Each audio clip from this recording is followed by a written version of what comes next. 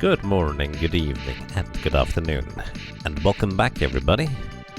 This is one day later. Unfortunately the frame drops didn't stop, so we have quite a bit of game ahead of us. So, we are still here, up on the island that we stranded on after the ship crashed, because Shade decided to no longer support it, which is fair. And now we have to somehow get off this island, because it's a volcano, it's going to explode or something like that soon. And I feel like an exploding volcano, or at least being in the vicinity of it, is probably not the best idea, let's put it this way. Alrighty, this is one of 2 or 3 rooms where we actually have to fight enemies, so let's do that. I'm gonna have Angela heal everybody here. Let's bonk. Oh yeah, that's right, we have more than one character who can actually deal damage, with both Reese and Duran having weapons. I'm so used to speedruns where you just have Kevin. To be fair, Kevin is probably about as fast as both Reese and Duran combined, but oh well. Hello, welcome to Well Taught Us Now. I hope you're doing well.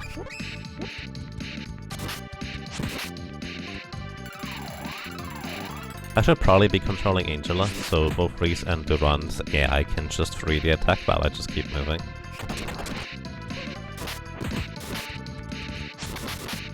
That's the wrong way to go. Can I take it here? The right here? It's only a little bit of a maze. I don't think there's that many dead ends in this one here in particular. That's not good.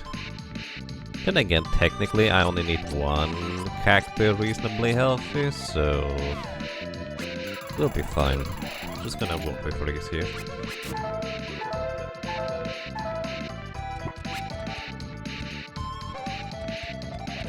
There's an enemy on these stairs here. Often in the way, sometimes he moves out of the way. This guy. Ah, or we can just walk straight through him, that works too for me. And I think... yeah... that's why I didn't want to heal too much.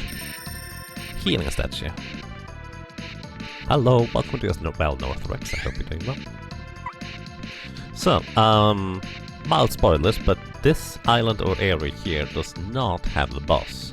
However, there is actually some... what's the word? Basically, people taking the ROM apart have found a bunch of sprites and pictures of unused enemies and seemingly bosses, and one would very much fit into the final area / arena of this island right here. And why it wasn't implemented, there's a potential number of reasons. It could be because it didn't have enough time, there was not enough space, or it just didn't work properly. It could be many things. Either way, if you ever thought that it was kinda weird that this entire area here just didn't have any boss fight at the end, because you're walking from Gora, the fluffy ghost on the ship, for quite a long time until you bump into the next boss.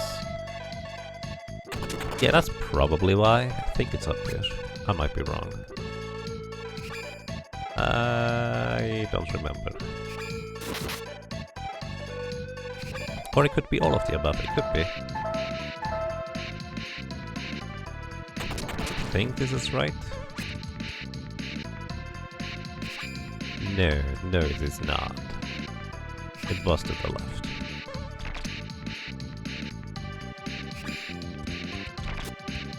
Uh-oh. I'm gonna heal one person back up to full.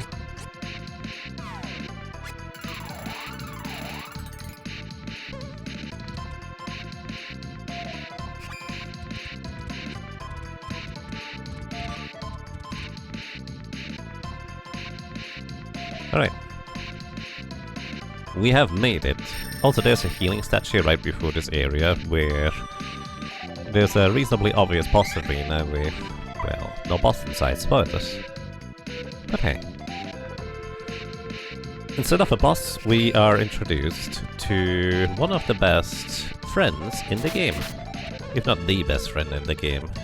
Kind of depends a little bit on definition, but after visiting or getting visited by a vampire that is Malocchio in this version anyways, Jagan in the fan translation. He's just gonna go away. Like, I feel like he's doing the thing that every villain should do, where it's just like, well, you're gonna die here anyways, why should I waste my time with you? Bye.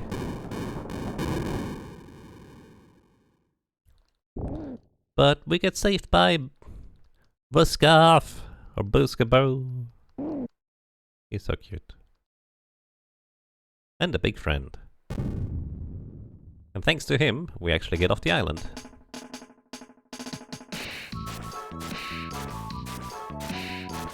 For reference, I'm not yet controlling Buskav.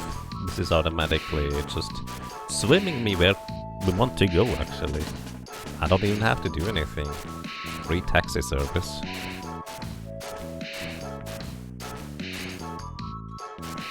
I don't know what this design is, but I love this guy. Yay for big friends. Well, Fury, thank you so much for 26 months of support. Welcome back. And I'm glad you enjoy your stay. I'm doing quite fine, thank you. I hope so do you. How's that flag attached? Very carefully, I would say. But also very firmly, so it doesn't fly off. Thank you for all your help. Oh, bye. I mean, the thing is, from what I can tell, the shell is like a backpack rather than anything else. And his backpack has a little flag on it. That is one of your favorite gems. It's so good. Alright. So, before we got so rudely interrupted by a ghost ship kidnapping us, putting us through a fluffy ghost arena, and then spitting us out at the active volcano that we kind of needed to escape from with the help of a big friend, we tried to go back to Forsina, so we would be able to get more information as to where the mana spirits are located. So here we go. So it's not actually turtle. I think somebody mentioned it before, it's a kappa, I suppose. I honestly don't really know what Buskav is, aside from big and friendly.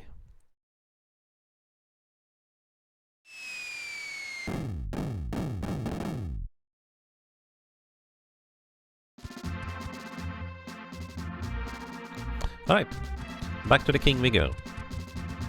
I'm gonna pick up the pace here just a little bit, because yesterday we didn't quite get as far as I would like to have gotten.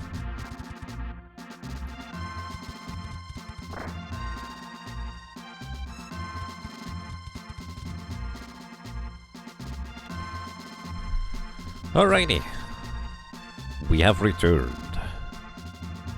So now we are instructed that the next 2 mana crystals that we know the locations and whereabouts of, including their corresponding mana spirits, at least hopefully.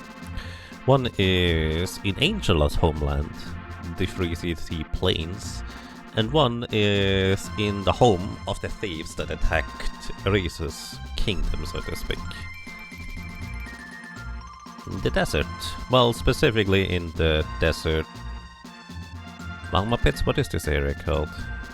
The Burning Sands is a place known as the Fiery Gorge. So basically the Burning Sands is the desert and the Fiery Gorge is the Mana Stone. Kind of generic, but I mean it's descriptive. Then he also tells us about the next one after that. The Mana Stone of the Moon, where we are going to find Luna. And this is in the Beast Kingdom. You know, the Beast Kingdom that just destroyed Astoria because they couldn't get into Wendell. Those guys. And last but not least, there is, I believe, Mana Stone somewhere in the forest. We don't exactly know where, but there's helpful elves that, well, maybe are not so helpful. Either way, they don't actually like humans, so maybe they need a little bit convincing.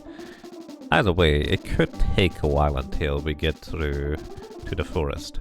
But most importantly,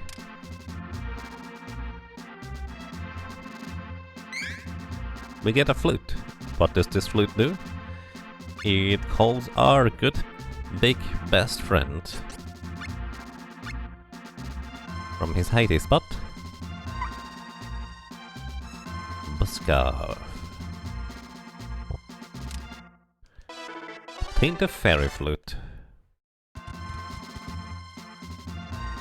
Is it supposed to be fairy? Like a boat crossing a channel with water? Or is it supposed to be fairy? Like I know it says ferry, the boat thing, in this case.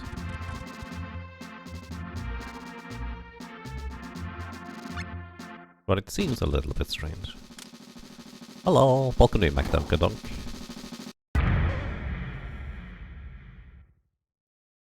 Either way,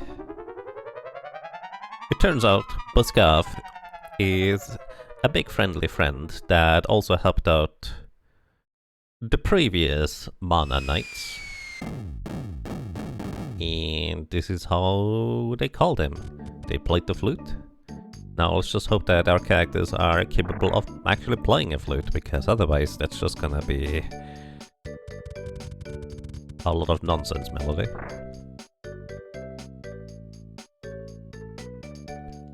For reference, you have the choice between going to the ice country or going to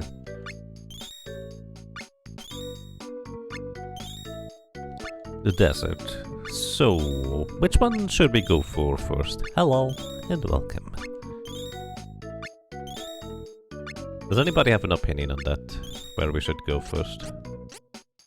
We just gonna stock up on Cups of Wishes. Those Cups of Wishes revive a character from 0 HP in combat. I don't think I've used any so far. It also restores MP, as in our magic, so... Hello, and welcome to you as well. One says desert, one says ice first. Alrighty. The fairy flute, called the scarf, but only on beaches.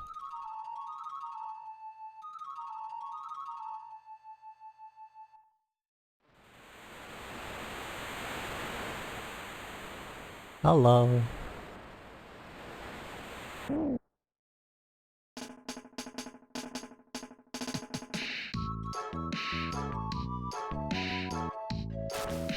You say desert, but ice is first in the remake. Wait, can you not choose in the remake?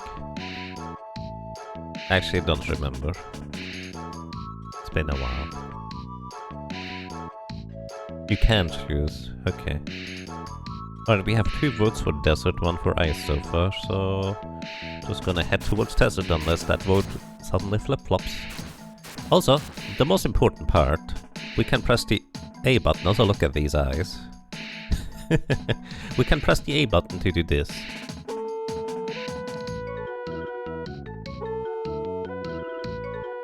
Honk.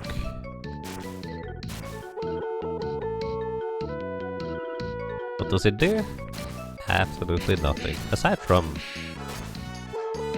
play over the music. I really like the music, but honking is fun too.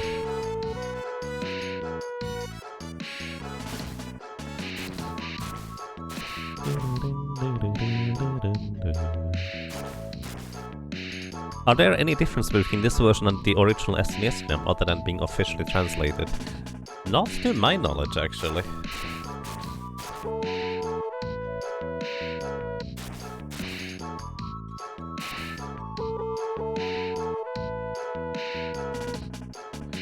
Alright. We have arrived in the desert.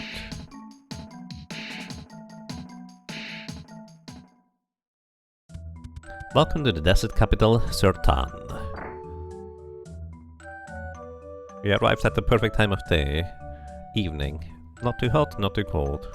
It will get very cold in the night, but very hot during... Uh-oh, I can't buy that one.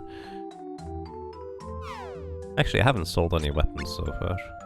There's only so many weapons and armor pieces you can carry to begin with, so...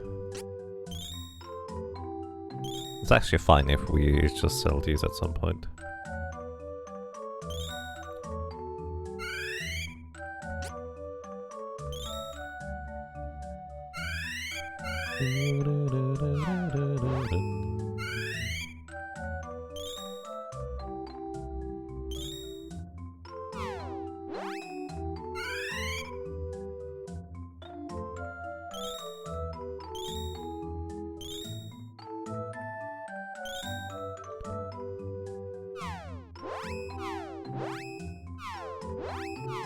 Alright, so we do buy a new weapon for the run as well.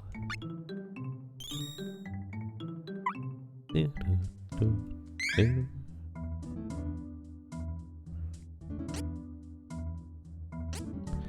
wonder if you can extract its translation injected into the OG run to play an actual SNES. You can probably get the ROM out of this system to begin with and inject or like put it onto an SNES. If I were to guess, but I actually don't know. Maybe it's like a Lua script or something that replaces the text real time. I don't know how they did this.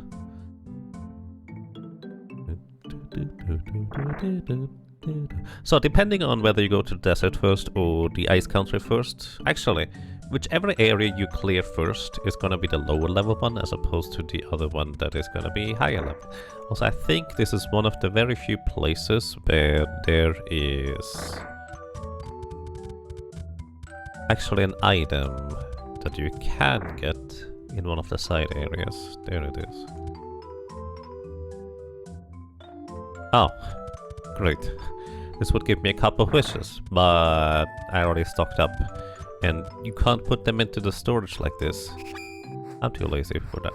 Alright, so this is one of the places where I, as a kid, I of course had a mage in my team, because I like mages.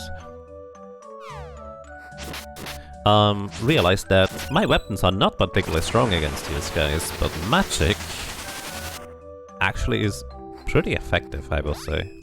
And this is kind of where, when I was younger, I kind of hit a little bit of a roadblock. Because these enemies are decently strong, have a lot of health, but also give a lot of experience. So I grinded here for a while. And honestly, having Angela here just nuking these enemies with spells is actually one of the better uses of spells, I feel. Might just be my opinion, but definitely feels that way to me. Like, specifically these bullet enemies. They just take so much damage from wind magic. It's pretty fascinating. Oh, Angel is petrified. And we get more stamina on the breeze, take less physical damage, which is going to be very important coming up. More strength on the run, just so we hit a little bit harder. And apparently that is not all the enemies, because Angela was still petrified. I wanted to say stoned, but I think that traditionally has a different meaning. Once again, I'm opening the menu after casting the spell, because the casting time actually continues while I have the menu open. So I can effectively just shorten my casting time in-game wise. But we get it slightly less. Curious enough, this is actually something I figured out as a kid as well. Where you could just do that. Yeah, I did not mean to go here, but this is good experience and money for that matter.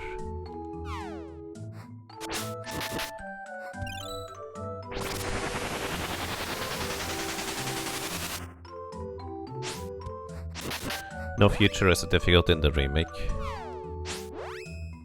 I don't think I ever played that one. I did my challenge playthrough on the hardest difficulty initially available, and I never played No Future.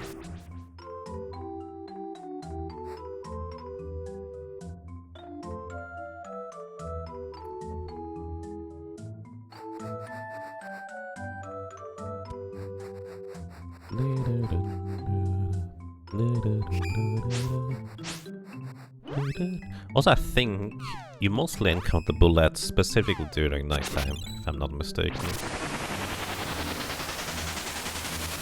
But yeah, it's spells are not entirely useless in this game. In fact, they are decently strong, it's just so slow to use them.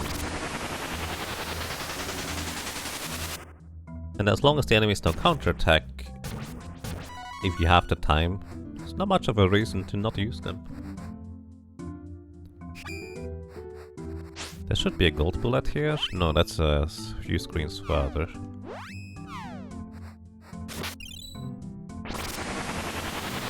You know what I should do? I should control Angela directly.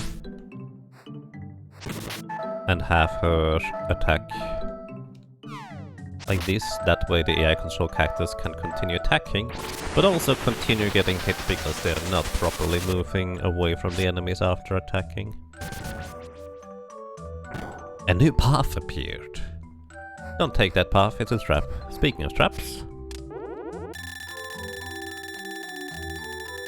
The higher your dexterity is, by the way, the slower the wheel spins. The higher your luck stat, the more okay, not traps you get out of this entire deal. Actually, to the right might not be a trap, I think this is literally just where you get to the Thieves' Castle. I'm just gonna heal people.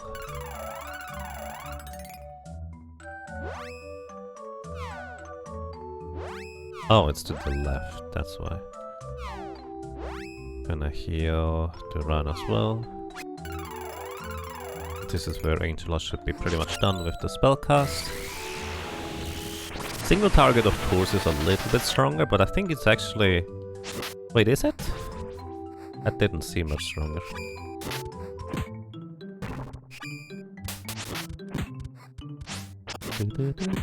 Wait, is that a lot less experience than before in this screen? Is that just me? So let's heal up Angela. She already lost out on a lot of experience. I think it's to the left, probably. What was over here? Is this a trap? Oh, this is the city. That's what it is. You can go into the city by going through here as well. It's a slight hidden exit, which is kind of cute, but not really anything particularly interesting. So this shop here, depending on whether it's night or daytime, you actually can get different things. This guy here during nighttime sells weapons. We already have these weapons, and again, unfortunately, weapons for Angela don't increase her magic power. It's literally just a bonking stick. So... there's that. Do I have any seeds to plant? I do. A launch seed. Grow a projectile. Get a hand axe. I never tend to use these things because... well, largely because menu management is just annoying. So, the reason why I actually kind of want to get into this area here is I think this is one of the rare opportunities to get a accessory or helmet armor piece. You never knew about this exit? It's weird, I don't even remember how I learned about it. Probably because I was just running around in the village and accidentally got out of there. Oh, it actually is both an accessory and an armor piece.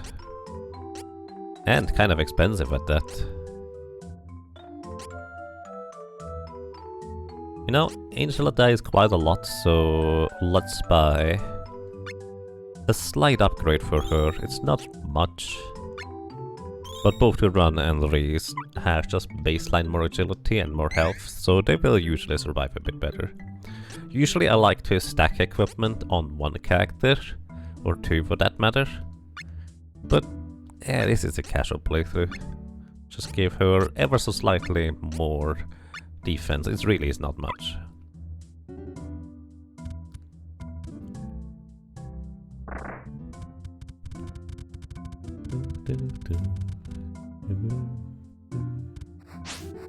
Alrighty, back to the Burning Sands. I was correct with where I wanted to go. It's just the other part also had something interesting. Welcome to the Mallards. They are weak to earth, I think. Actually, not entirely sure.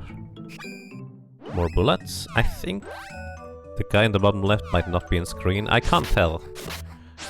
As I mentioned before, unfortunately... oh, no, he's in screen. Unfortunately, the capture card is only 30 FPS.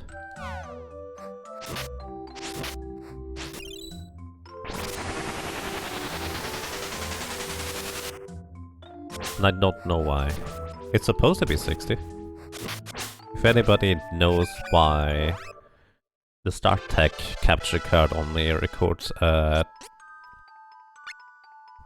30 FPS for... By the way, this is on Switch specifically. I would actually be very curious about that. I wonder if the Duran is gonna miss that, because I initiated the attack. Oh no, we have frame drops again.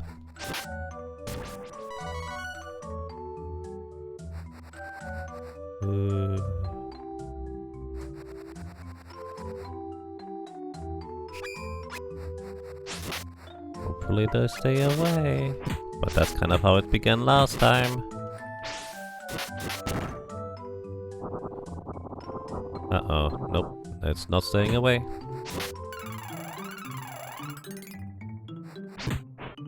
Just gonna knock out the enemies.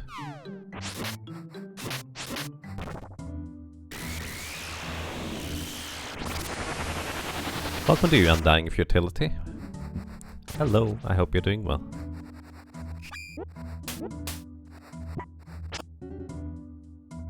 There's no safe point around here.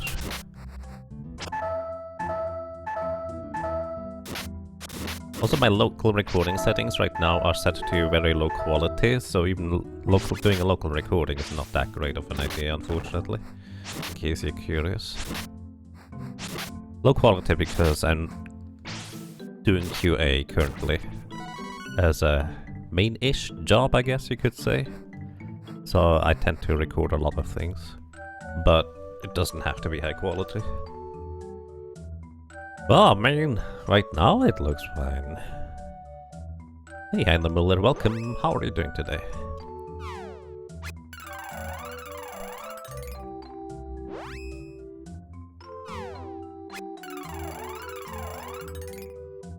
Alrighty, well, let's just continue and see what happens, shall we? I hope I bought enough chocolates from the storage so we can restock. Let's see.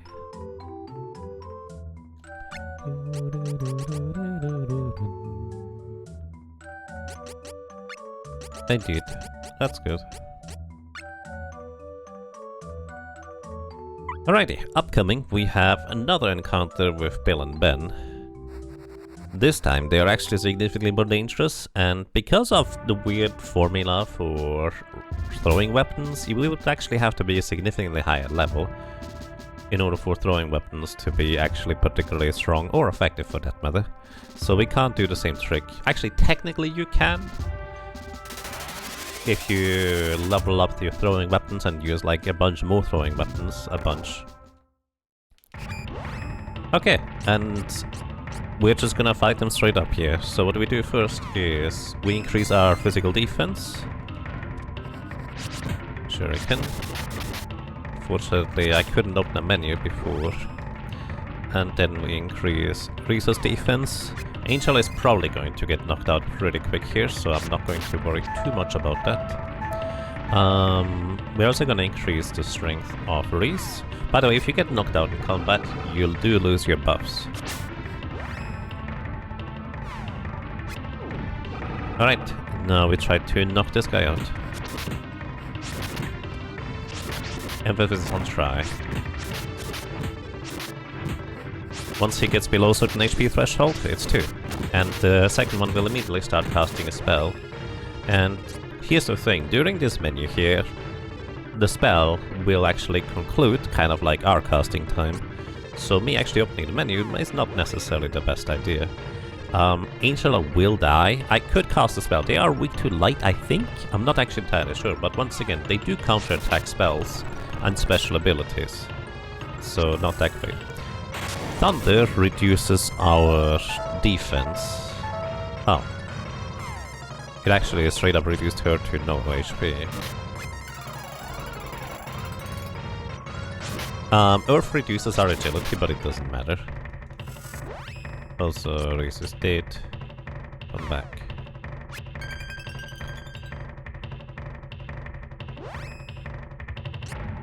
So effectively their elemental jutsus have the properties of reducing our stats. So effectively they are kind of the equivalent of what the Ruiz will be able to do. The difference between their abilities and Ruiz's stat lowering capabilities. Also, don't kill her. Ah, you meanie. The difference between Ruiz's stat lowering capability. Wait, I can't target Ruiz. She's still alive? She's at 0. Alright, now she's dead, and I wasted a chocolate. Either way, Ruiz's stat lowering capability does not deal damage, but the jutsus do deal damage. Now you might think that, hey, free damage added to your stat lowering capabilities or spells, that's a good thing, right? Well, not in this game, because enemies love counterattacking spells and special techniques and abilities. So, unfortunately, it's not a good thing, in fact, for you to... Oh, nice. One down. Good job, Ruiz. Unfortunately, it's not a good thing for you to deal damage with a spell.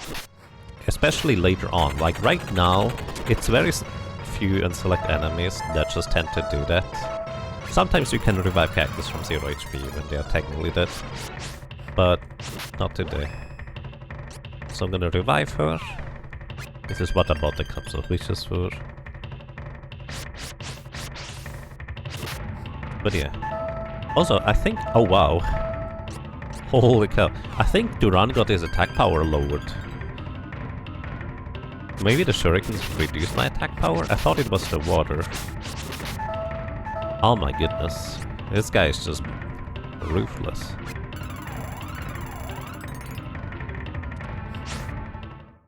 Okay, we got him. Angela missed out on the HP.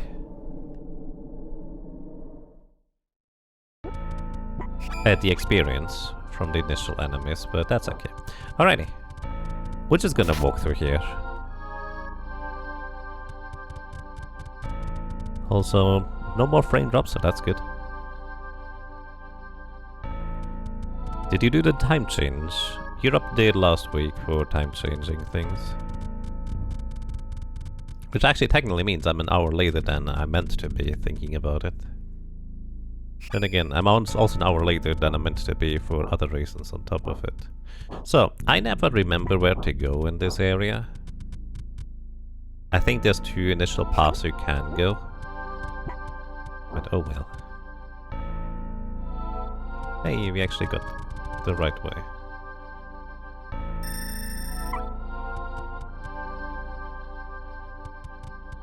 Hello! Alrighty, so this is Bijou or Belladonna in this version. I actually kind of like Belladonna as a name better. And she is the one that instigated the takeover or hostile takeover of the Desert Rogue Thieves treasure hunter faction, whatever you want to call it. Hawk, one of the playable characters, is very close with that lady over there, and he just managed to rescue her. Now, alright, here's a thing I want to do real quick.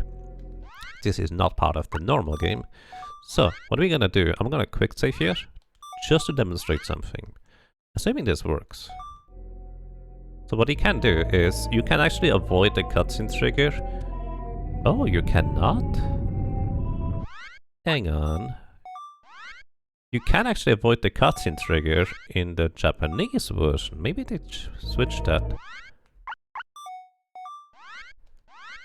Basically, you can get to the Mana Stone over there and interact with the Mana Stone without ever getting into the cutscene with Bijou. But I think they fixed that. It's patched. That's kind of funny. Either way, you can get the Vesuvia cutscene twice, instead of Belladonna going away. I guess not in this version. But the short version is, Belladonna here released the energy of the Mana Stone, and it's getting very unstable now, which accomplishes 2 things, which I think we by now learned. one part is they intentionally released the energy from the mana stones by sacrificing souls, by the way. This just sacrificed Bill and Ben's souls, which, if we had Hawk in the team, he would be very upset about this, but he doesn't know about it. Either way,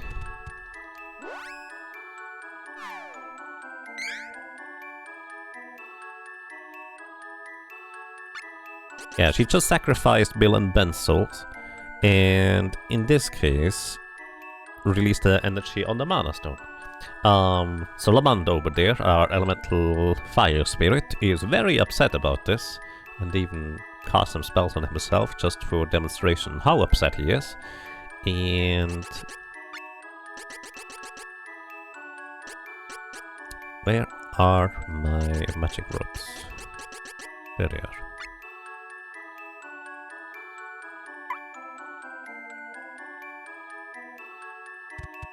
And well, the plan for them releasing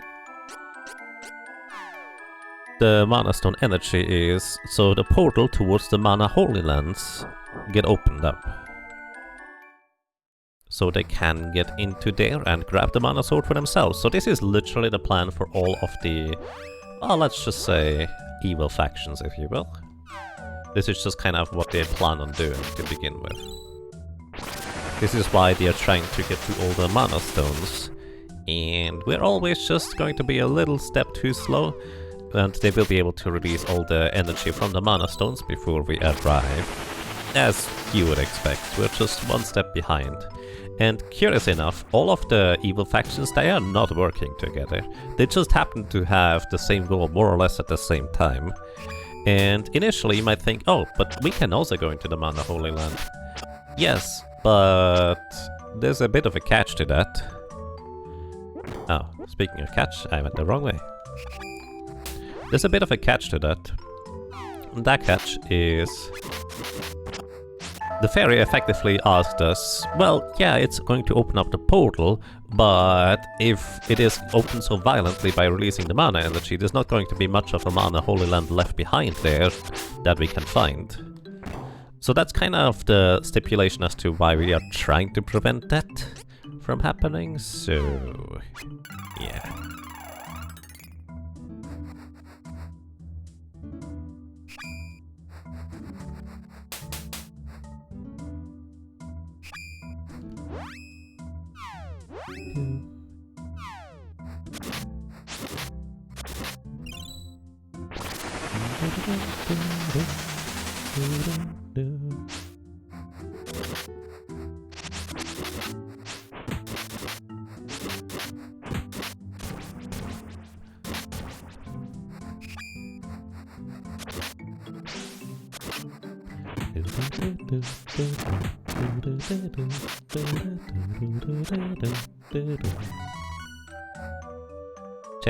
Chest. Bullet scale. Oh, just medical herbs. I'm pretty sure those are the bullets, by the way. They are the armored enemies, so of course their scale does in fact give us the armor or defensive up property. I think now it is straight up. I'm just gonna go.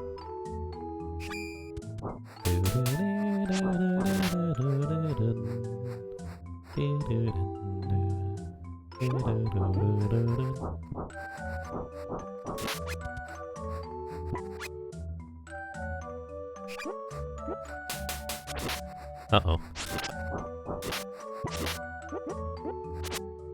I may or may not survive one more hit.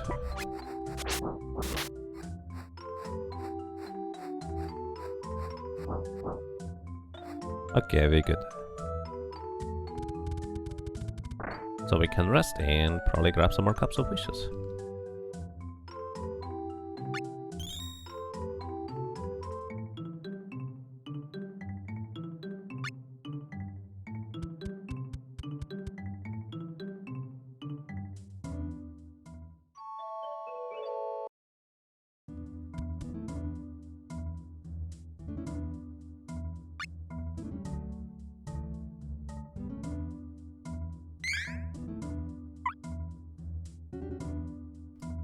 Alright, and we have saved the game. now, this is the desert visited. We did get what we came here for, theoretically speaking. But we also just kind of were a bit too late on top of it. So, well, I guess I already spoiled it. We're gonna be too late for the water or the winter one as well. But I wonder, do you like good music? Because this game is full of it. And as is tradition, the wintry, snowy themes are some of the best ones around on top of it. Honk.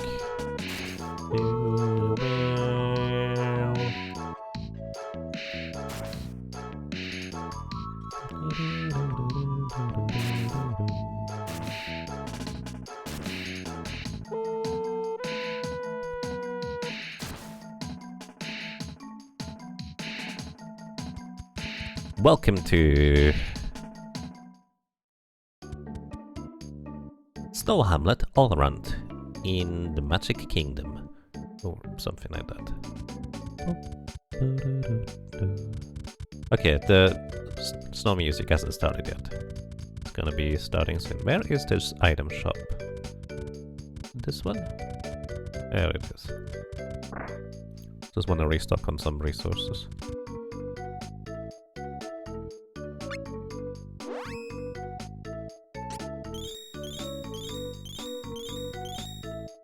Do I need any more magic ropes? There's technically 2 more... Wait, yeah, no, there is 2 more uses for this because we are on the race path, so...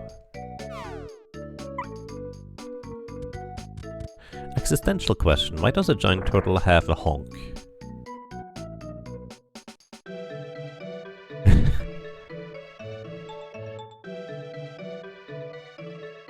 So he can make honking noises. I don't know.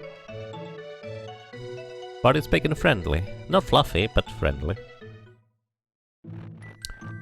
Welcome to the snowy area. I'm just gonna walk through them. Like, you could fight these enemies here, but for the most part... I think we're good to go.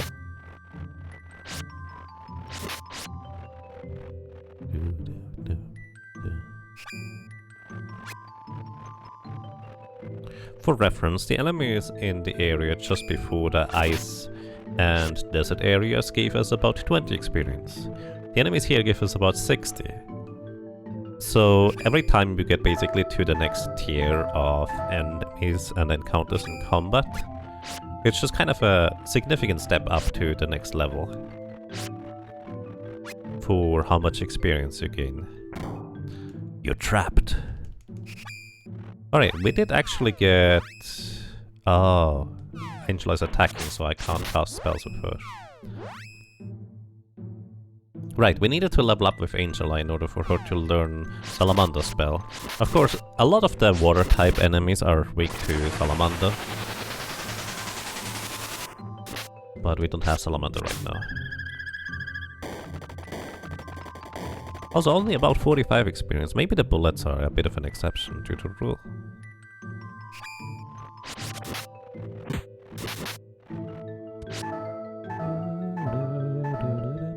Don't worry, we get a healing statue right here.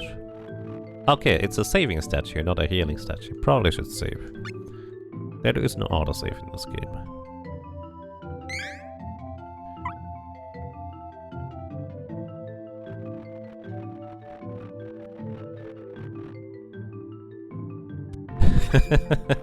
He has a honk. Vuskav has a honk for safety reasons, so he does not crash with other turtles. You know, I like that idea.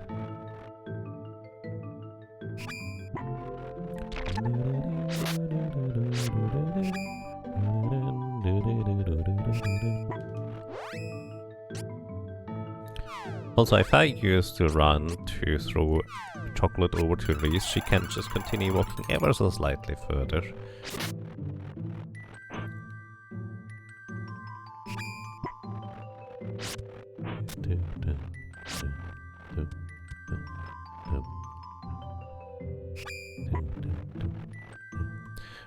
Second mandatory arena fight.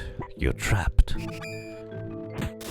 Also, the enemies are usually a solid indication on what level you're supposed to be in a specific area, and this is no exception here. Basically, they are level 17 or 18. Also, rip. I forgot to heal to run, so he died much quicker than I expected, and the game didn't allow me to open menu, so not a whole lot you can do sometimes.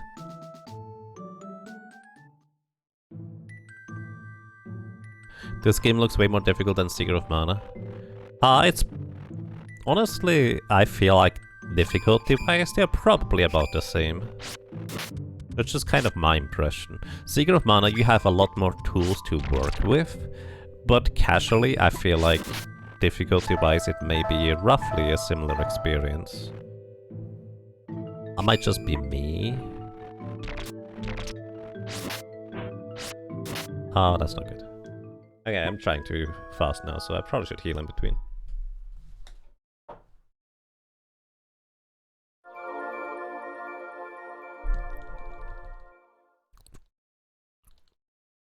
You think this is slightly high difficulty for trials? Possible. I mean, in order to... Basically, you are expected to grind at least a little bit. Actually, maybe it's less grinding that you're expected to do, and more... Maybe it's more about you're expected to get lost a bunch more. Which, to be fair, is what I did as a kid. I got lost so much, or did not know where to go for so long, that I in fact was high enough level to change my jobs by the time I got somewhere past the wind area. I think yesterday I said that I was leveling up in the wind area, but I think it was more like I just hit enough levels slightly after that and backtracked to the wind area to be able to job class change open there. Thinking about it a bit more. But yeah.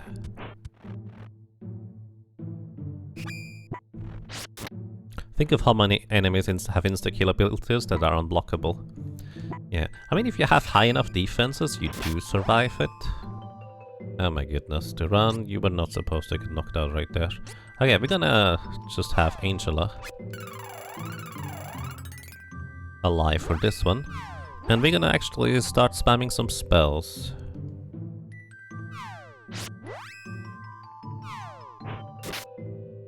I'm gonna miss this attack with freeze. Do one more.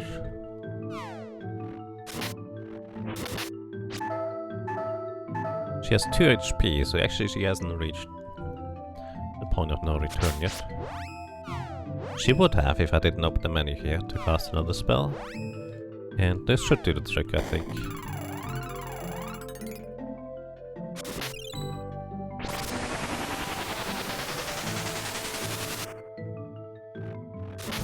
Yeah, the wolves have party wipe abilities, so do... Hey, nice.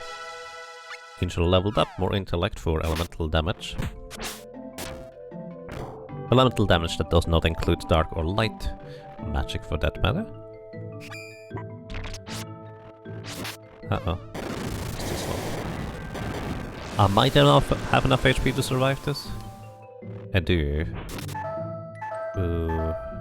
We're through. Okay, we're good. Because there's a healing statue right here. Close. Alright, let me check my inventory real quick, because upcoming we would like to be able to use wind.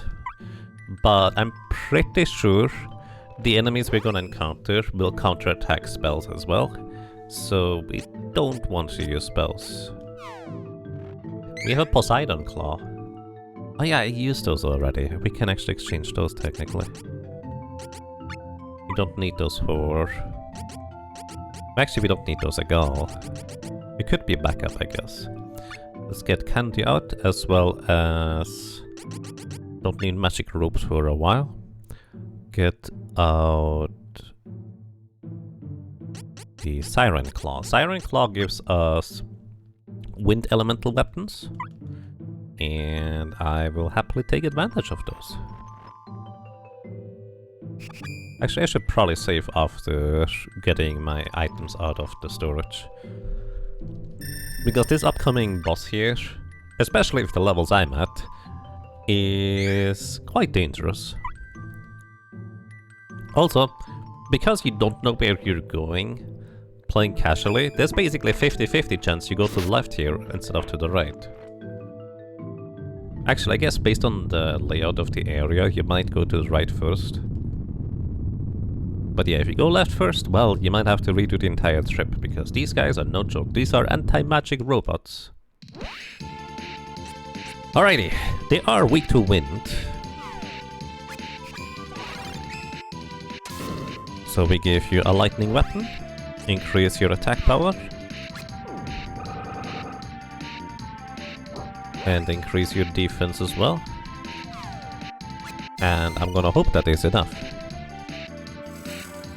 They also love to cast spells. Did you just kill him?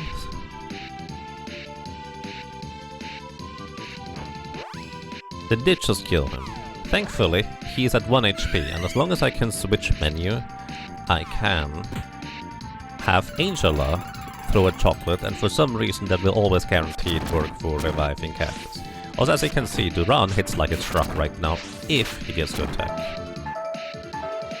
Do I want to keep Angela alive? Maybe I want to keep Reese alive, so I'm gonna heal her HP back up to full.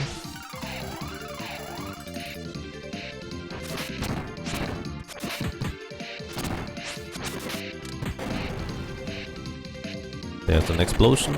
I love casting these spells. We should be mostly okay. I am actually going to have Duran throw a Polos oil. He's not... No, he's not. No. I'm gonna have him use a candy on Angela. That way Angela gets healed up before she hits 0 HP. Then Angela will throw the Potos oil. And again, me opening the menu just gives the enemies more opportunity to start casting their big spell attacks. So it's not necessarily a good thing that I'm healing. I maybe should just focus on trying to kill the enemies before they kill me. But at the same time, because their melee attacks are also pretty strong, I kind of have to heal.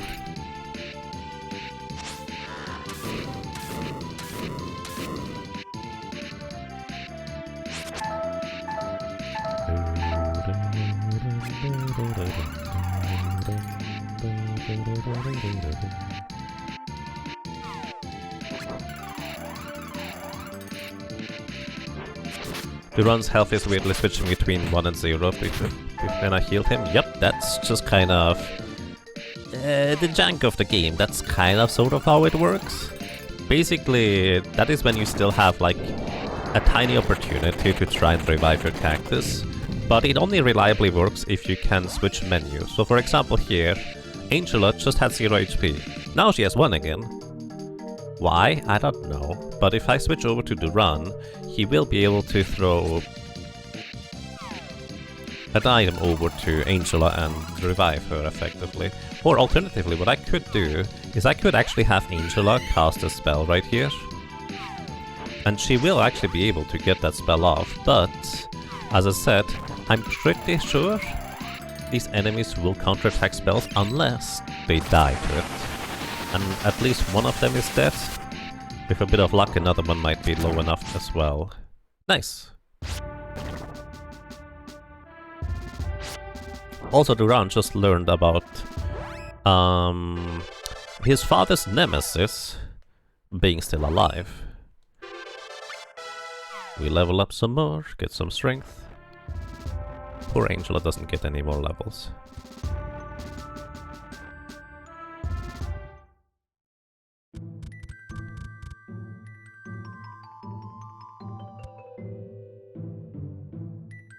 This fight is kind of fun to do in the remake speedrun, if only because it lets you vent frustration about how often you die to these mechanical clowns. Nice. They were kind of tricky in the Angela run, but I don't really remember much about them in the other runs.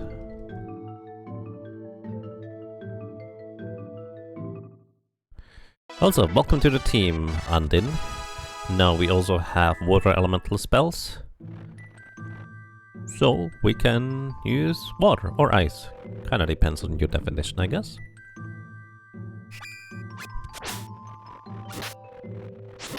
And we made it to the safe place, literally.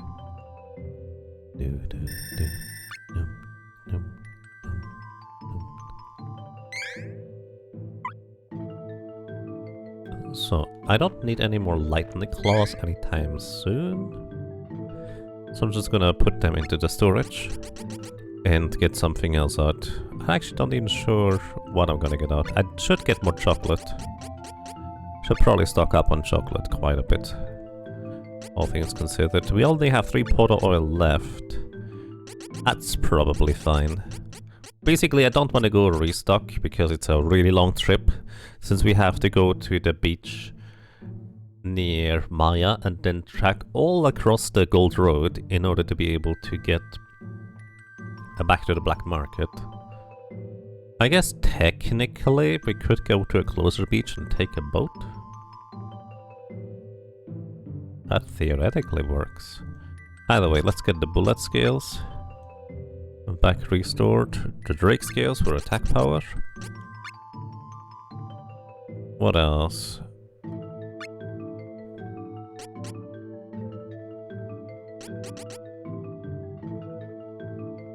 Oh yeah, we can get the Seiken chips out now. Seiken chips basically increase our magic defense against both dark and elementals. So it's pretty good. Especially if we run into a boss that likes to use magic attacks. Also, weirdly enough, it can increase your elemental weapon attack power. I don't exactly know how that works, but it does work.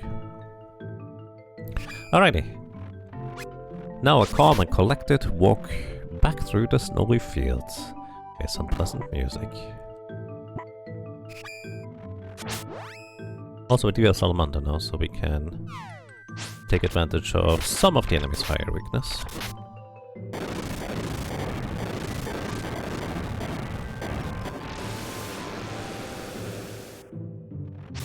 Actually, only the horsey seems to have a weakness to fire.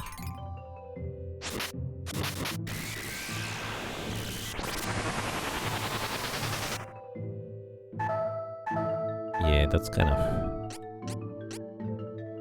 the problem. When I cast spells, they have time to cast spells themselves.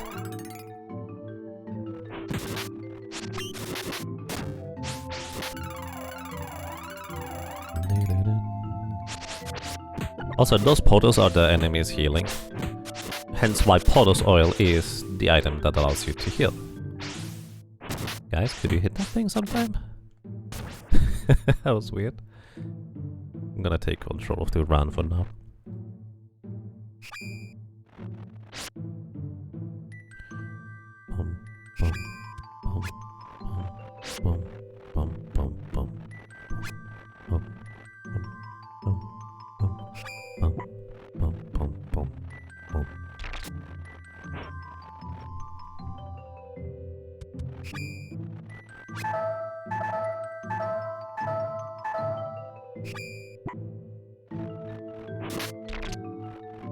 Also, whenever an enemy attacks near you, even if it doesn't hit you, your character briefly comes to a stop for like a second. So I'm not manually stopping there, that's just the game doing that.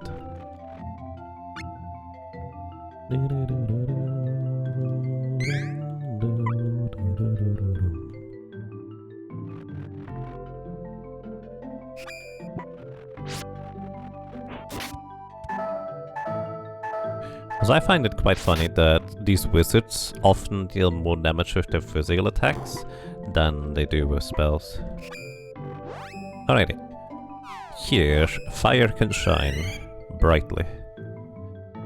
If only Angela wasn't attacking, I could actually select her menu, but because Angela is, in fact, you know, attacking, I literally can't have her open the menu.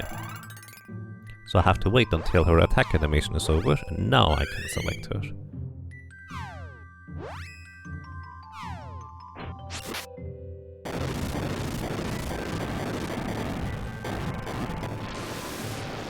And yeah, originally for the Super Nintendo, this game never released, But there has been a re-release and an official translation after it was released in Japan since a really long time. Well, the Super Nintendo era, which is quite a while ago at this point.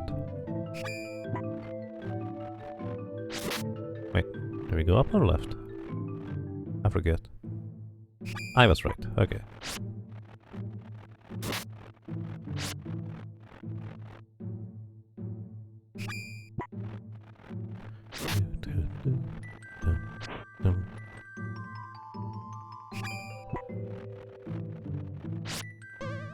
Uh-oh. I should survive this, but there goes most of my health.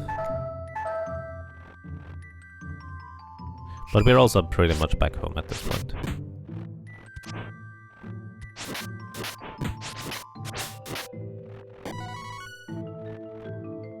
Chest! Uh-oh. Hey, we get this Hagen chip for free. I'm out of here. Bye. We could fight this thing, but they're pretty much never worth it.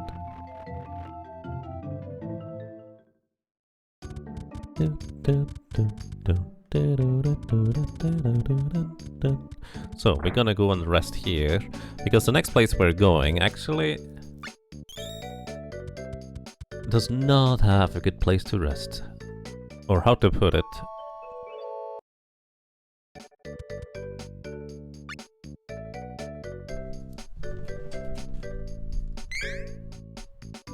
It's just very expensive. Comparatively anyways. It's 100 monies, but that is currently a lot. So, we got the snowy area place. And we got the sandy area place done. Now we go into the moon area. Hello. What's up?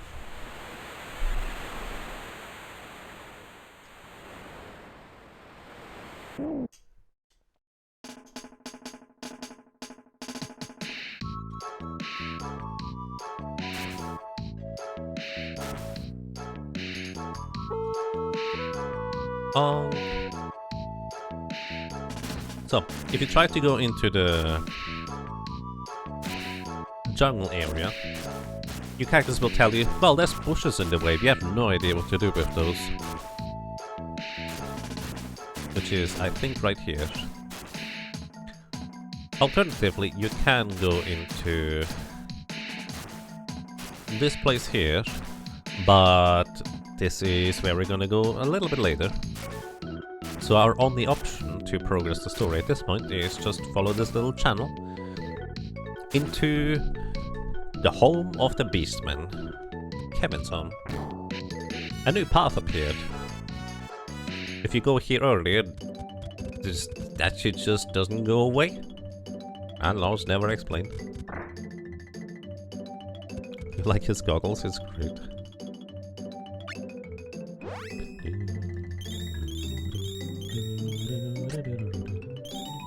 Okay, I'm just gonna stock up on chocolate. Those are going to be my best healing item for a long time.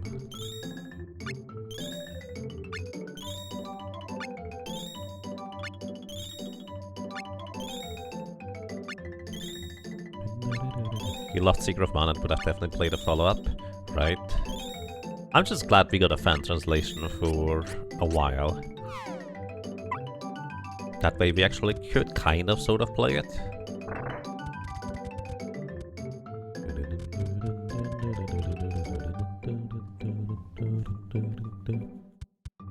Alrighty, so this is kind of an important armor and weapon upgrade here.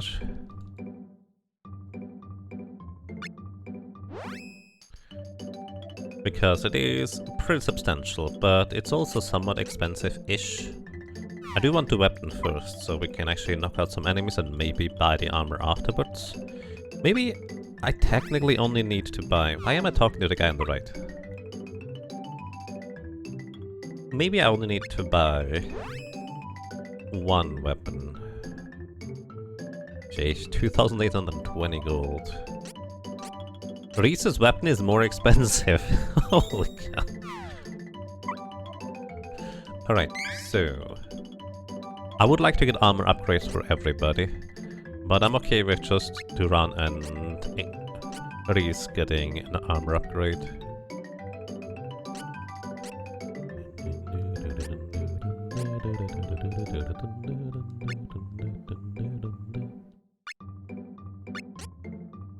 Silverblade. Alright, let's see. Can we sell enough things to get enough money? I will guess probably no. Because the next city would also be nice if we could. I'm gonna keep that one. For reasons that will become apparent later, if I remember. Basically, in this game you cannot unequip armor and weapons, and selling that armor is basically worth nothing. So I'm effectively keeping the weakest armor that is effectively not really worth anything anyways, in order to equip it later in case I need a little bit more money, because if I want to replace my armor, I can't unequip the old one and sell it and then buy the new one if I need the money from selling the old armor. I have to equip a weaker armor, then sell the one that I currently have, if that makes sense. Alright, looks like we have just about enough money. And this is kind of where I'm going to try and see... No, I'm not gonna worry about that. Alright, we're gonna get armor for Duran and for Reese. And that will have to be enough. Oh, casual run. You were already looking at this and wondering, where's Kevin? Yep, very casual run. No Kevins allowed. Actually, Kevins are allowed. People just didn't vote for him. Alright, equip the scale mail. Reese, and... get a plate armor for Duran. We are reasonably well protected here. But this is where... if you didn't experience a bit of a difficult spike in the previous areas, which you may have, based on the bullets just having such high physical defense, this is definitely the area where difficulty kind of sort of increases dramatically. Now, little fun fact, these enemies here have a chance to drop you a moon coin if you defeat one of the werewolf enemies last, like one of these guys. It's their rare drop. Now, a coins is basically just a base level magic spell, and it's not usually worth it. By the way, I saved for this because they're just murdering me. Those are just 2 of them too. That's why I saved. These enemies can drop you a moon coin. So normally the base level magic spells are not terribly interesting to get as a rare drop, because it's just a one-time use, and couldn't you just learn that base spell? Now, moon coins, or the moon base spells, or spells in general, are actually kind of unique in that there's only one, I think, second job class advancement that can actually use the basic level moon spell. So what does that one do? It reduces the enemy's HP by maximum HP specifically by 20%. Like, it doesn't even show HP numbers, it just reduces maximum HP. Now, for regular enemies, that's pretty much entirely pointless. But the interesting part is that it works on bosses. And that's kind of where that idea comes in. Alrighty, I'm just gonna walk through this, or run through this area. Normally Kevin can knock out these enemies reasonably fast, but we don't have a Kevin in our team. Also, it's always nighttime in the woods here.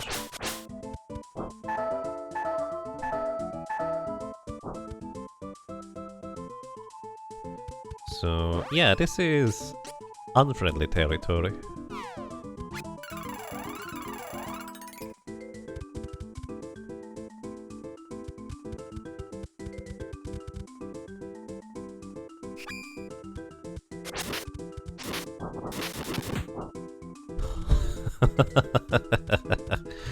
Normally these wolves are easy to knock out, but not easy enough for our team right now.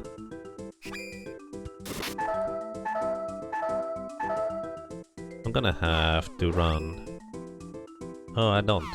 Because to run is attacking. I wanted him. There we go. Throw me a chocolate. By the way, even if you're properly leveled and have the appropriate equipment on everybody, these guys just hit like a truck. That's just what they do. It's kind of ridiculous, honestly. They attack really fast. They don't have much of a wind-up, so your chance to dodge them to begin with is almost non-existent, really.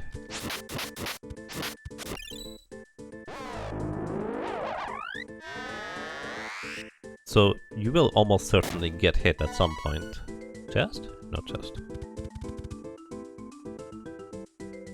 And, well, this is certainly going to be interesting here. So the run has an appropriate weapon. Angela, as is tradition, does not really. But this is the boss where, if I had gotten the rare drop from the slimes, the slime eye, I would use it right here. This is a gigantic roadblock of a boss.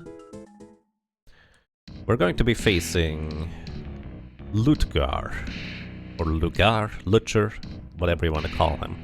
This guy is a werewolf, and like all the other werewolves, he attacks ridiculously quickly, and he hits like a truck on top of it. Plus, we're a bit underleveled, and yeah, it's gonna be a bit of a struggle. But as long as we have high-ish enough defenses, we might be fine anyways. But yeah, in the speedrun, this is arguably one of, if not the most difficult boss in the game. Although Dungard has given me more trouble personally.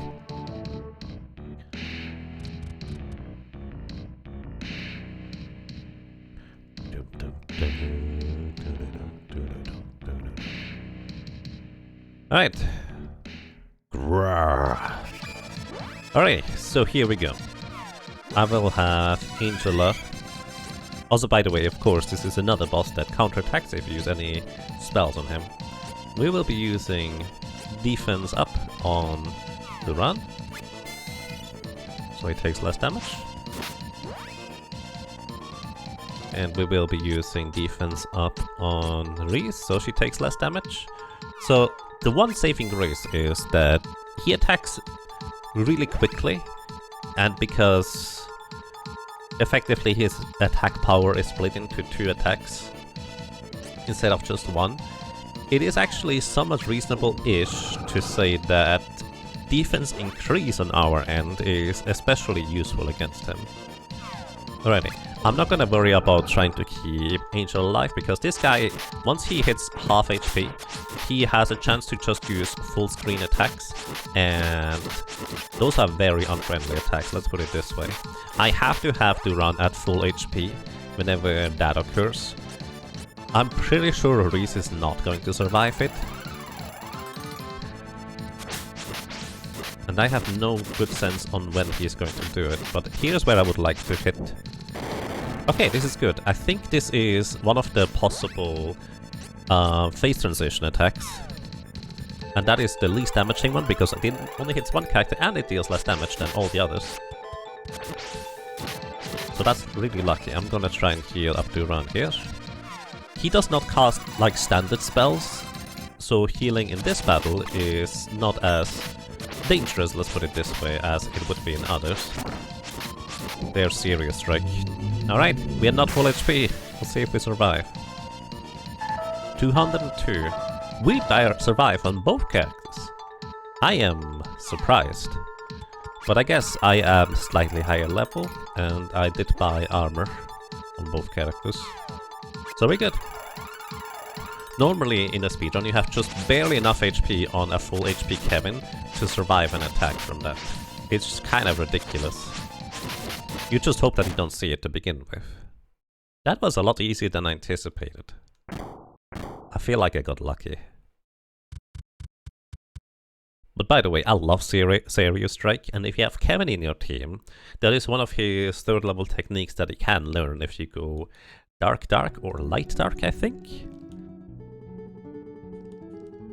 Like, it looks slightly different for one of the versions, but both of them, those are just my favorite moves in the game. It's so good.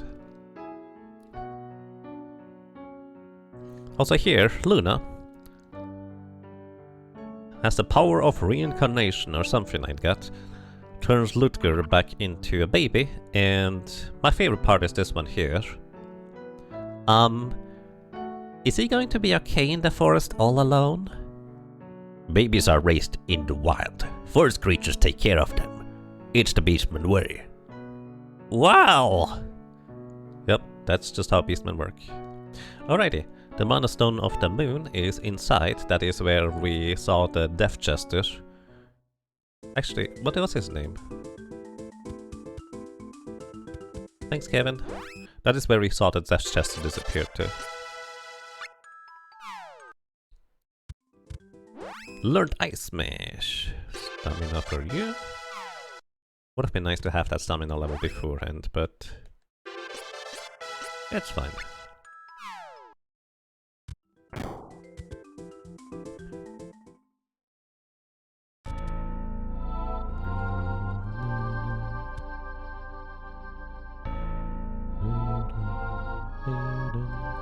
So, Luna joins our team.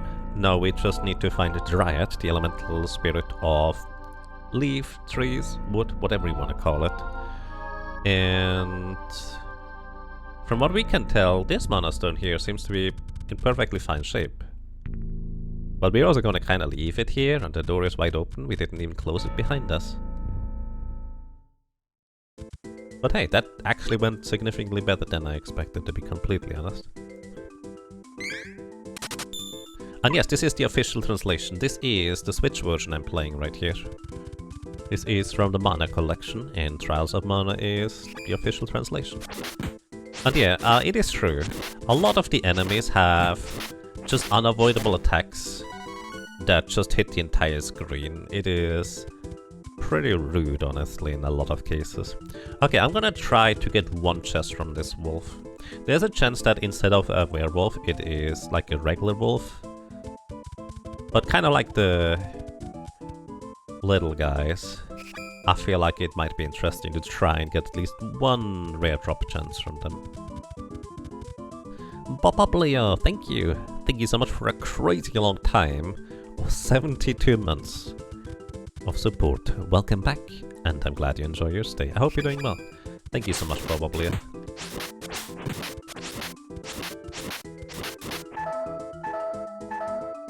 Chest, please. Ooh, we got a chest. Alrighty.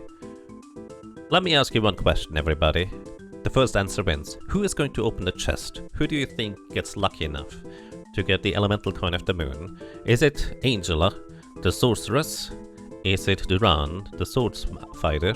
Or Reese, the Amazon from the mountaintops? Angela. Alright. Bonk.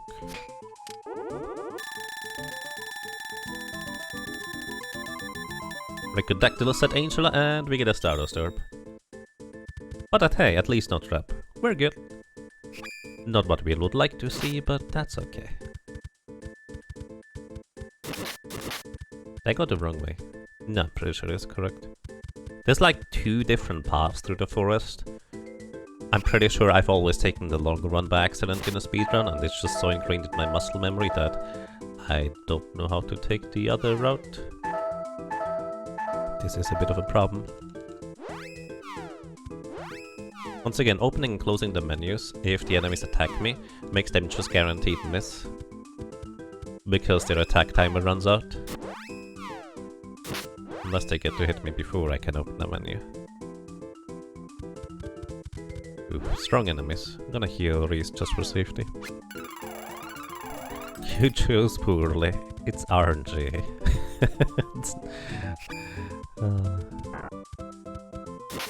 But yeah, that moon coin can save you a good chunk of time if you get it first try in a speedrun.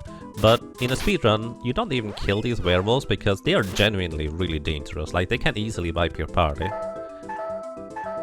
I've done usually more casual-ish speedruns, let's put it this way. So I don't mind just trying that. Actually, speaking of trying, let me check something. Hi, how much is it to sleep here? 150 gold. So, if I use 3 chocolates on my characters, they are back to full HP. And chocolate only costs 30 gold, I think, each. 40. So it's 120 to heal instead of 150, so technically I'm saving money.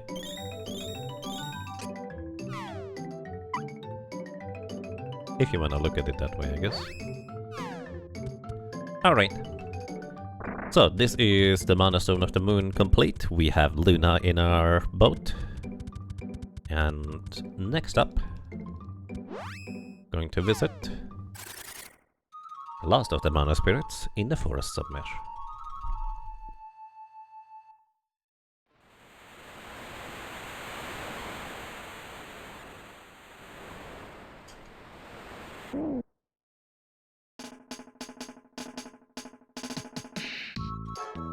Alrighty, this is a short trip.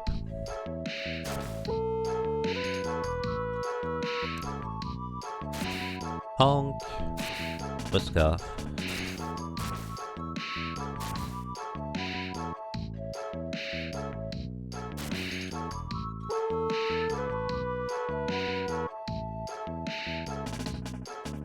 I love his eyes just kind of going in and out in sync like that.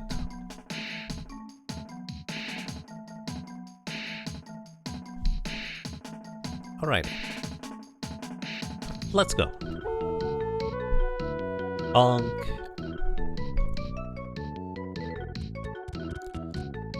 Welcome to... What will you do? So, because Luna is the last Mana Spirit we have acquired, she is the one that can remove these things. You would think you could cut away the bushes with weapons, or maybe you could remove them through other means, but no, it's Luna who just likes flowers and collects them, or something like that. Also, this is, in fact, where Charlotte is originally from, let's put it this way. The reason my Charlotte, which by the way is the same age as Reese, kinda looks like a little kid and also behaves like one, is she is a half-elf. And we can just ignore her here. But let's not do that. Like, nothing happens, she's just gonna get angry at you that you just left her behind like that.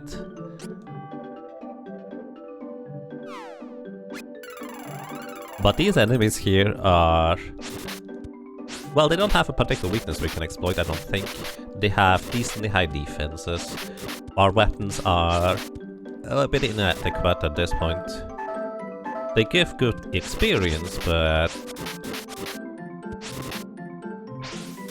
yeah, it takes a while to try and do anything here, really.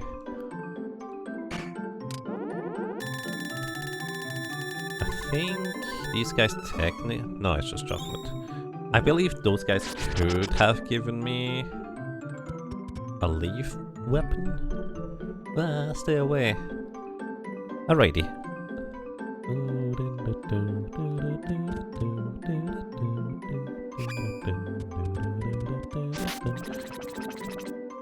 And I'm asleep. Good thing Reese is right behind me, so she just can keep walking. Or not.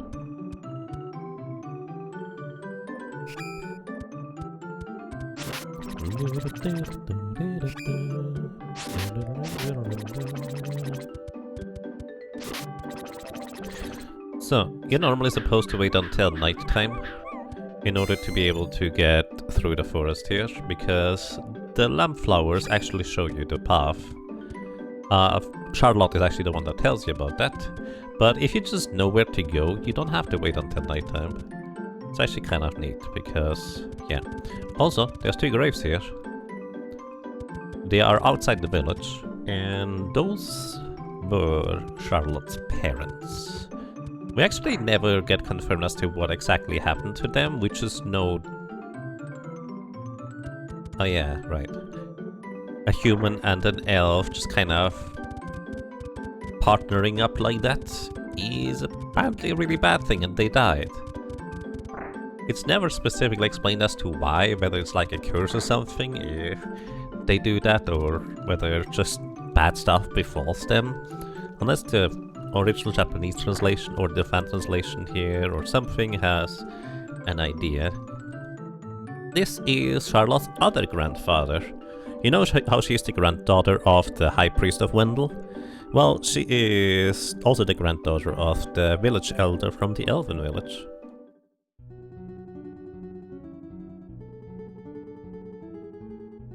So, either way, since we have the fairy with us, and the elven village leader just kind of put in a good word for us with the other elves, well, instead of running away, like the Inns guy did and all the others would, they're just kind of actually talk with us now, which is nice. They are scared of humans. Probably for a good reason, let's be honest. Okay, let's see. Can I afford a weapon? Pretty sure the answer is no. Yeah, no. That will be fine. Actually, I kinda need a new weapon anyways, though. If I wanna grind a little bit for... Also, I love the music in here, it's so good.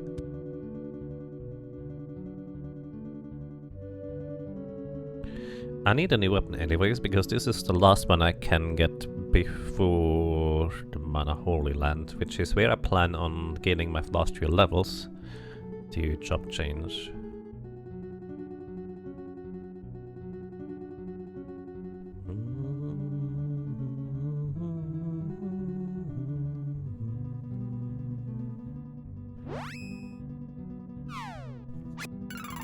So I think what I want to do is I want to knock out just a few enemies, try to anyways, to buy one new weapon. I guess we could just knock out the boss. Oddly enough, the boss is easier than fighting the regular enemies.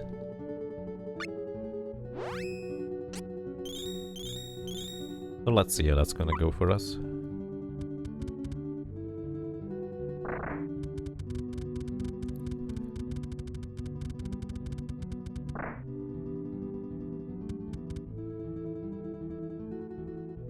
Oh, it's Mana Day. We could have stay free of charge. Whoops.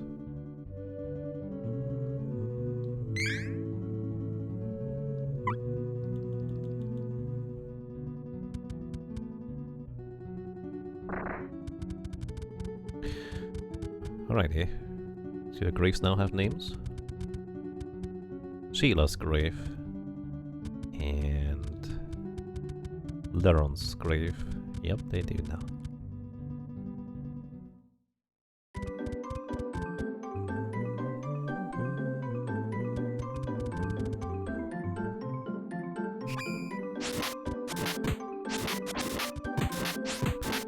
Alright. Maybe I should try fire on them, but I can only use fire on them while Angela is not attacking the entire time. Let's see.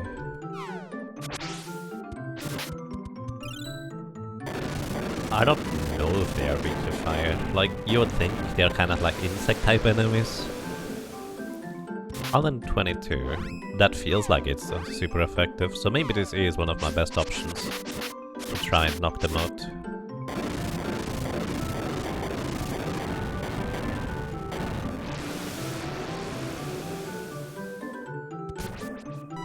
$145 experience, that's a lot. So yeah, we're just gonna keep using Salamander's spells here. I think that makes sense. Angela coming in handy in a cattle run.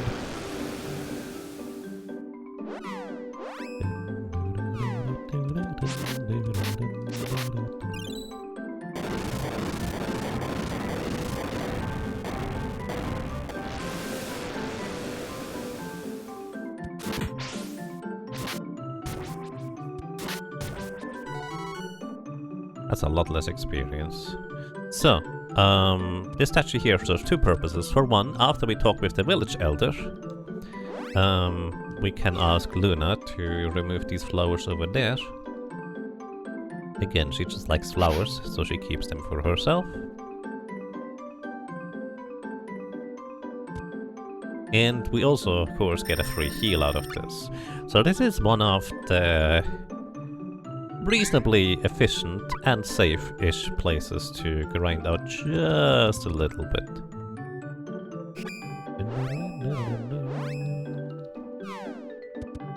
So I think what I want to do is I want to upgrade my weapon at least for one person.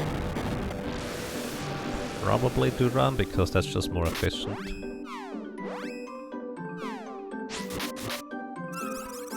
Also, if my main character gets put to sleep, I automatically get switched over to the next character in line, in this case Reese, to control, which is a bit annoying, technically. But it also makes sense, because you literally can't do anything while your character is asleep on the ground. However, on the other hand, it's not that annoying.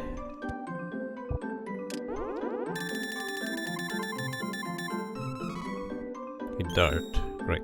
It's not that bad because, well, you probably will want to switch character anyways. But the biggest problem this tends to run into is if you play multiplayer, the player 1 will take precedence over player 2. So I'm pretty sure if you get put this... Actually, no, that was with people enabling 3-player mode. Never mind. Ignore that part. There is technically 3-player mode, but this game is so laggy already that... let's put it this way. In a speedrun, it is faster to play through the game with one character, one player, rather than 2 players and 2 characters. Partially because of attack cancelling, but partially also because there's so much lag involved. Chest? No chest. Such phenomenal art. It is so good, yeah. Hello, welcome to you, Bonsai Bear.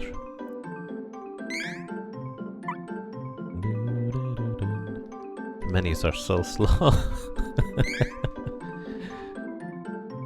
How much money do we have? Where is the money? Down here?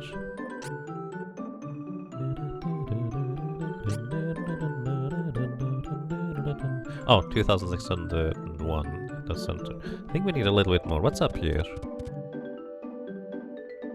Oh, this here looks better.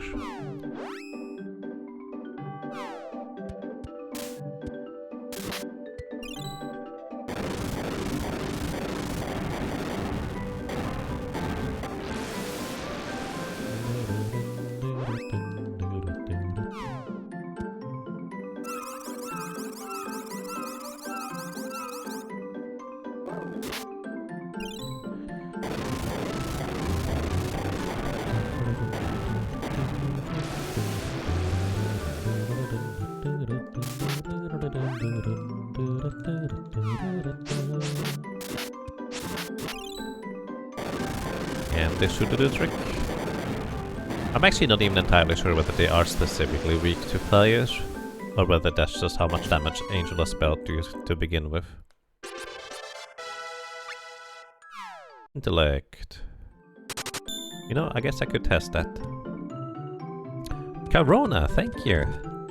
Thank you so much for 84 months of support. That's crazy, dude. Welcome back. And I'm glad you enjoy your stay. I hope you're doing well.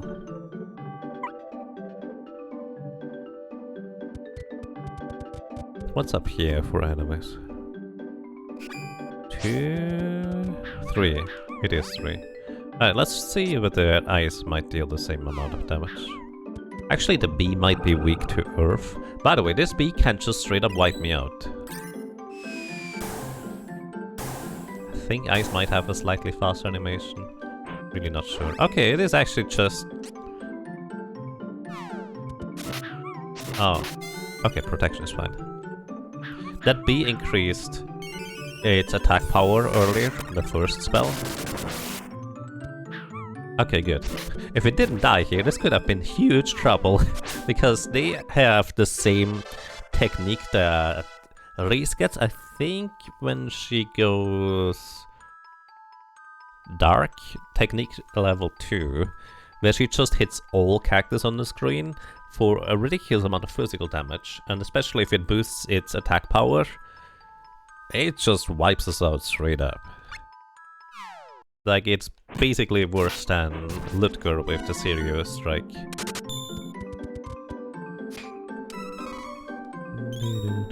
Napshot, thank you! Thank you so much for 19 months of support, welcome back. And I'm glad you enjoy your stay, I hope you're doing well.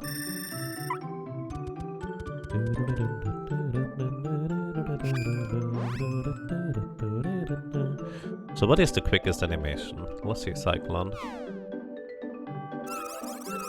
I'm pretty sure I'm gonna get my spell off anyways. Yeah. Cyclone looks to have a faster animation. And about the same damage too. Technically, Holy Bolt would have the fastest animation. But practically it doesn't.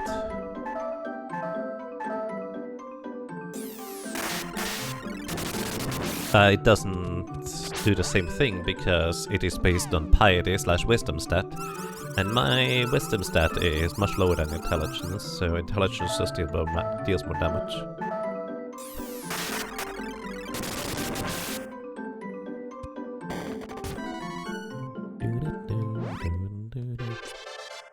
Alrighty, you get more spirit.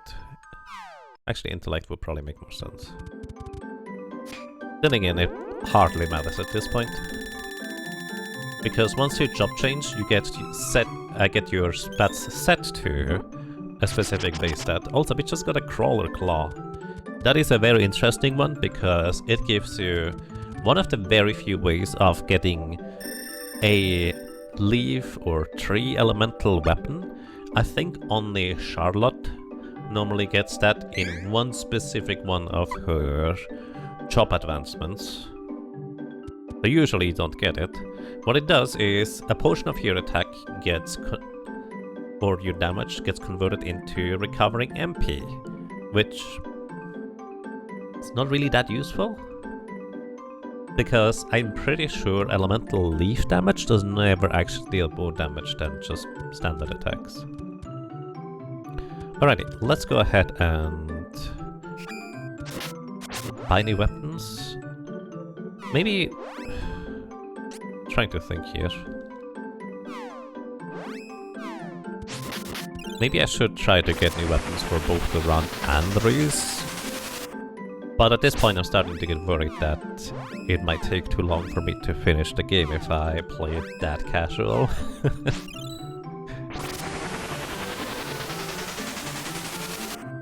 Because there's still quite a bit of game left.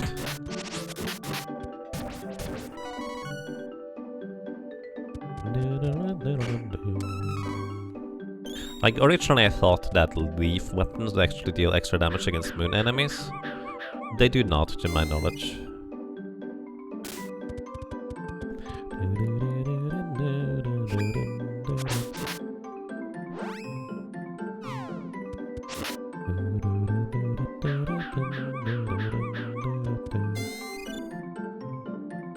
Also, yes, you cannot leave the screen until the enemy has finished casting the spell if they begin casting a spell. It just pushes you back. Kind of inconvenient.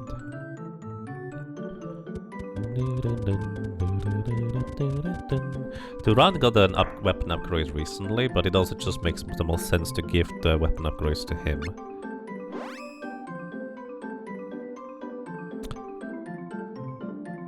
Wow, it's not even enough money. Can I sell anything?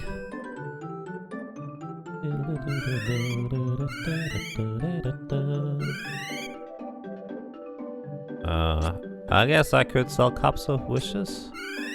Does any of you have an armor for sale? You technically do. You do as well. Oh boy. Oh dear. Okay, we can't just barely afford it. We actually couldn't even afford Risa's weapon, I think, because her weapons for some reason, while weaker than Duran's, are just more expensive. I guess people have more ideas on how to make swords than spears. Is that why all RPGs have just swords being everywhere? Actually, not all of them. Tyrannic is a bit of an exception to that rule. Is it still Mana Day? Oh yeah, still Mana Day. I would like to sleep until night. Just because I like the visuals better of the area when at nighttime.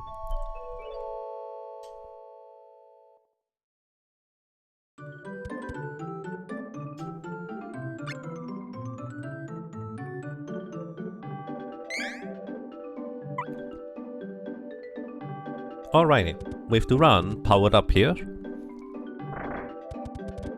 he should reasonably be able to punch through most enemies' defenses up until a certain point. He does overall get the highest strength stat of any of the characters, so that does help quite a bit, I will say. Also, I think there might be no bees during nighttime here. I'm not actually sure about that part. But the bees are terrifying.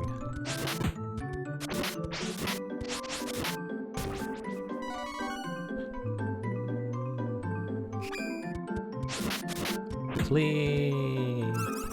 If you see these guys casting, it's Sleep Flower. Who are they casting on? Well, the character that you have control over, just by default.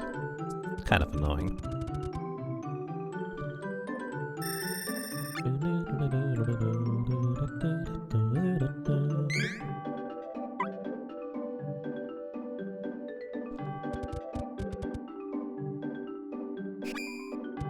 Oh, no, there are bees right here.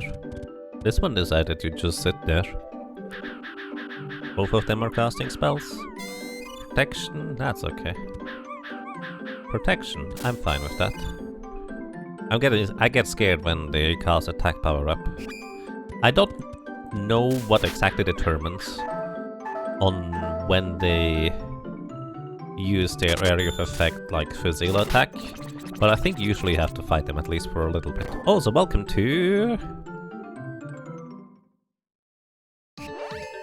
I don't know what this guy's called. Is he weak to fire? I don't think he's weak to fire. Otherwise you would use an unplugged weapon. Either way, this guy, very unfriendly. And the most unfriendly part about him is, specifically, that he summons minions.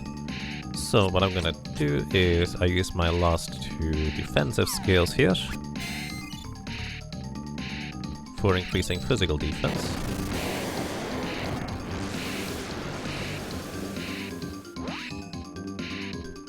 And as usual, Angel Eye is just, well, keeping two characters alive is significantly easier and more cost effective. Here we go. Also, AI control characters love to just stay slightly too far away without being able to hit the boss here. It's kind of silly.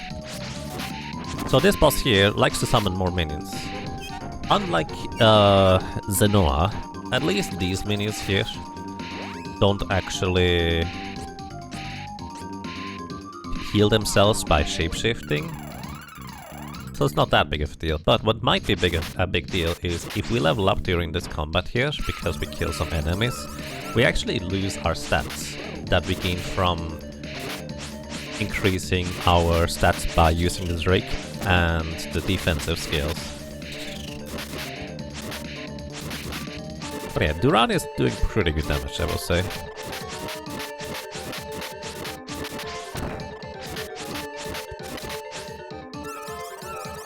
Okay, Reese getting put to sleep here is kind of inconvenient because now I can't do my attack spam anymore. Oh wait, I can't because Angel is back awake. Welcome to phase 2.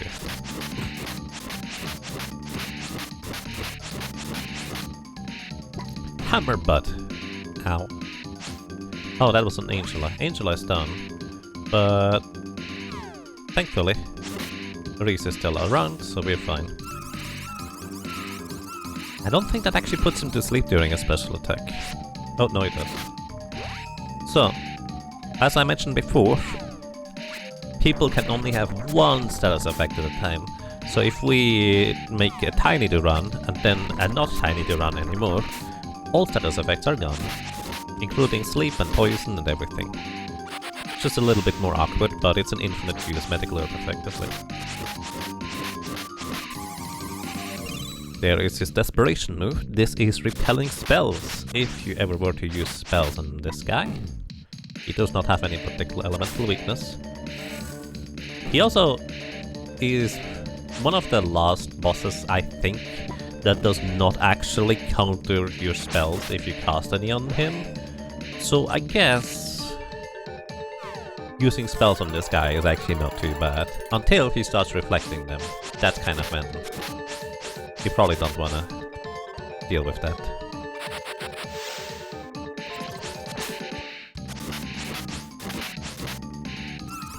There goes the poison as well, but also there goes the run. Also, fun fact, you can wake up a character by healing them, because their animation gets set to do something else, and candy is quite energizing, making you not so sleepy anymore. Alrighty, and Balthazar, thank you so much. Thank you so much for a crazy long time of 80 months of support. That's 80. Welcome back, and I'm glad you enjoy your stay. I hope you're doing well. So glad they released Seiken and Densetsu 3. It's nice to actually have an official way to play them.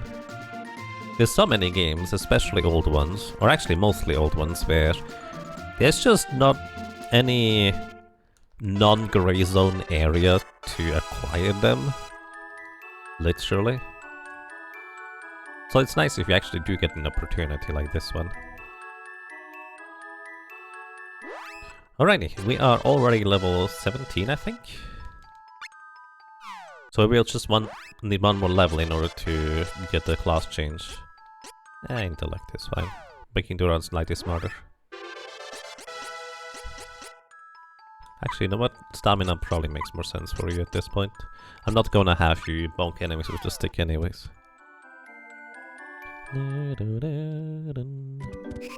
Fun fact, in the speedrun, after defeating that boss, I have died to the bees on the way back. It's kind of mean.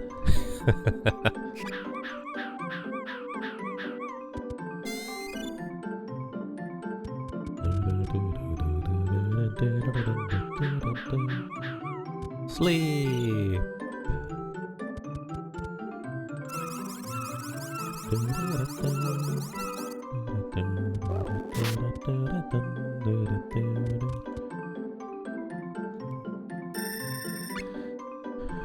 Alrighty. So I actually won't have to grind nearly as much as I initially thought I would have. But we'll see. Angela definitely wants to reach level 18 as well, as we go.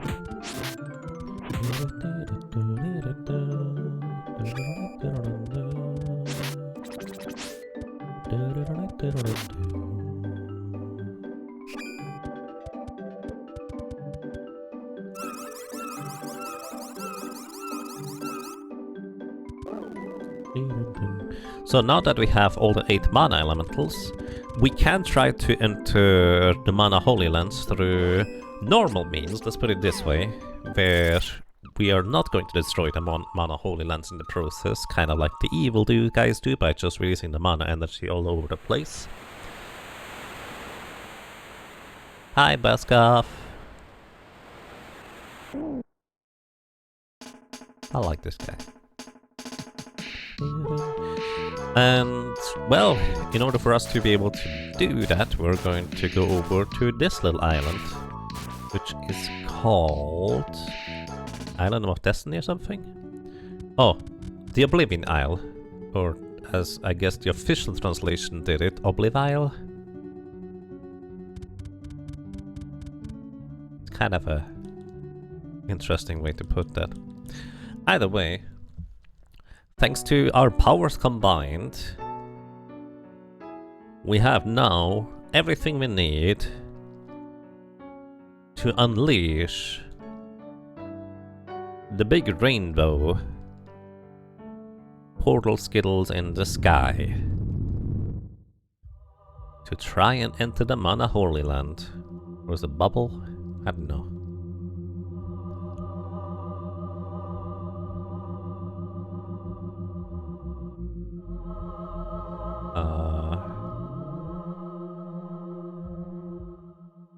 Or not. Turns out the fairy and the mana elementals are a bit too weak in order to do that. But our heroes believe in the little fairy. She can do it. Just give it one more try. But it looks like she struggles even more right now, where she seems to have even less energy.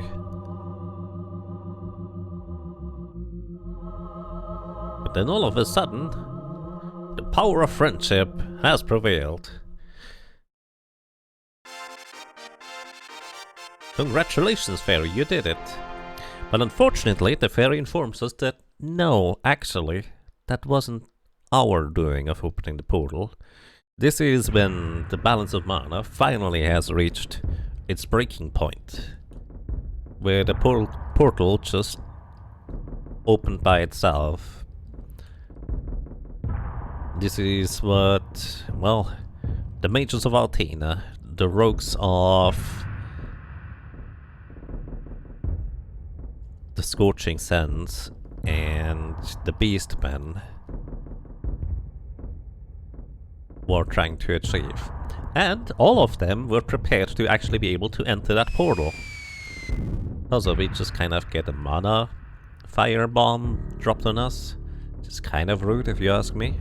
She just cast fireball. Very mean.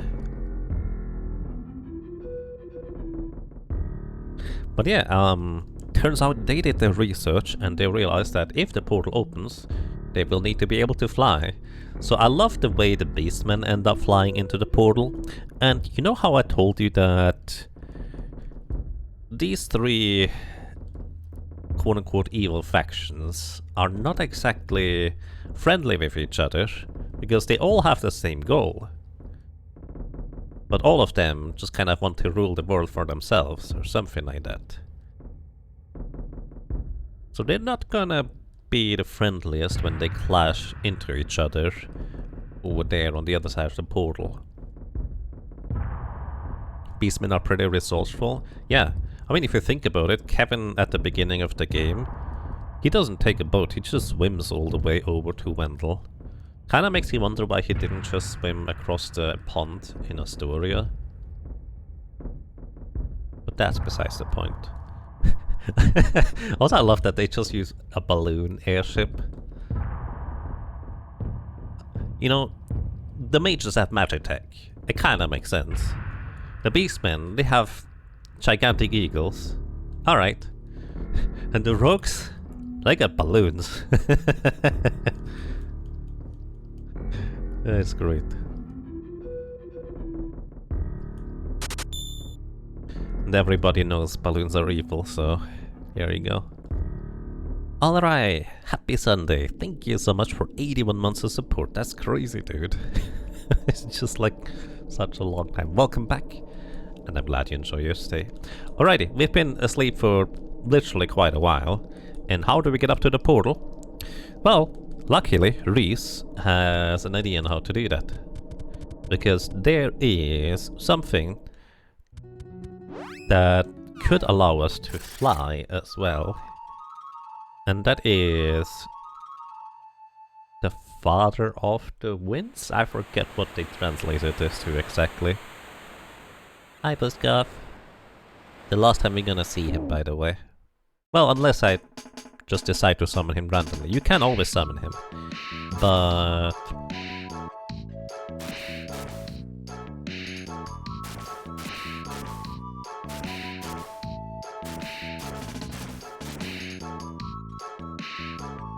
yeah. You know, I just realized.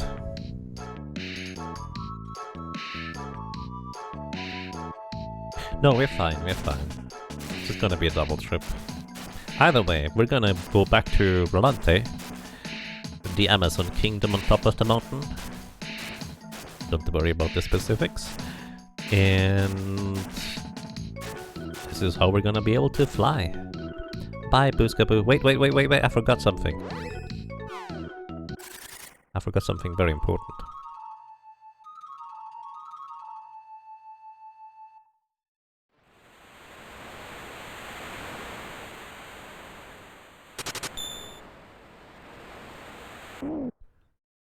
And Kishura, thank you.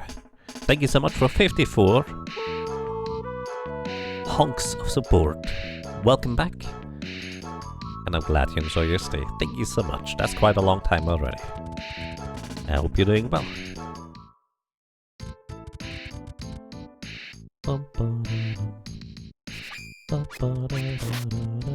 Every time you climb these steps, by the way, you know you've grown stronger.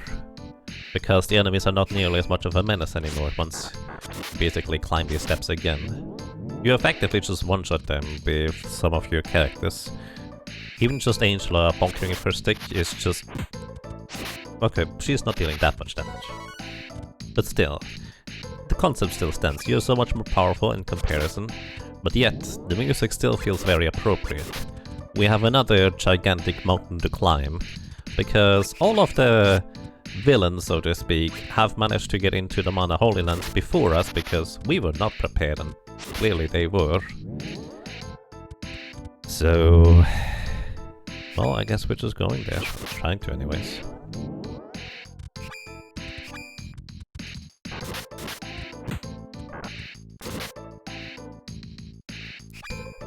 The fairy just naturally flies, maybe it slipped her wind. Probably. Also, if you're made out of mana, and mana is just perpetually in a state of chaos, it might be kinda difficult to keep your brain together as well.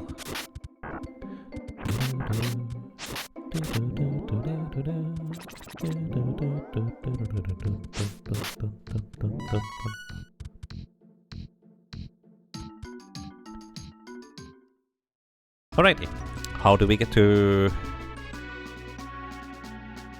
the Winged Defender it's called here. Well, this Amazon is standing in front of a very convenient switch towards the Celestial Peak. These enemies here are actually decently strong, but as long as we don't run into the armor guys, we're actually quite fine to just get a bit more experience here for relatively easy enemies, let's put it this way.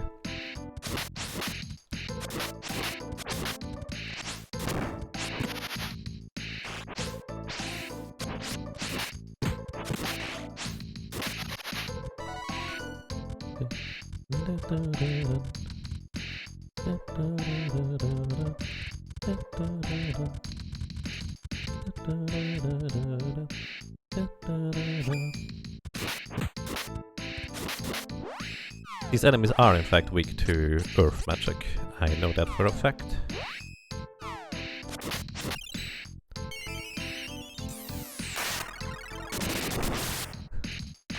$54 honks, indeed.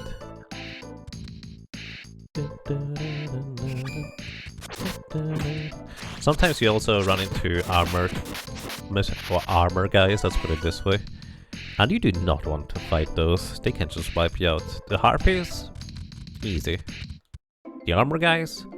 Mortal danger. Also, we have frame drops. Stop frame dropping. Please? Come on, it's been going so well for so long.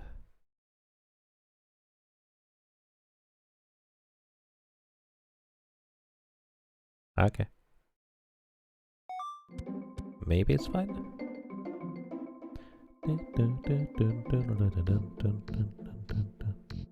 So, the Winged Defender is pretty young. Turns out, well, does not like to be called weak. But also, this is Flammy. And Booskaboo is a big, round friend.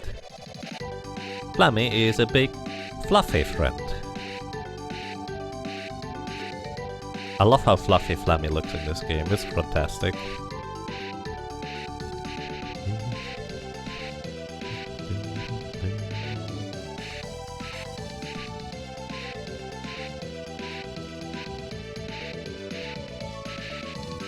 Also, Flammy does not really know where the Obliv Isle is, so we just take an entire detour across the worlds until we eventually arrive there. Probably sometime.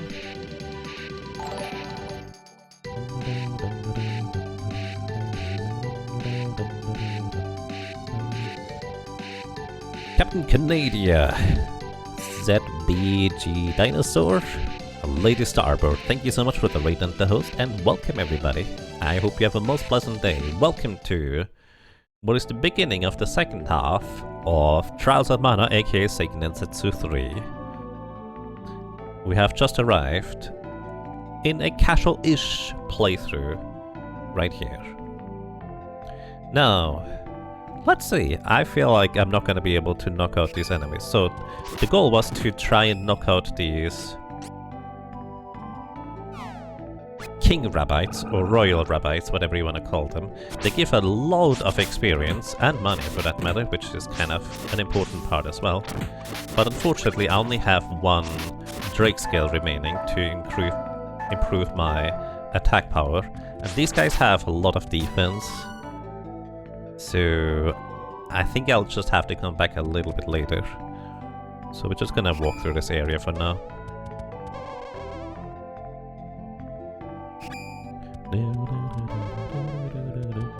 Good stream. Got random coding bug fixes done. Nice. If you don't mind, what render are you developing? Because some people might not know. And I have to admit, I forgot.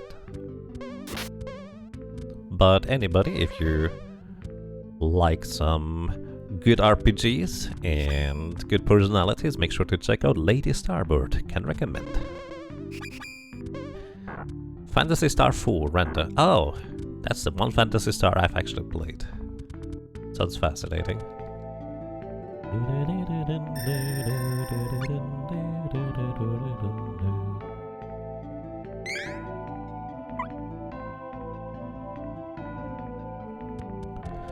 In the remake, this zone has the second internet loop used to level.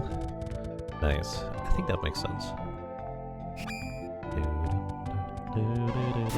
I never remember whether you go to the top right or top left in this screen. Is it this screen? Maybe the next one.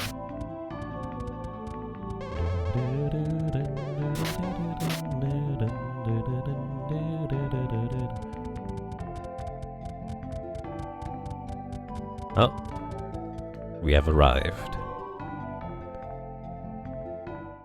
There, the Sword of Mana. Apparently, none of the villains have arrived here. Then again, they did pretty heavily clash, considering that the bodies that were laying all over the place at the landing area.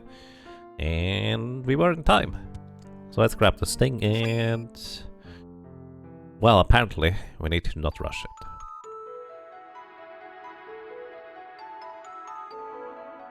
Huh.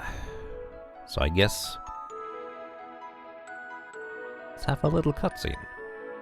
Reflect on how long it took us to get here. What kind of brought our party together? And... well, what we're here for, I suppose. A bit of focus. Maybe it'll work.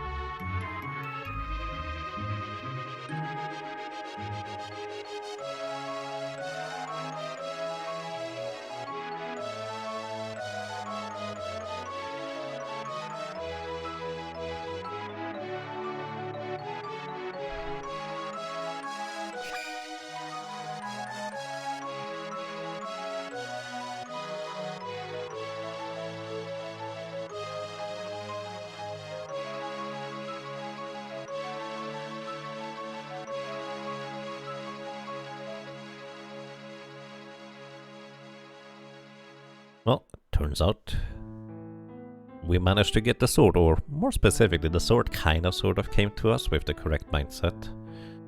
But also, there's the mana goddess, just kind of hovering there, and she explains to us that the fairy kind of got kidnapped as we were trying to get the sword. So that's a problem. On the bright side, we get the flammy drum, which allows us to, well, call Flammy. Not here. We'll have to walk back a little bit. And also on our way back, we will encounter these guys. So, the Crimson Wizard and the Darkshine Knight. Those were from the quote-unquote evil faction of the magicians. And they are out of the picture now. This is effectively where your main character choice matters the most.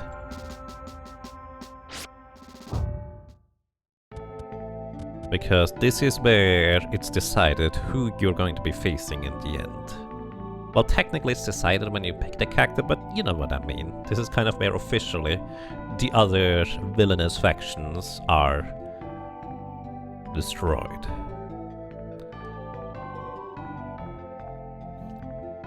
Alright, and Lady Starboard, I assume you're already gone, but just in case, I still hope you hear that and enjoy your food, have a good time, and thank you for dropping by. And, well, who else are we going to encounter on our way back here? We have the Sword of Mana now, but, well, there's this clown. Huh. Oh, he's called Gourmand. Oh, it's a Gourmand. I like the Death Jester better, because that kind of feels more accurate. But Gourmand is actually not too bad either.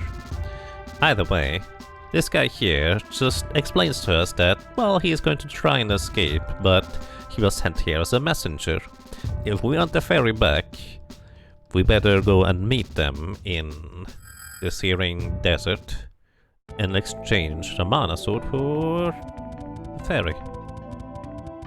Now, the Mana Sword is a sword for good, right? So, even if they do have the Mana Sword, not much they can do with it. At least, that's the idea.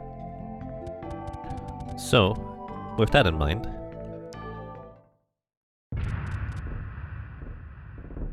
welcome to our final encounter factions. We have Malocchio in this version and Belladonna, or Jargon and Bishu if you have played the French translation. And they are actually technically underlings. They are not even the big bad guys, they are just working for the Dark Prince, I think? Either way, we can now control Flammy. Isn't that lovely? And look at how fluffy Flammy looks, it's great. And this is where I'm going to go ahead and restock a little bit on our weaponry, let's put it this way. I went the wrong place, this is not where I meant to go.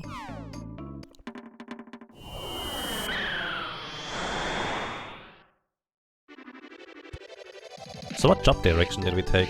We haven't taken any direction yet actually, we have yet to change job. I'm not high enough level.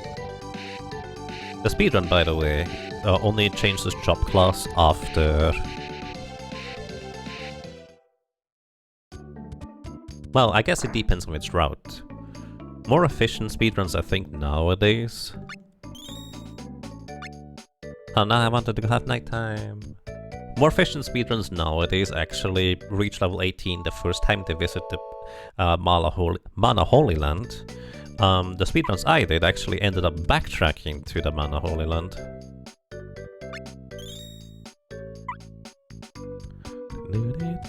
By the way, there's a very easy way to make it nighttime. It's slightly faster than going to sleep. And you can actually briefly land in the Moonlight Forest because it's perpetual night in there. And so the game just sets the clock to nighttime. It's kind of interesting. Either way, let's get to the black market and stock up on consumables. Because those consumables are just insanely good. But also, we want to make a bit of space in our inventory at this point, so we have, well, space. We don't really need the candy much anymore, because powder oil will largely replace this. So let me think about this. We will be fighting various bosses. Earth works against fire. Wind works against... You know, it largely doesn't matter. Let's just buy 2 of each claw and be done with that idea. Also, we no longer need the fairy flute, unfortunately. Sad face.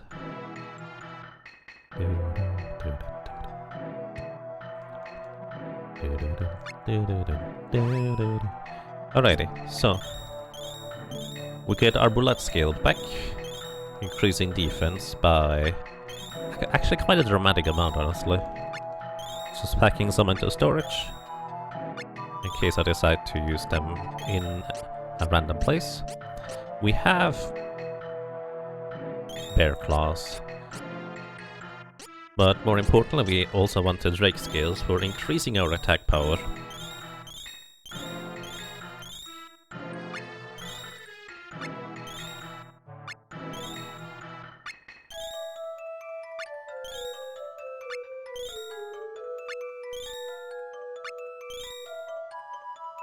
Nine, 10, 11, 12. I have no idea how many I'm going to need, by the way. Just wanna buy a bunch.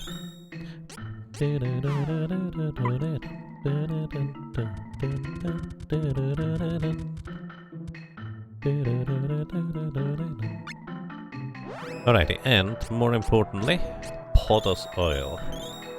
This is our ticket to surviving. And it effectively turns Angela into a pretty competent healer, as long as we have enough of these to just use as a short version. That's a big if as well, so just gonna stock up on these.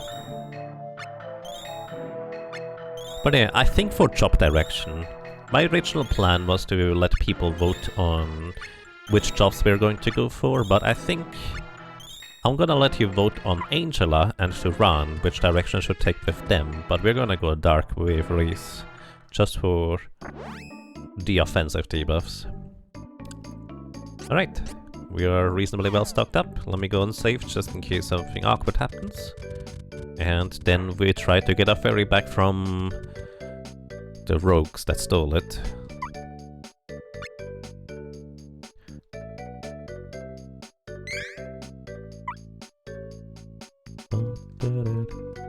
Alrighty, dark for all.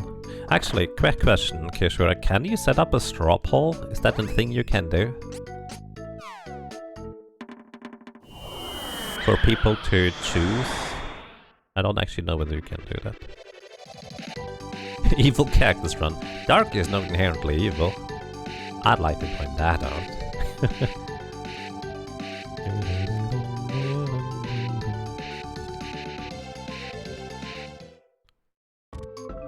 Mods can set up polls.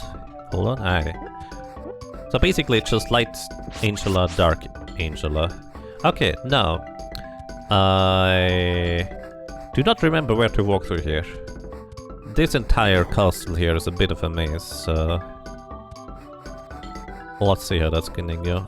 I kinda sort of still have an idea, but especially this part here is a bit on the convoluted end. And you do not want to fight these ninjas. They're not quite as dangerous as Bill and Ben, but they are not really far removed from that level of danger.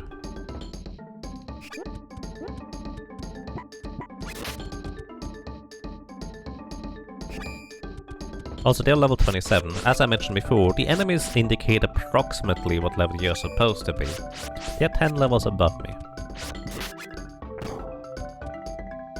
We're gonna be fine. Oh, wait, to the right. Is it the right?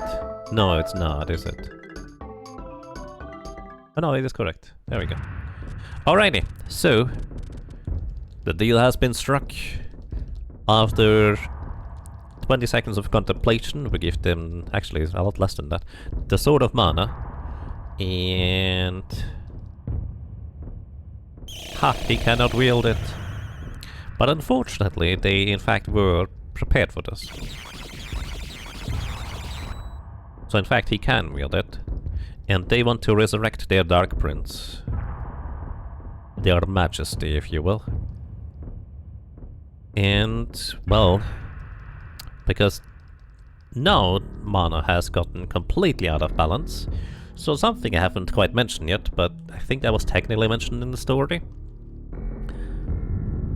There are these creatures called Benevodons, is the official translation, God Beast if you know the fan translation.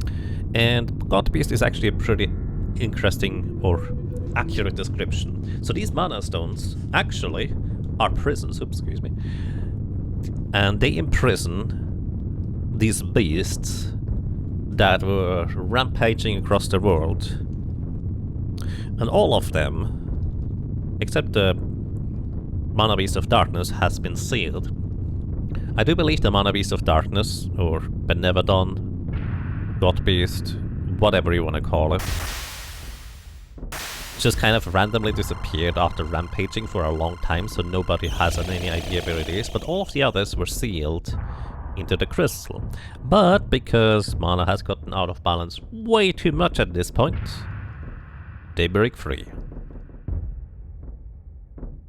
So we lost the mana sword.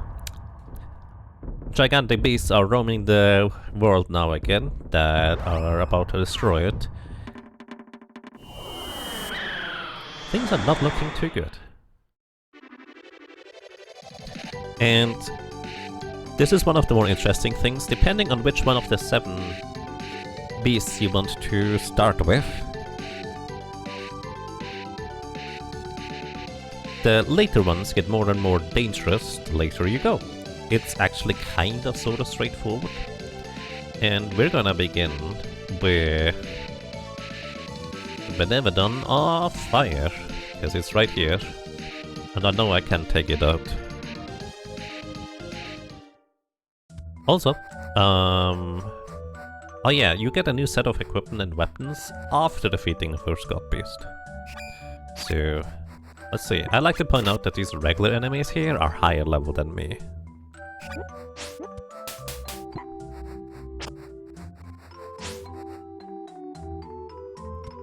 Oh, by the way, for anybody who's just listening, the straw poll for Angela's path has been put into the chat, so don't have to say anything, just vote for what you like to see. So the path to get to the God Beast is a little bit different than the path we take otherwise. Also, I never remember where to go. Ah, we're trapped.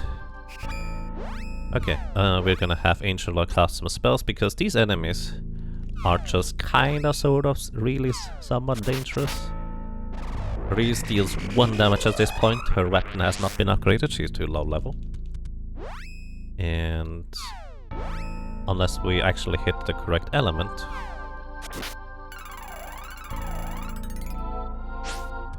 We also don't deal much damage with spells either. Oh wait, I guess they are not weak to light. These guys are weak to ice, I know that much. Also, I should probably have to run heal himself, because he's at 1 HP since a while. Probably also kind of want to heal Angela just a little bit.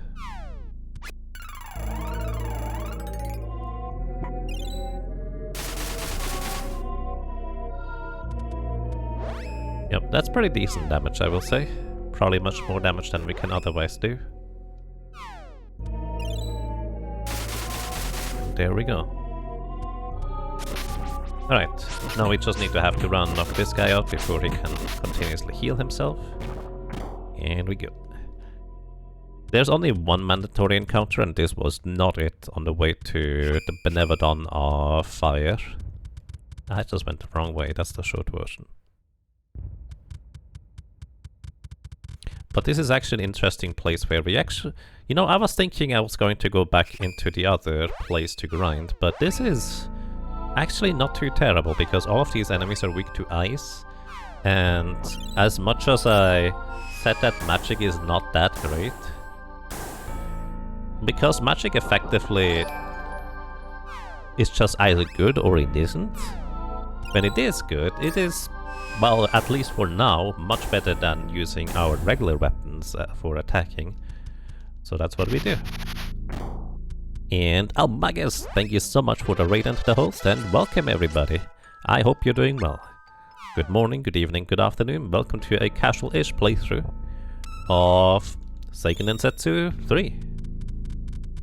Also known as Trials of Mana. This is the collection of mana on the Switch version that we are currently playing.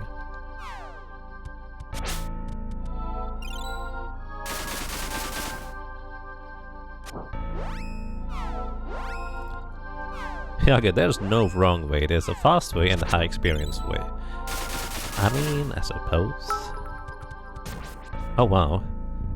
Hey Shura, thank you so much for the 300 happy rabbits. I really appreciate that. So by the way, just kind of for reference for anybody who has not voted yet for Angela's path. Angela has a path that is sorceress. Wait, I'm gonna look at it for a second. It's not terribly descriptive on which one you're gonna get, so to speak.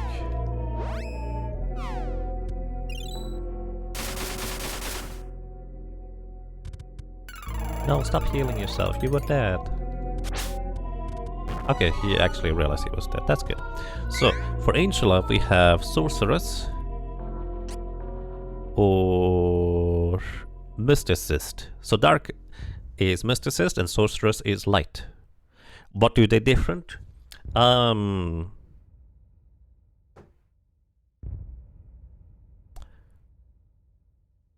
actually not entirely sure. I genuinely don't know what the difference is. One of them gets higher level offensive spells that are single target, and the other one gets something else. For the run, by the way, when you get to vote in that one, Knight is the light version. He will be able to actually heal. Or Gladiator, which gives us elemental weapons and also higher strength to attack with. We're probably not going to reach third job strength, just for reference. Hey, I deal 3 damage. Oh no! I do not want to fight with that clown. That is a bad idea. He's gonna enchant his weapon with some element. The run needs to stay full HP here.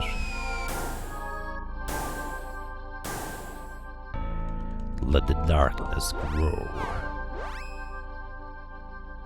Hello, and welcome. I did not want to fight that clown. That is very, very unhealthy for us.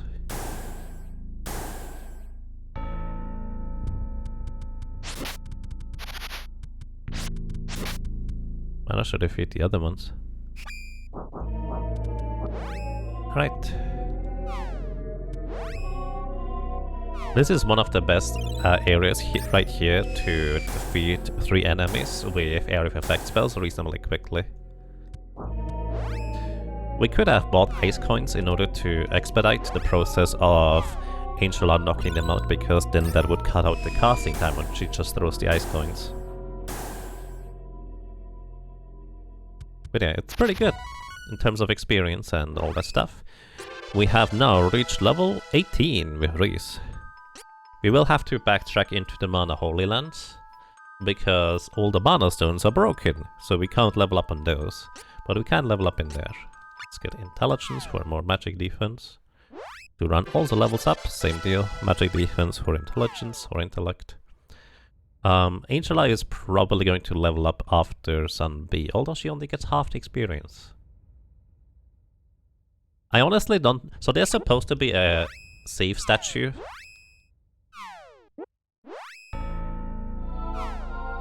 in all of these places, but I genuinely have no idea where the save statue is for this area here. Like, I just have no idea where it is.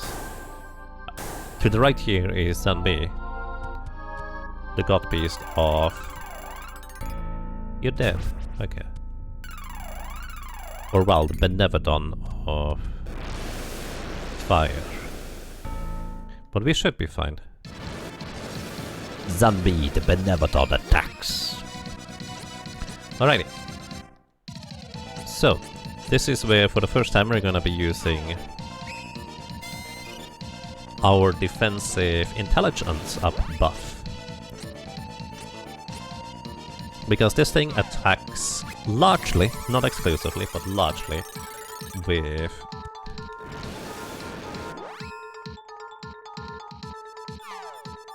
magic attacks, and this will give us higher defense. Also, once again, I'm sorry Angela, it's just so much more efficient to only keep 2 characters alive. Like, the menu is moving so slowly. This is not me slowly selecting the menu. This is just how fast the menu is right now with everything that's going on and the effects. It's actually kind of crazy. Hey Angela, you can do us one favor. Just throw the pumpkin. So, there's 2 parts to Zanbi. One is the fire chicken head, and one is the oven in the back. Alrighty, so, oddly enough, usually Benevodons, if they have a weakness, they have 2 weaknesses. In this case, this one is weak to both ice, as you would expect, but also earth. So using the elemental earth saber is quite effective here. Alrighty. Yeah, the round hits were 130s, which is pretty good. Explode. I think that's the timed attack. Not sure. Alrighty. Angela is almost done, but that's kind of okay. Again, when there's only 2 characters for the player, then that's a lot easier to work with. During this tornado phase, we can't hit it, as you might be able to tell. This heat beam is a physical attack. It doesn't feel like a physical attack. Also, I think it reduces one of your stats. I actually don't know which one. But as long as the round doesn't get hit, I think we are usually fine anyways.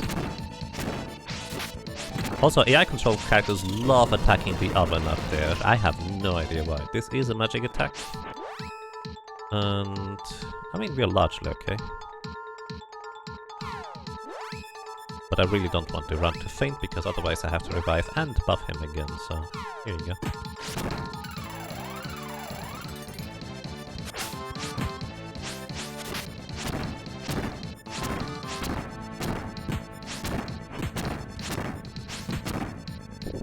Lava wave. Alrighty. Angela finally takes a nap. That's good for me. Now we can move a little bit quicker. The lag on the localized version of Transmon is insane. When you compare to the Japanese version, it's like you're a different game. Really? I guess I haven't played the Japanese version in a while. But I thought it was about the same.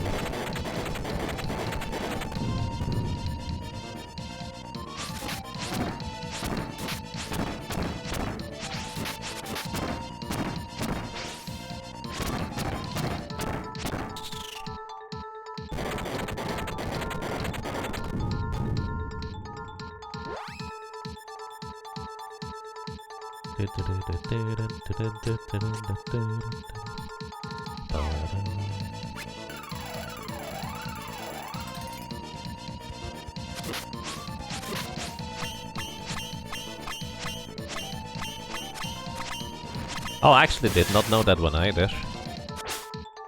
Decreased defense. Okay, so that means both Reese and the Run now have decreased defense.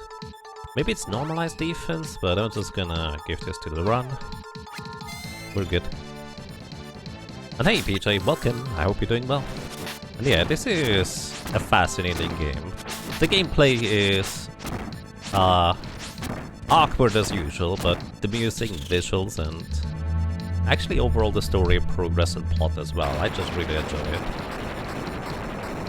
I hope you're having a good time so far. Alright, this is its desperation move, when it is below 25% HP remaining. Also, I think this is where it's going to try and heal itself. Yep.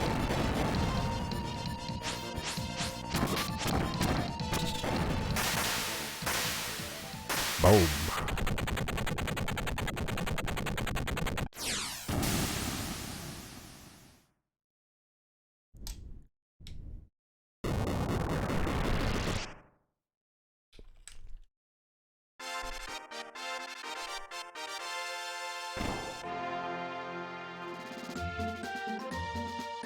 Alrighty, Benevedon of Fire has been defeated once and for all. Do we level up? No level up, uh-oh. Oh well, it'll be fine. So, where was the pole? Alrighty, do we have a straw poll already for the run, by the way? Plus, I actually don't see the result of the previous one. View results. Oh no, there it is. Alright, we're gonna go Dark Side Angela for a Mysticist. I forget what that even means. Dark Side indeed, thank you. So the way you get back into the portal is you just fly above it and wait, and then it basically just cutscenes you in there. Wait, are there even enemies here? I might have to get out of here to level up Angela first. Oh, I kind of assumed there would be enemies here again. For some reason I did not remember this at all. Alright, we need to go and level up Angela. The poll is up for the runs path, thank you. You put it for too long? Well, I have to go and level up Angela anyways, because I didn't realize.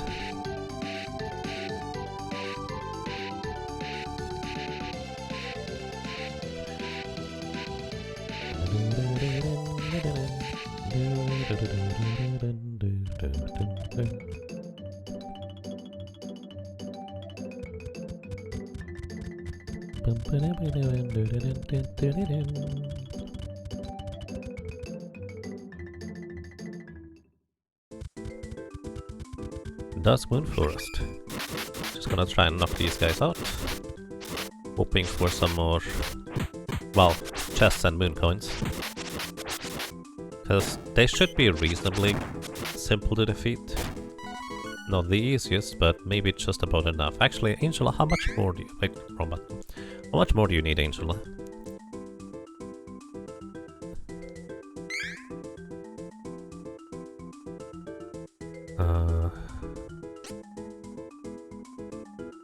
Wow, 1,484 still? A lot of experience she's behind. I guess she didn't get any experience from Janbi. Oh well. That is 15-ish enemies, maybe slightly more than that, in this area here.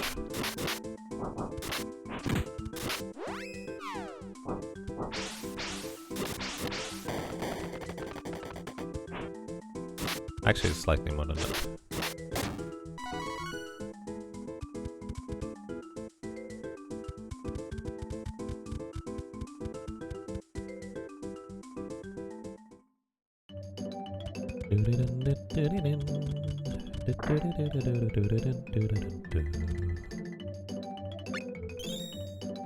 On the bright side, we get quite a bit more money out of this. I should have probably killed a lot more enemies along the way in Salamander Path, but I figured she was going to be really close to level 18.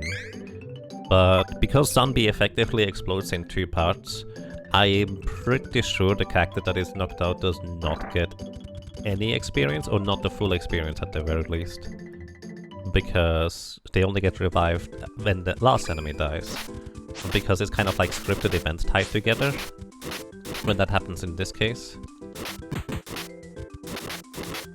Yeah. Oh my goodness, guys.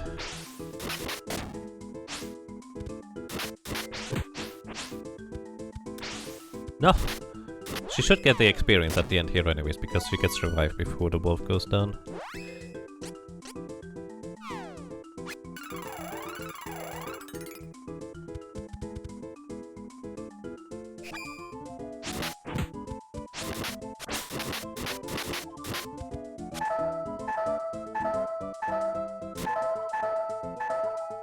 Oh my goodness.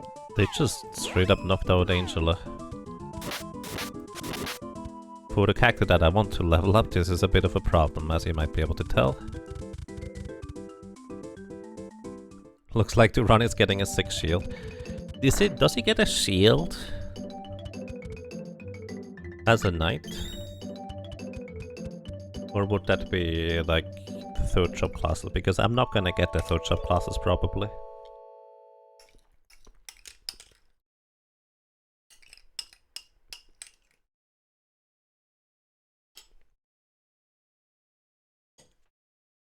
Very brave to grind on werewolves.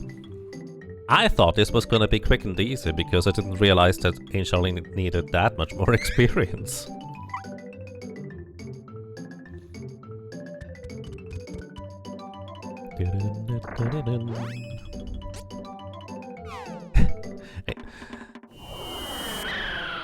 Angela isn't Angela.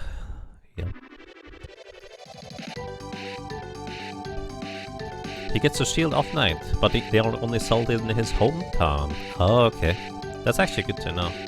Should briefly visit his hometown then.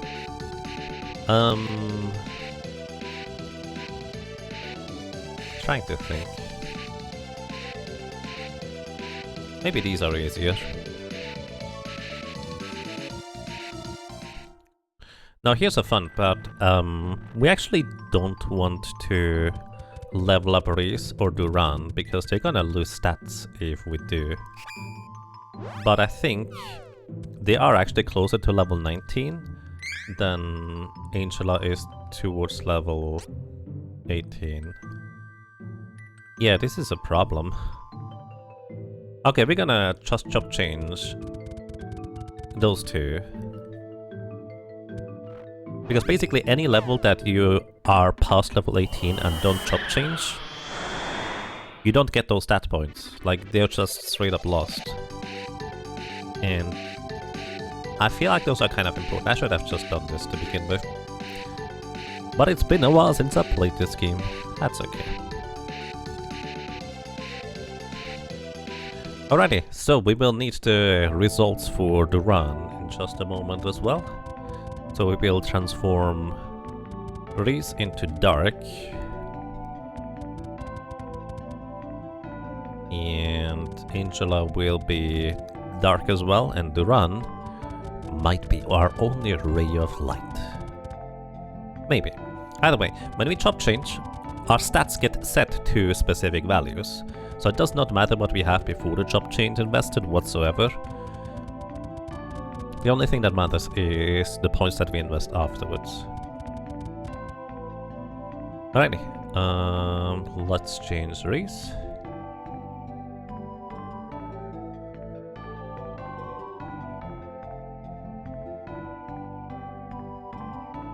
Wanna switch your class? Yep. Close your eyes and focus your mind. Come on, focus harder, the earth is not even shaking. There we go. And we're gonna go Rune Maiden. The reason why I want to go Rune Maiden is she will get offensive debuffs against enemies, reducing their attack power, magic power, and defense, which... debuffs are the strongest thing in the game, that's the short version. Alrighty. And Reese has transformed. And now Duran. Looks like we're gonna go light side with Duran. Thank you everybody for voting. 16 votes to 10. We're gonna go knight. And we're gonna go Bison Shield because why not? Because I'm gonna forget about it. Do shields do anything in this game? I think one of the shields has like a tiny bit of a stat boost.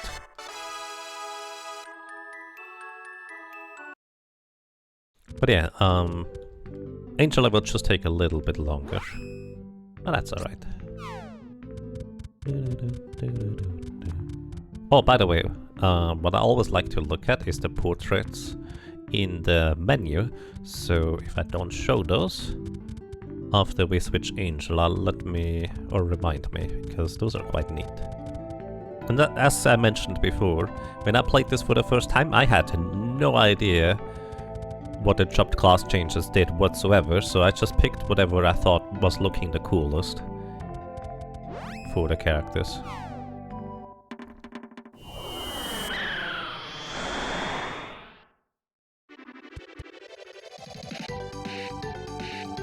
The only use they are supposed to have is raise your evasiveness, which doesn't do anything. Okay. Not sure how to end pulse early. I have a button here. Thank you so much. Okay. Is this for Cena? No, this is... This is Jad. That's not where we need to go. You picked a team without heals and ended up soft-locking on the mountain beast? Soft-locked? Uh-oh. If you spam menus, you can often just squeeze by enemies without getting hit. That might help you. I'm in the wrong place here, aren't I?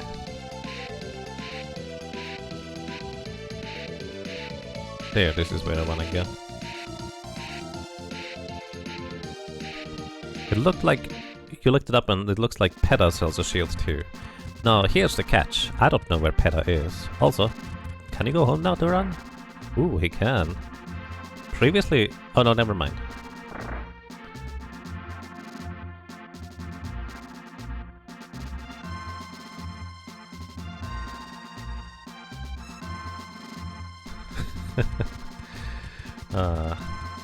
Duran getting teased by Angela.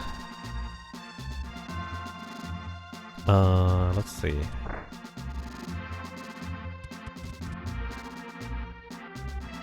We're just gonna get a shield for cosmetics. Cosmetics are important. Oh, there's actually different shields. Alrighty. All of them are the same price. 4,000, basically just for a cosmetic change. We have an Earth Shield, we have a Thunder Ward, we have a Scorch Ward and a Serpent Ward. Which one should we pick?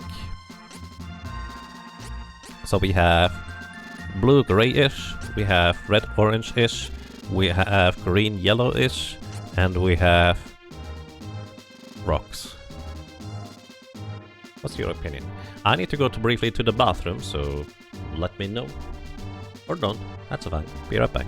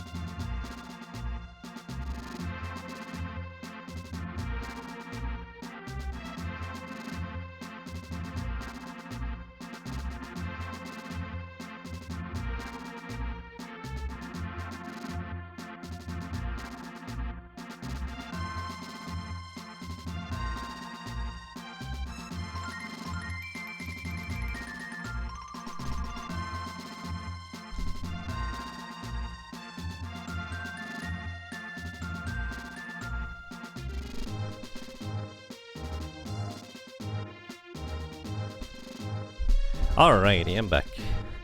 So, it looks like the poll says green. Thank you for putting that up. So we go green. Also, sorry, the blue one was kind of hidden. You don't even remember the difference in shields. I have no idea whether that shows up visually at all.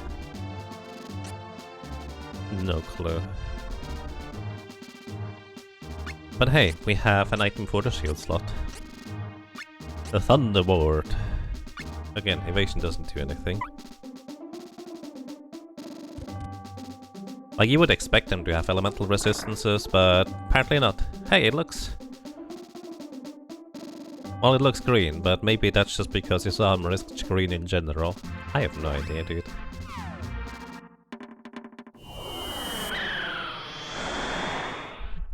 Thank you for voting.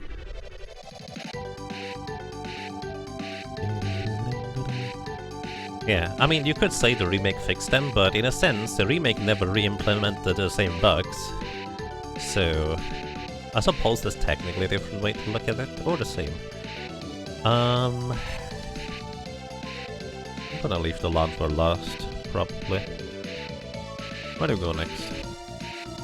I have Earth. Let's go and knock on the Wind Beast. Because I have Earth class in my inventory right now. Could also go light.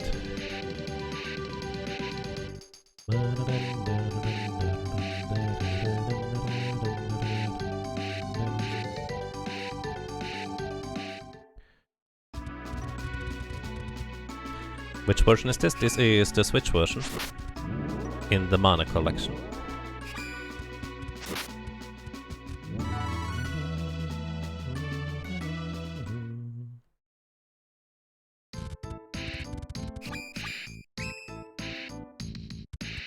Also, we can actually, so I didn't even mention these cats last time we saw them. These guys sell the new equipment.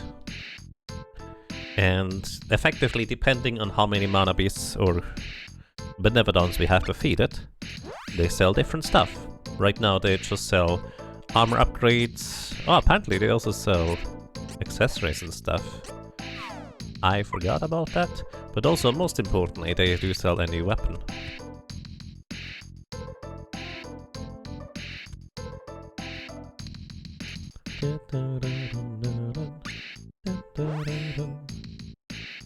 Everything is too expensive to buy. And I can't even see anything right now because 30 FPS. So annoying. Let me actually check something real quick.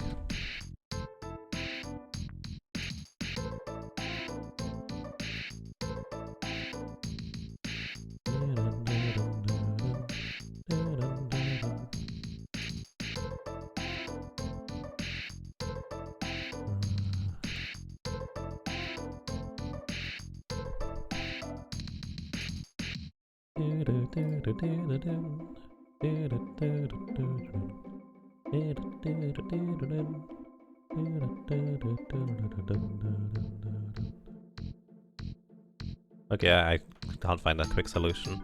Either way, we need more money. Do we have a good way to make money? I think our best way to make money is actually just knocking out other enemies. So we'll probably just walk through here. What day is it?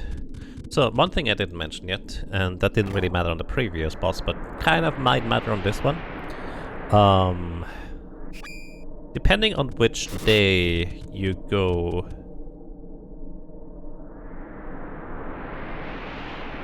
As in, day of the week, in-game, you go and visit the Benevolons. They actually get a significant health boost and damage boost, so you really don't want to encounter the Benevolon of...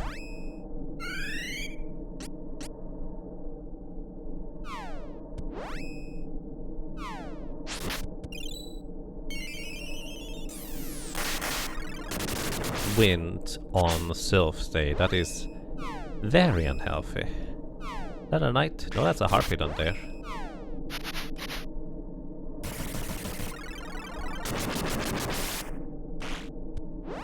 Alrighty.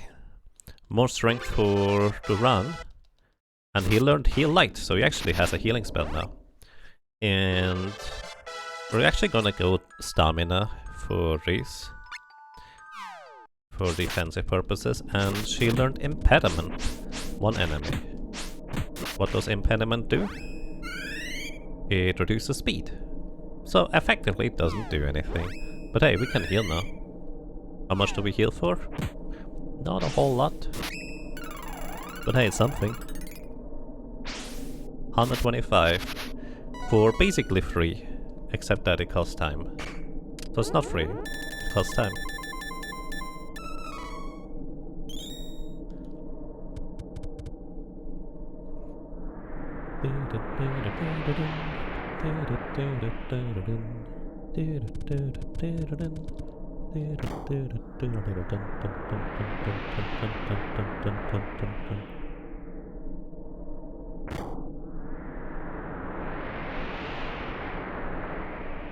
Also, the path is the exact same as the previous one, if I'm not mistaken. Also, as you might be able to tell, Duran deals a decent amount of damage despite not upgrading the weapon. And one thing I forgot to do that is actually kind of important. So I love the increase. Oh my goodness, let's get out of the way. I don't want to fight you. This is very unhealthy before saving. Alright, one thing I want to do is we do not want to have our allies use their Tech 3 ability. We want them only use Tech 1. So, as we change class, we have the crosscut. This is basically just where we jump and attack. This is kind of the normal one. The triple slash is what we just acquired after class changing.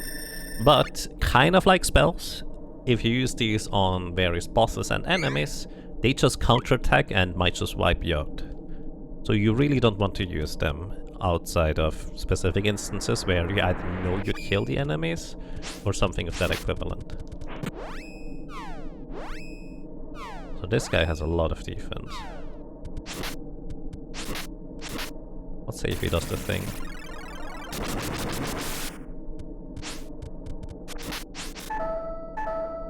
He just straight up one-shot Angela. Then again, there's a spin slash. Let's see, do we survive anything like that? That is 331 damage. Duran actually survived it. I am impressed. And Angela is level 18 now.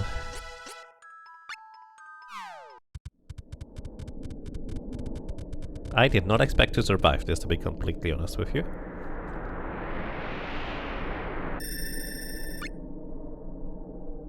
So there's that.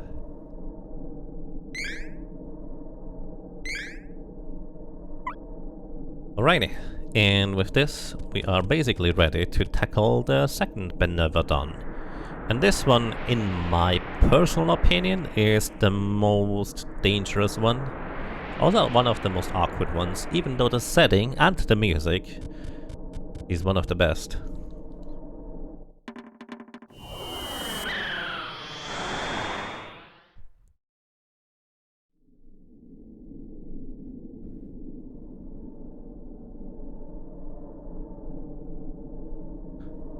The shield saved to run. The power of the shield for sure.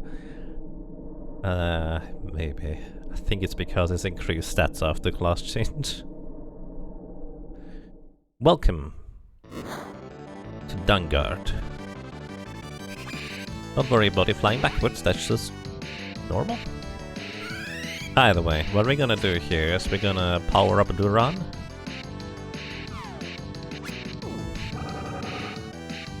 And then we just hope that's gonna be sufficient for just knocking this thing out.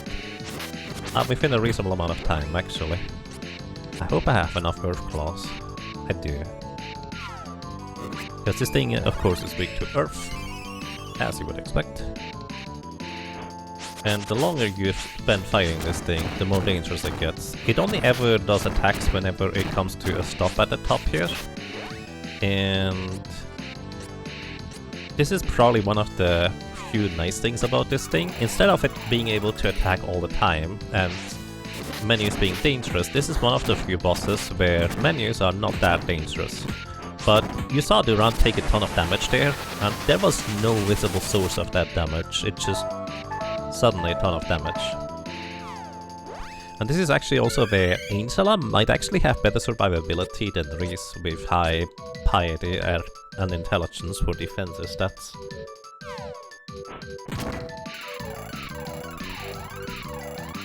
So I will probably just keep her around. There is the dangerous one. This will pretty much one-shot us if it's the wrong day. We're good. This is a magic attack. Again, Angela somehow survives. And she basically just heals us for the most part.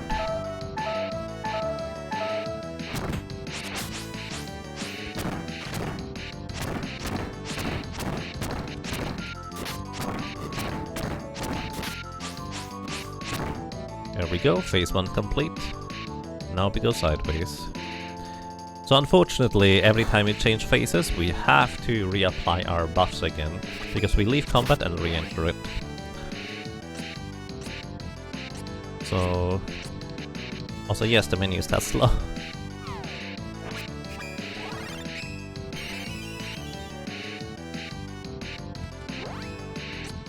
Yeah, this is pretty awesome in the remake, I do agree.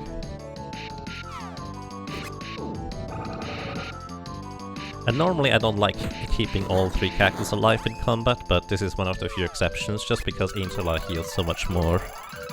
Actually, Reese might heal about as much with this now. To run, you need to step 1 step forward. Oh, rip.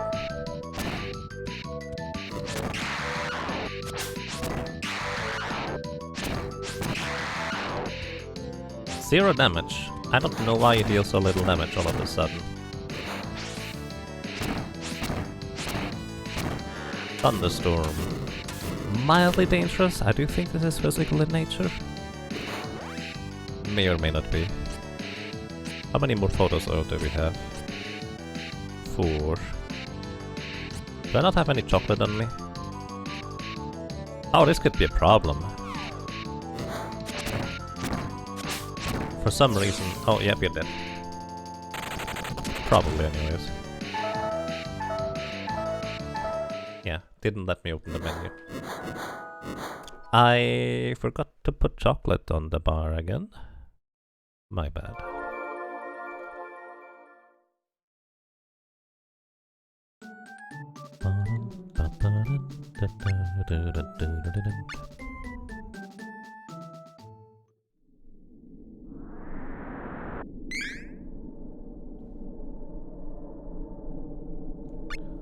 Why is the Stardust herb here, but no chocolate? Mysteries. Also, make sure to stock up on Poto oil all the way. And we're probably going to also use our Seiken chips in this encounter this time, so we have increased magic defense too. I was just kind of lazy on using them, because it's so much more menuing, but it's gonna be even more menuing if I have to replay the fight over and over. I think I picked up the Stardust herb from a chest somewhere along the way.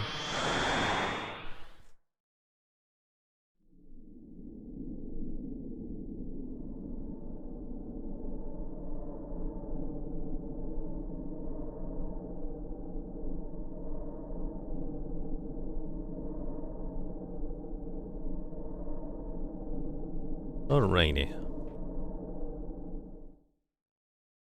I didn't replace it with the chocolate? Wait, really? I did. Wait, what did I replace with the chocolate?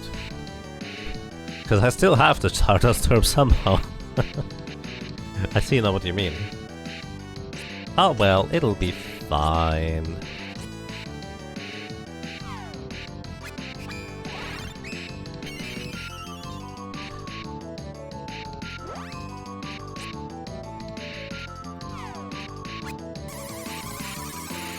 Defense increase, or magic defense in this case, and attack power increase, eventually.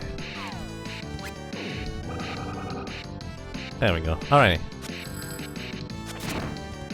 I do believe Duran actually deals more damage than he did before, because intelligence does, or intellect does in fact, apply more damage to enemies with elemental weapons. Cyclone is magic damage. Oh, it's just single target. How friendly of you.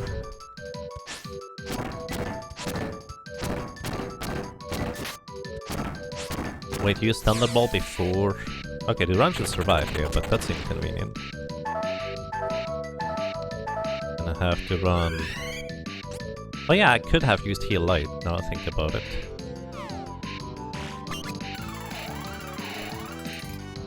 I've never seen that little projectile that bursts through at us.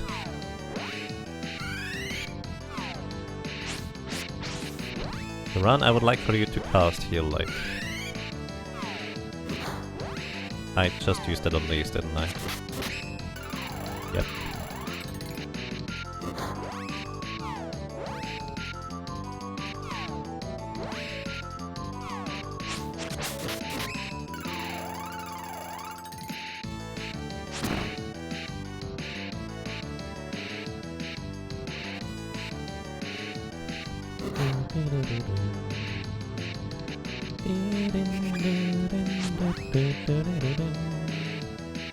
Alright, then I give to run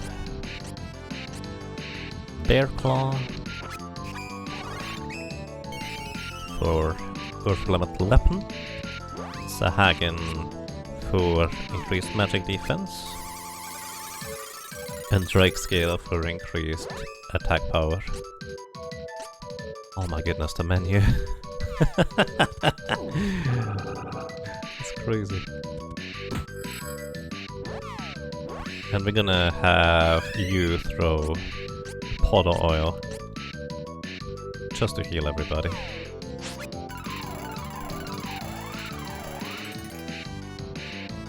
Had one or two chocolate in the inventory already, Billy.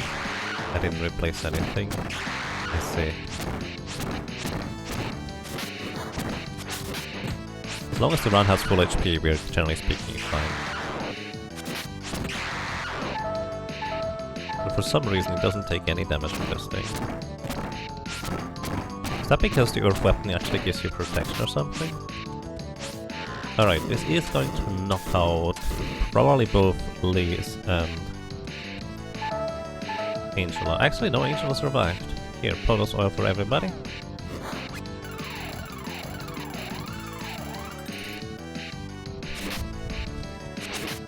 And Thunderball. So I believe Thunderball is actually splitting the damage between all party members alive. I might be mistaken about that, because that's just a ton of damage right there. It might still be split damage. I actually have no idea how it exactly works out.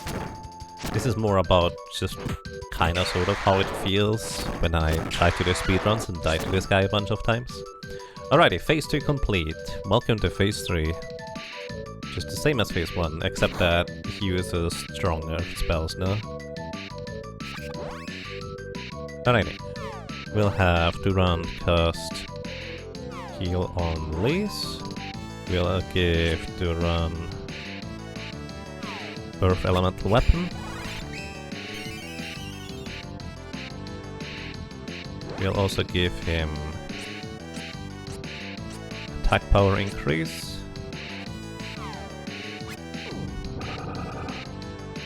And magic defense increase.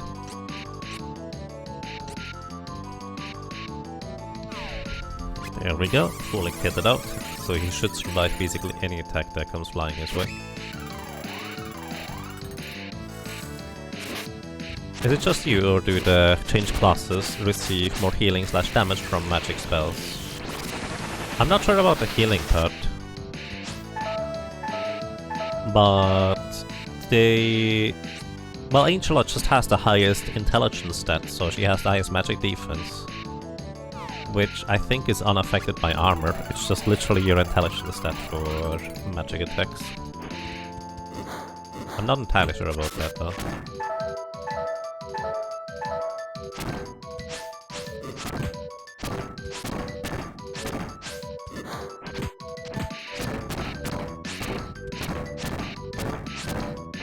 Good night, Angela, or Angela.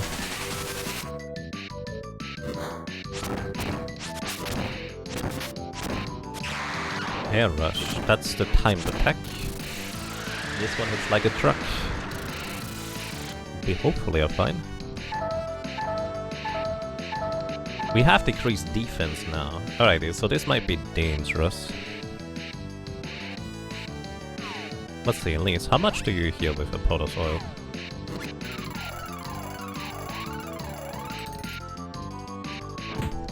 Ooh, a lot less actually.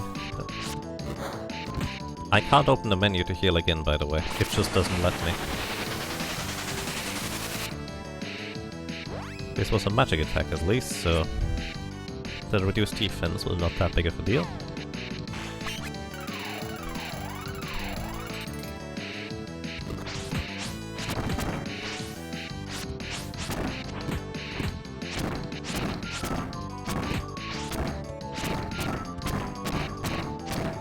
There we go, phase 3, F4, excuse me.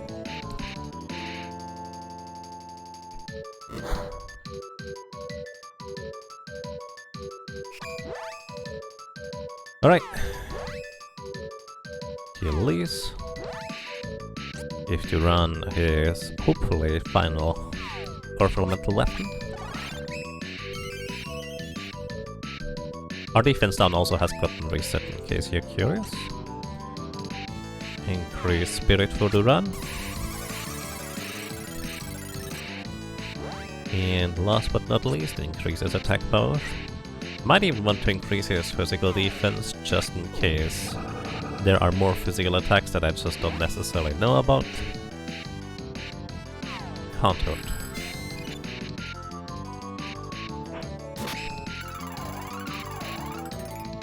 Alright. Try to bonk this guy. He also casts Accelerate. Once again, 25% HP or less is when bosses usually use their Desperation attack or move or buff. In this case, Accelerate doesn't do anything.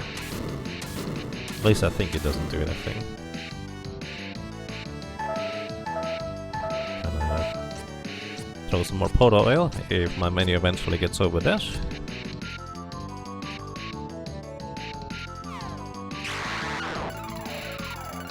Actually, I think he gets 2 attacks in here.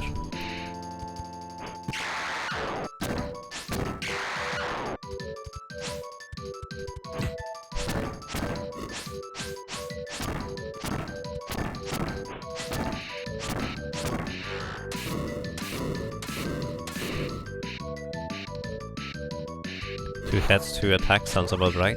You know, I never actually thought about it that way, but that's fair.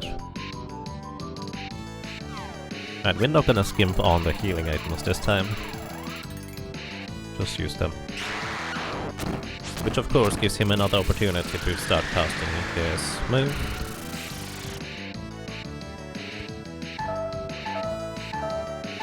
So much damage. Alright, that's my last AoE heal. But we do have still plenty of single target heal. Also, he's going to cast Thunderstorm, we already know that. That will reduce defense? Or is that just straight up damage? No, that's just straight up damage. And we win. Ooh, alrighty. Look at Flammy still blinking. Flammy doesn't care about time stops.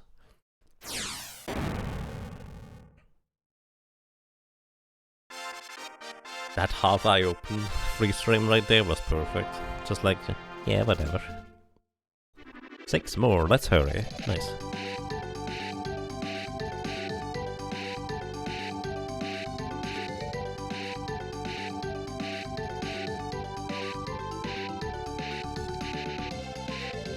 Alrighty. Next one. Unamused, Flammy is unamused. Something like that.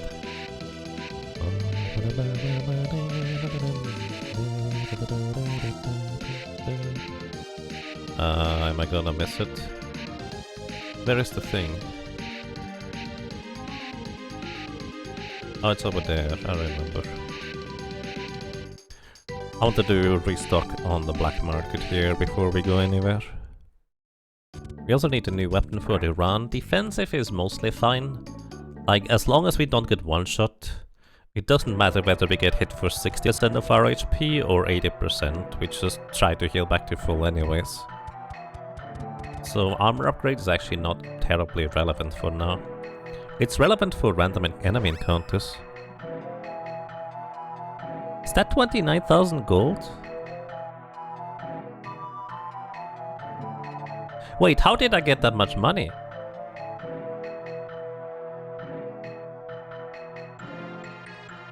Why? I'm pretty sure that's not how much I'm supposed to get here.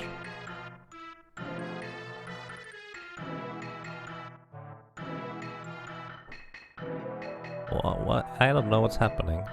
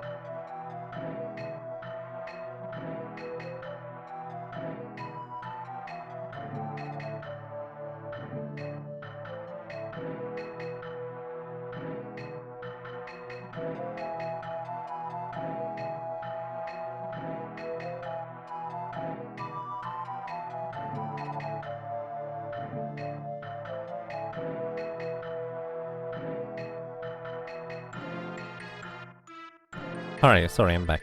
I need to take a quick break. I need to type something and send it over.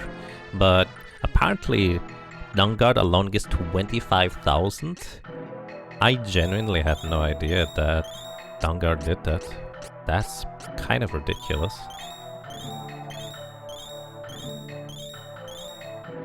Hello, welcome to Multisite. I hope you're doing well. That's way more money than anything else. I don't remember anything like that. This is completely foreign to me. Alright, we want to have a Cerberus paw for a fire dude for 2. We want to have a lightning for the plant guy and the earth guy. I'm very confused right now. And we're just gonna buy a punch of Potos oil. And then I'm gonna take an extended break. It's gonna take a bit, so just as a heads up.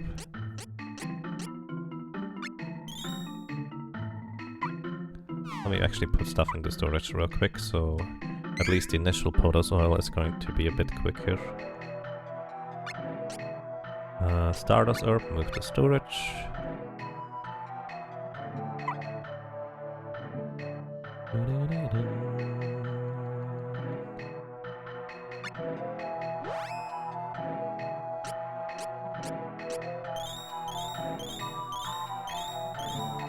Since the game has 3 phases, I wonder if the game incorrectly awards you 8,000 for every phase, since it would have been in line with what the other Benevodons give. Oh, I see. Does Zombie by chance give like 16,000? Because technically that's 2 enemies. Probably not.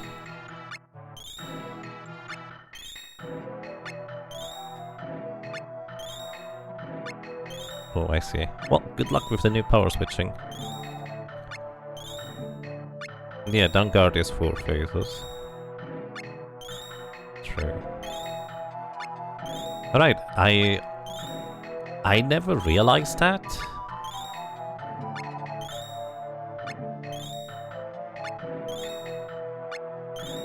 Then again, I guess I don't usually go and buy stuff in between most of the Benevodons.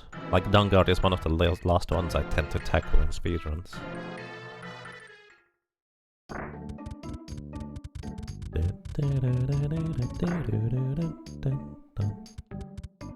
Okay. Time to sleep. By the way, we are about to level up, most likely, on all the characters. Which reminds me, we'll have to get Angela to chop class change before we do much else. Alrighty, we're gonna take a quick break, everybody. It's about 10-ish minutes. So thank you so much for watching, for listening, and for lurking, and we're gonna be right back.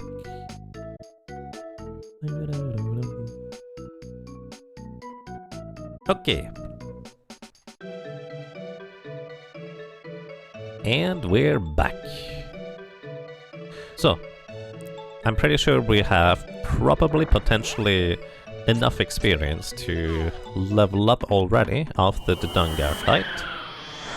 So we're gonna go ahead and make sure before we level up, at least with Angel especially, we're gonna get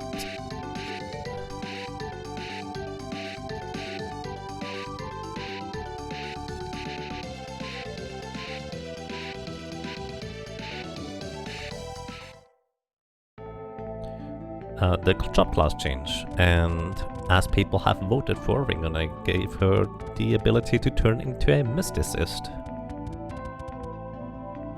What's a mysticist, you might ask?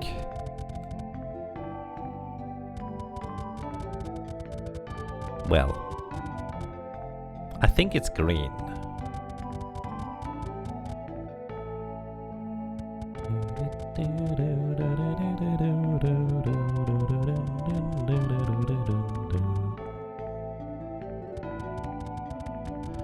In theory, if you got to level 50 and then chop changed, would you be extremely weak? Yes and no. The HP stat is gonna get properly adjusted still. Oh, wait, wrong character. The HP stat is getting adjusted still. Oh no, this is the correct character. Mysticist. Thank you for voting, everybody. And because you have a hard cap on how many stats you can possibly get on your base level character, you're not losing any stats changing.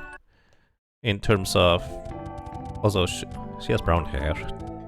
Still kinda greenish.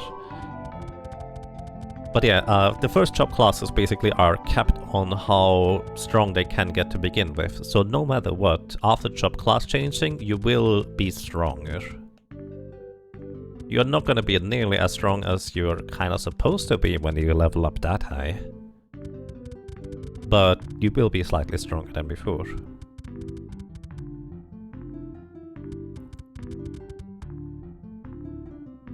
Even the mana works to enrage Kevin, and if you hit him during his wolf transformation, the minor status does not even apply. Indeed, it's pretty good.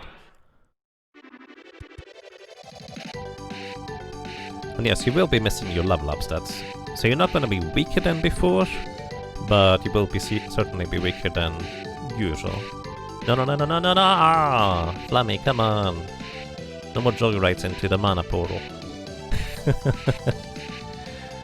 Okay, let's just go to Figment. See where we land.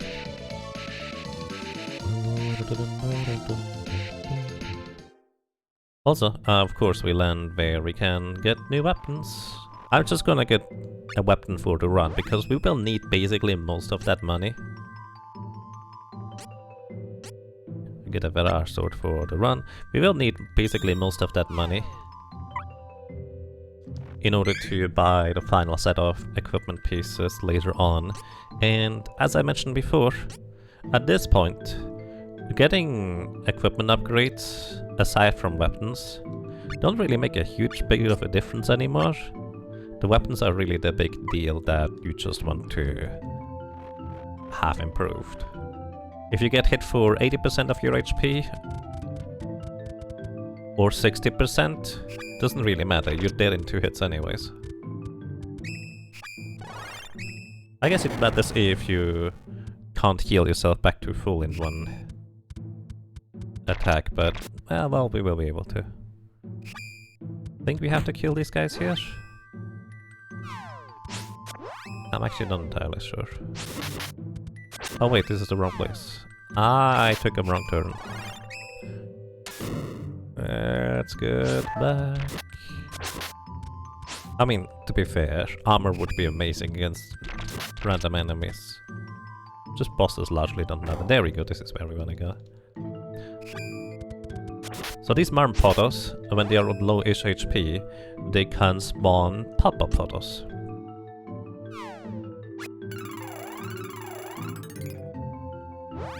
Also, curious enough, Angela will not deal any real more damage with her spells than what she does before. Before the class change, because effectively the hard cap of the first subclass is basically the baseline minimum stats the characters will get when they change over.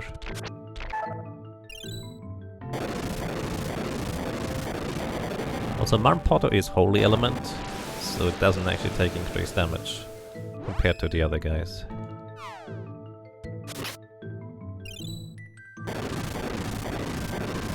But I'm pretty sure Angela knocks out the weak guys that are weak to water. And she levels up. More intellect for her. Dark Force. One enemy.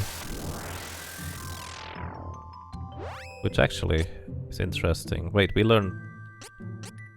Oh, Dark Force, I see. That is the single target black magic attack. So this is stronger single target anyways than the regular black magic attack. But this is the only single target stronger elemental attack she gets as a mysticist, I think. Not entirely sure, but I think. Maybe I shouldn't be thinking. Alright, stamina. Why did Lise not wake up?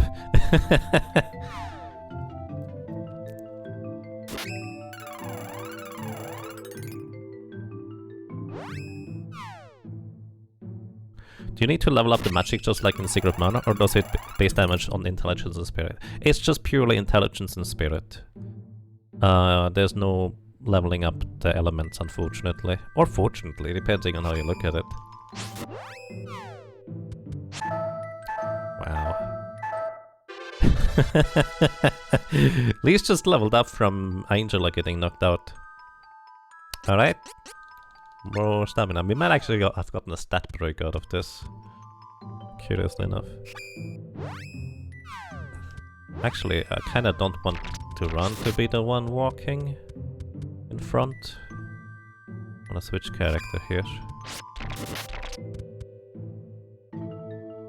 Because what I wanna do is I want to run to heal while I'm walking.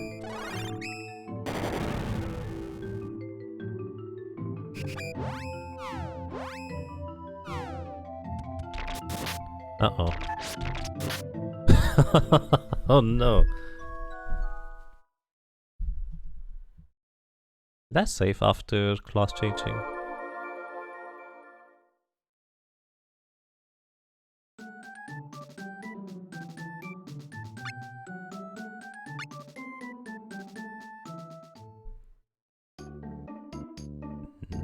Nope.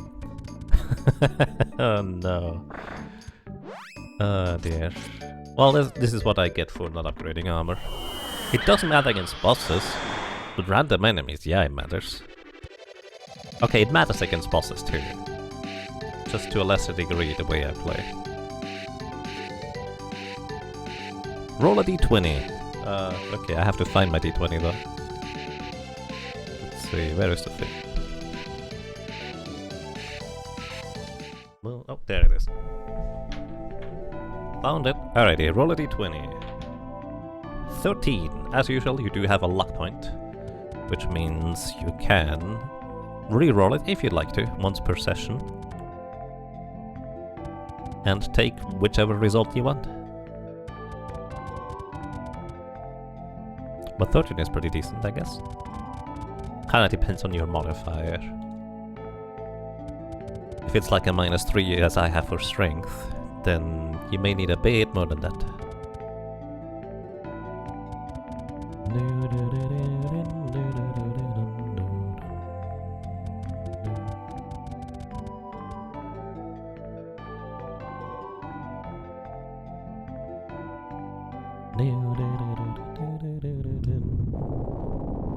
You'll keep the 13? Alrighty. Mr. Assist, back online.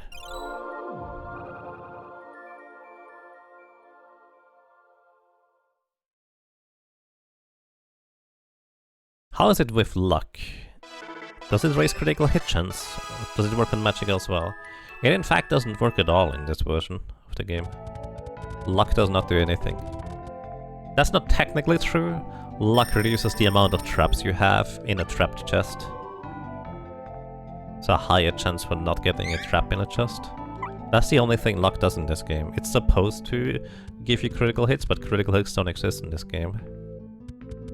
It's just not implemented.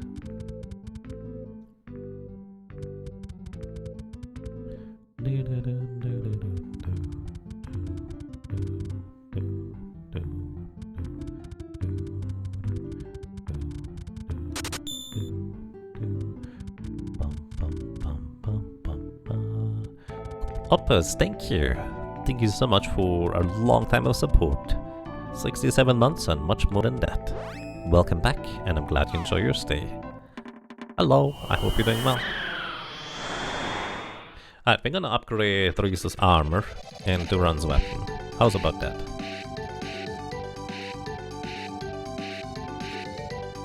Or maybe we upgrade Angela's armor. Actually, you know what? I think Angela deserves an armor upgrade sometime.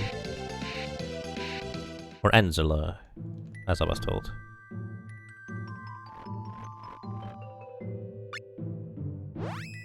We've been putting in a good chunk of work. The mana and shift. Yep, more than doubles her defense. I guess I haven't given her any upgrades recently. But considering how much I've been relying on her spells after all, I feel like that's only fair. I see. No, you. Thank you so much. And well, I hope you have a most pleasant day at work. Take care. And until later, next time. 137 defense. This is more than Duran has. Maybe I should try to upgrade his armor too. Nah, we'll be fine. Famous last words.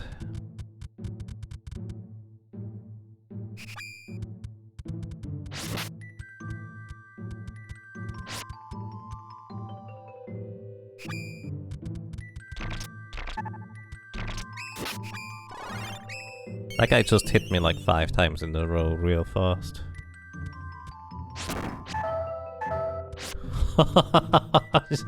Well, that's with upgraded armor there on Angela. So, not sure how much of a difference that seems to make. Alright. Try to knock out the Marmpada. Try to heal Angela.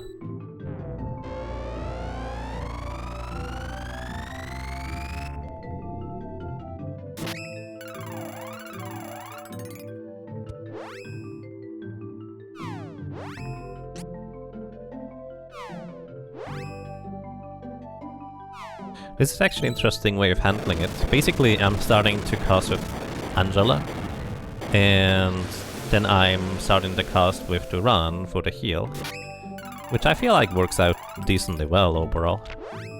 That way we get to heal the characters efficiently and deal damage efficiently.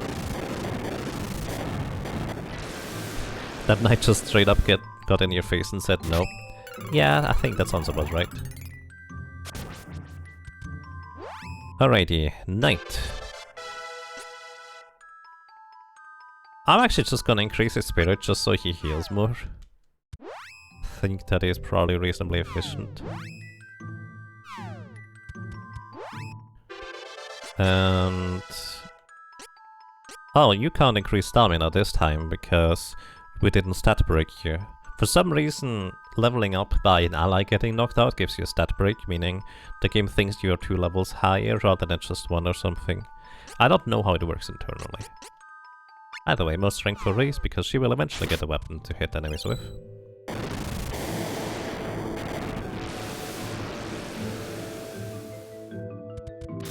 Did you just summon a minion? I think you did.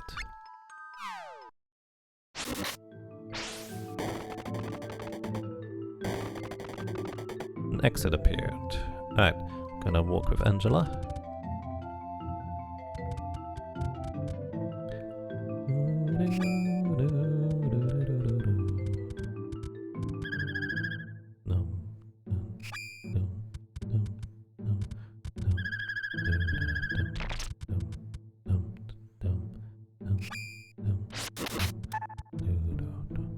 Honestly, the main reason why I died, oddly enough, is because I tried to heal, which gave the enemies more time to actually do those things before I could walk.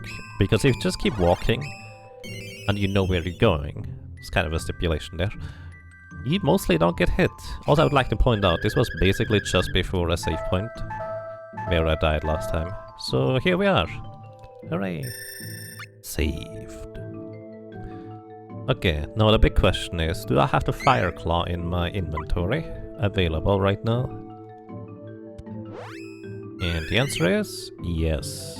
Okay, that's all we need.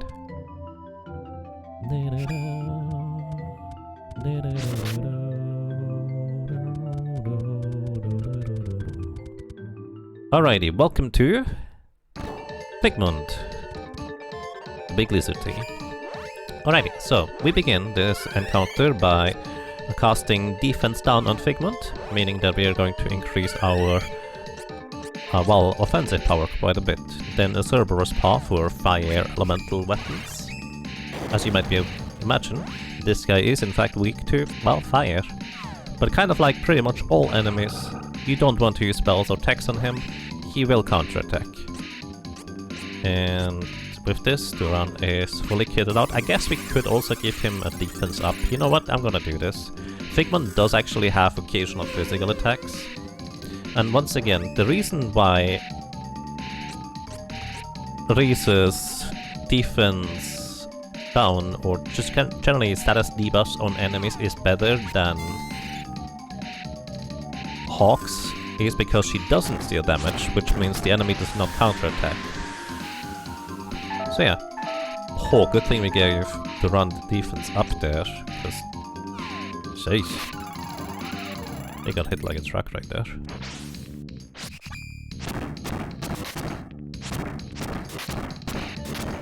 But he also hits like a truck himself, so... kind of evens out a little bit. So, Figment's timed ability is jumping into the second phase, or under the ice if you will. If you have high enough damage, you can just zerg him down before he can do that. But I think without Kevin, getting high enough damage for that is kinda difficult. So what he does down there is he just casts 1 or 2 or 3 spells. And we can't physically attack him, like it just straight up doesn't work.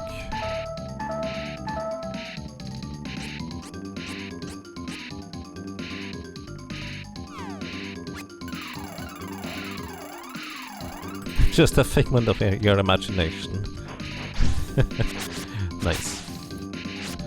Tail Whittle Article. We could cast spells on him, but yeah, it's usually rather unhealthy. Like, you could try to cast a spell on him just as he is doing a phase transition, so it might not be the worst, but let me just demonstrate. I'm gonna cast fireballs on him. He's going to respond with... let's see...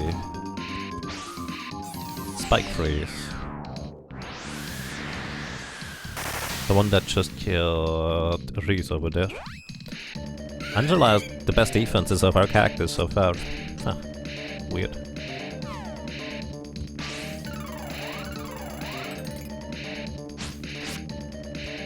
Alrighty.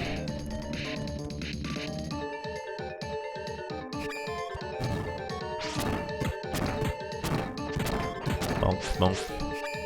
Bonk, bonk, bonk. Sometimes he jumps so high that he just jumps out of combat range. It's kind of interesting. Boom! This kind of reminds me of Final Fantasy 1, where getting to the bosses is much more difficult than actually beating them. I mean, it doesn't help that it didn't upgrade armor properly, but, you know.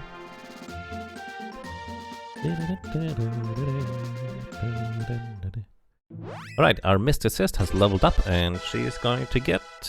yeah, more spirit. That's fine. Our strength-based fighter is gonna get more, well, strength. And... I guess Reese didn't level up.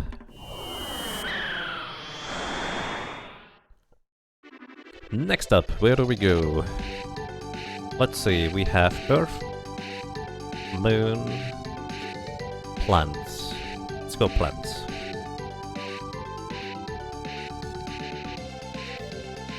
Earth, Moon, plants, and one more that I'm forgetting. Light. There's also light somewhere. You know what?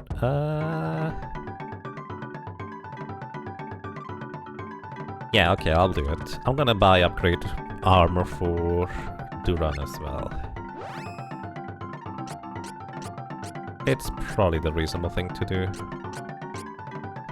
Leonis armor. It's a pretty substantial defense boost.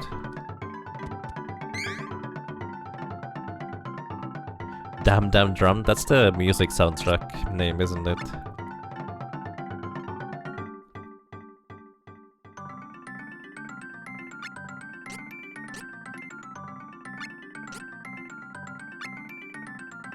Oh, there's actually a substantial increase in magic defense too for him.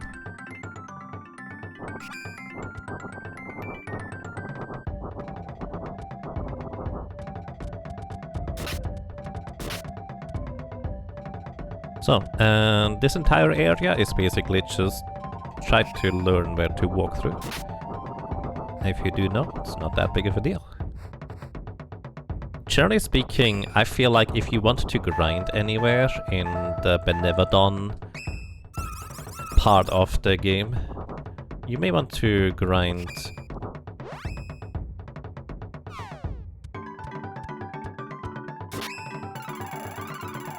in the fire area, because all of the enemies there are reasonably weak to ice, and usually just throwing 2 or 3 ice coins will kill an entire 3 set of enemies, which is usually pretty good.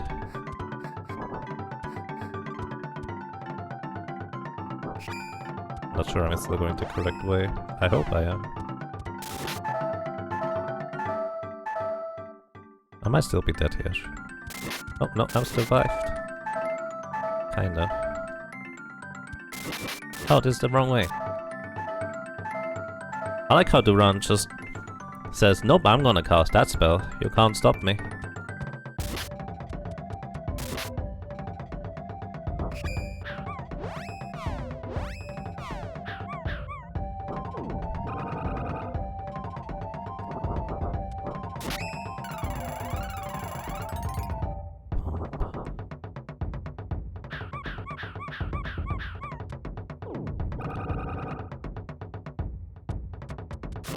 Boosted attack for the Queen Bee. Just don't stick around and they don't use their area of effect attack that will just wipe out your party. It's that simple. Okay. Healing up. And making sure that I have the correct elemental claw. Actually, does fire work against this guy? We still have some fire claws. Just in case. I know lightning is super effective element-wise. I don't know about fire, we're just gonna try it out. Let's get some Siren's Claw out there.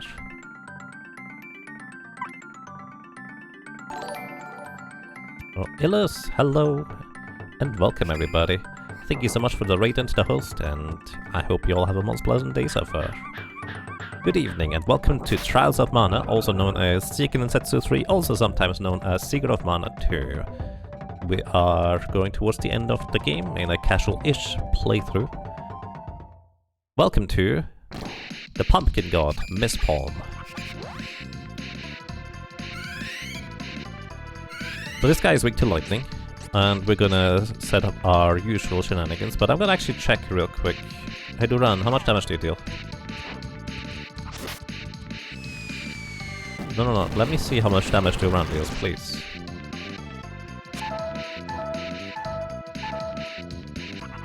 The run, please attack sometime.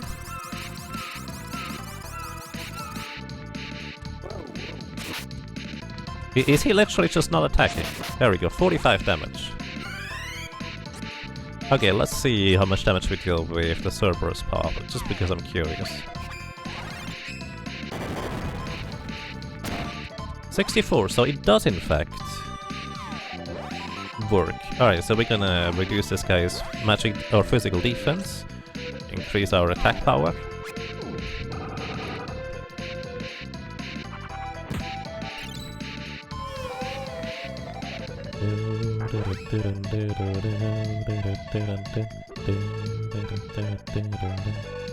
We're gonna increase the run's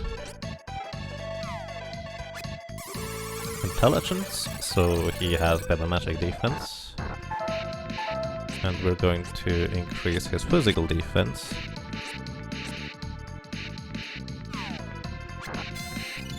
Then I'm going to switch over here. Also magic repel, so we actually really don't want to cast any magic on him at this point. Gonna heal up everybody. And then we just wait. So, Miss Palm mostly attacks with special attacks, but occasionally his tentacles will try to grapple onto one of the characters. But also, maybe worth noting, he can only ever do one thing at a time. So, oh my goodness, the menu is that slow. So basically what this means is, if he's trying to nibble on somebody with his 2 tentacle pumpkin arms. No, you should have hit Angela. Come on. If he's trying to nibble on one of my characters, I hope he's going to try and nibble on Reese. No! Oh, I forgot. This is bad. He's gonna counter attack. Wait, actually, did you just miss? I think Angela just missed. Wait, you can't miss with... What did you attack? Either way, welcome to me winning this battle right here. If the run ever attacks, that is. So, what is happening here is... he's trying to hit Angela, but can't, because I'm not letting him by walking away.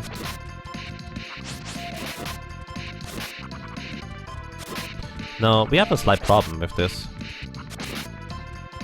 But yeah, he can never do anything else now.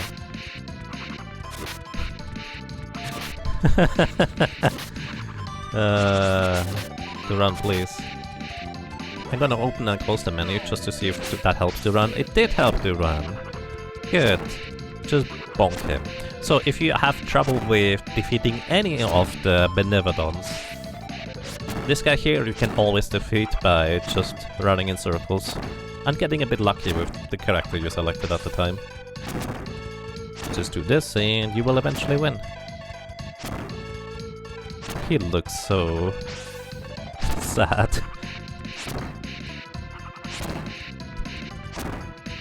Sad Miss Palm face would make a great emote. It does.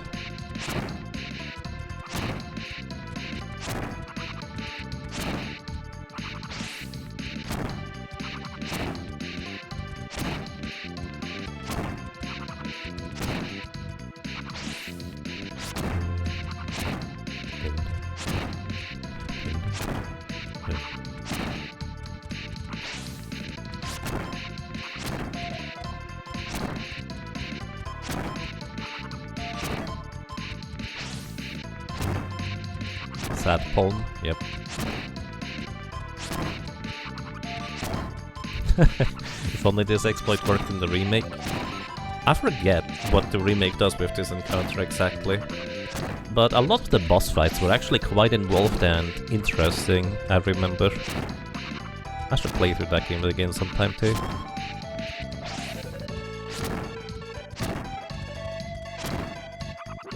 Might actually be a reasonable idea, because I have never done the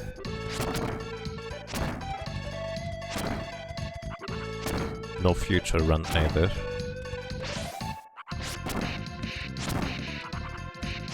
It's a very rough fight in the remake unless you do it very early in the cycle. So you're telling me I should do this last?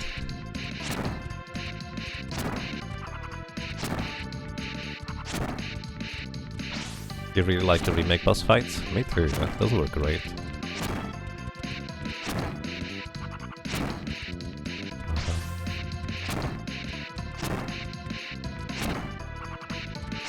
By the way, I'm pretty sure the run would attack more frequently if Reese was taking a nap. Or Angela was taking a nap. One or the other. But we're getting there, slowly but surely.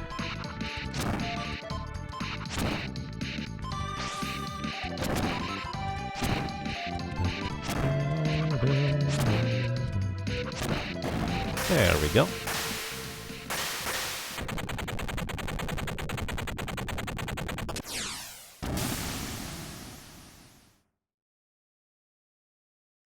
And he never got a nibble again.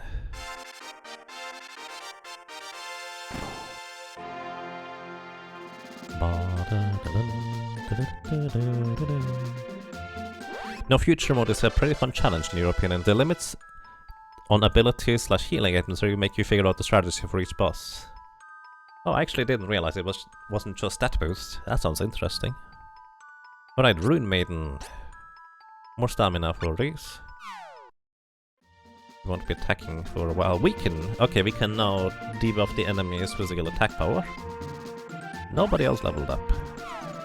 Okay, we have Earth, we have Light. What am I forgetting this time? We have Earth and Light.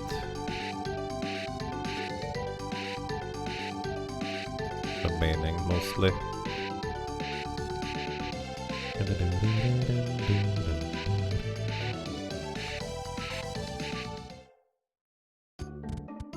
I went the wrong city again. You suggest doing it with a clean save and using the Kevin Claw to execute it? You just can't get hit. I'm not sure what that means.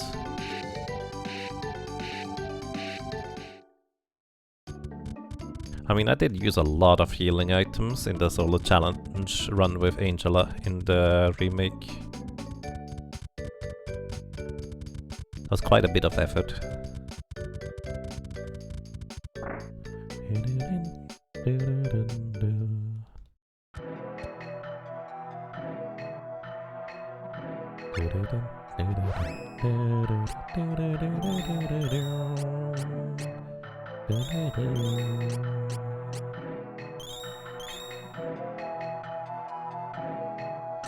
I think I want to have 2 ice claws.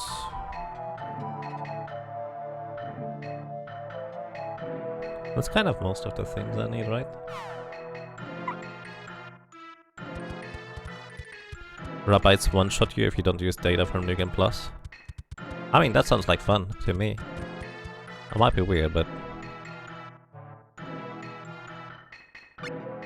I think that's great. Just don't get hit. Don't have to buy armor if you get one-shot anyways. More money for weapons.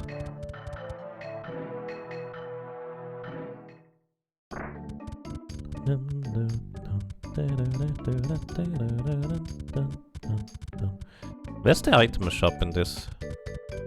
There's no regular item shop in this town?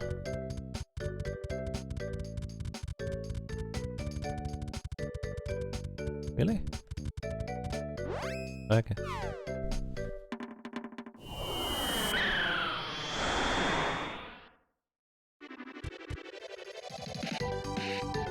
I mean, didn't Angela also have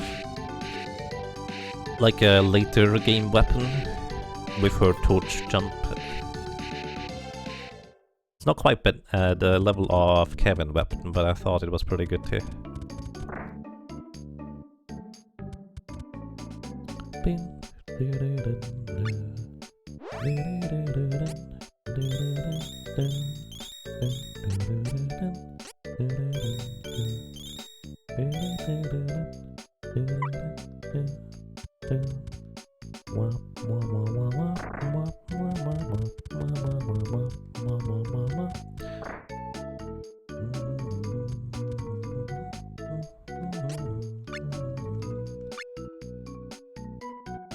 Original or remake? Kevin gets all the good stuff, doesn't he? Kind of.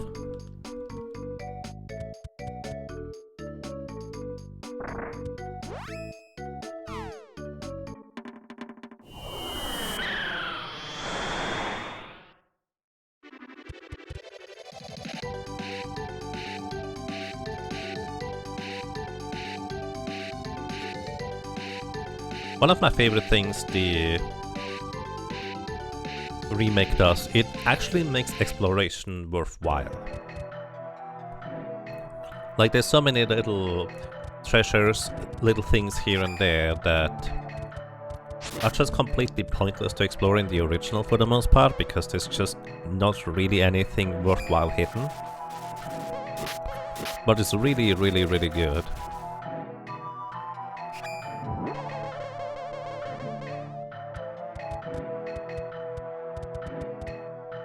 To just kind of get in the remake.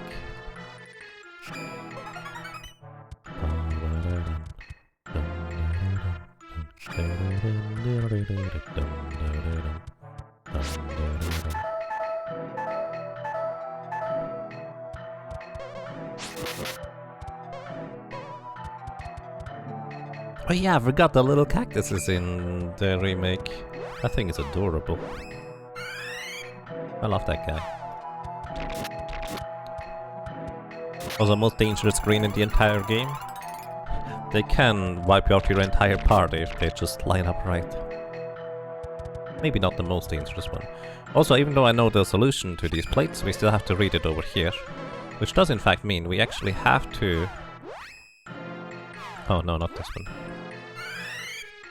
We have to kill these guys. I think they are weak to dark. I'm really not sure about that.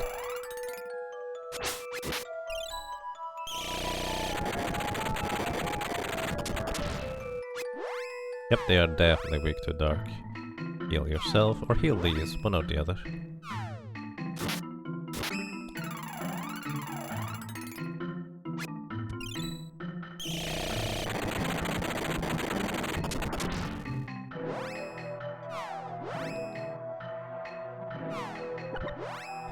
One down. Hey James, welcome. Hope you're doing well. Would make sense, you're light territory after all. Yeah. I'm inclined to agree. Alrighty. This guy just moogled everybody. Moogles look adorable in this game too. It's great. More intellect. Nice.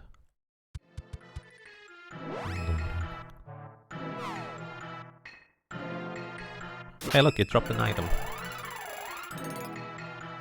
I don't remember what they can drop. The most interesting item drop you can get from an enemy around here is from the Papa Potter, who can drop you a light elemental weapon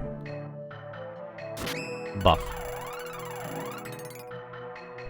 Weapons themselves don't have elements. Alrighty, left is light, right is also light, of course. Tesla oil. Oh, that's interesting. Okay, that is an interesting item. Never mind. So what the Tesla coil does is it charges up your tech bar all the way. Which reminds me. Nothing happened. Oh, I guess I was interacting with the one on the right. There we go. Left is light, which opens up this path, and right is dark, which opens up a path further outside.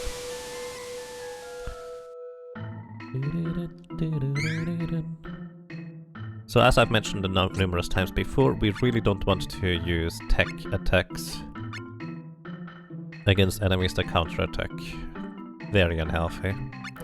And I haven't set Angela's one yet until now, because I forgot.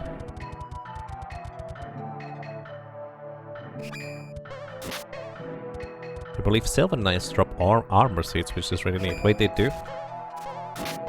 I thought you couldn't get the specific seats until a bit later in the last area, but I might be wrong about that.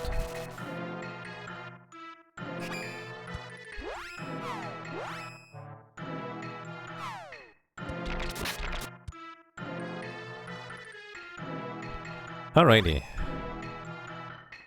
I'm still gonna keep Angela alive here. She has better defenses than Reese. And you as well. Who be the question mark seat? I actually didn't realize you could get equipment seats already. Kind of makes sense though. The Light Gazer Benevodon attacks. Alrighty. So, it just kind of do a standard opening. Reduce enemies' defense. And then we're gonna go ahead and buff up our characters. We don't have an elemental claw that deals more damage to this guy, so it's just raw attack power, if you will. Strength, physical defense, and magic defense. And we're gonna give Angela over here also more magic defense. Which means from magic she will take basically almost no damage anymore. Good timing. 113 is really not much in comparison. And that was defense down on this guy. Now we can reduce his attack power.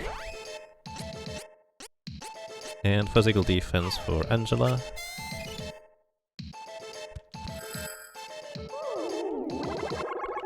And chocolate for Angela. And then we just hit him until we win. This guy here is kind of tricky to hit with physical attacks because he likes to jump around. Did you just reduce one of my stats? I think he occasionally can just... Yeah, he actually reduced my strength. He occasionally can just randomly, with his attacks, reduce strength. Actually, I don't think it's random, it's just random which attack he uses. But there was no text indicating that such happened. I would prefer if you hit Reese with these. But yeah, this guy is not particularly dangerous compared to the others. Because between the teleports and the jumps, you usually have plenty of time to heal back up. This is effectively his most dangerous attack. But because we are buffed up, we relatively easily survive it.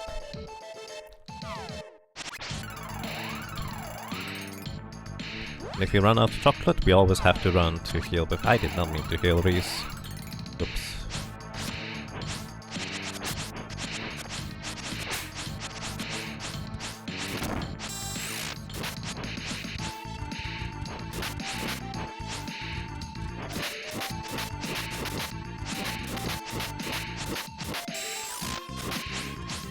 And once again, what I'm doing here, the reason why the round can attack so quickly is because I'm using a little technique called attack cancelling.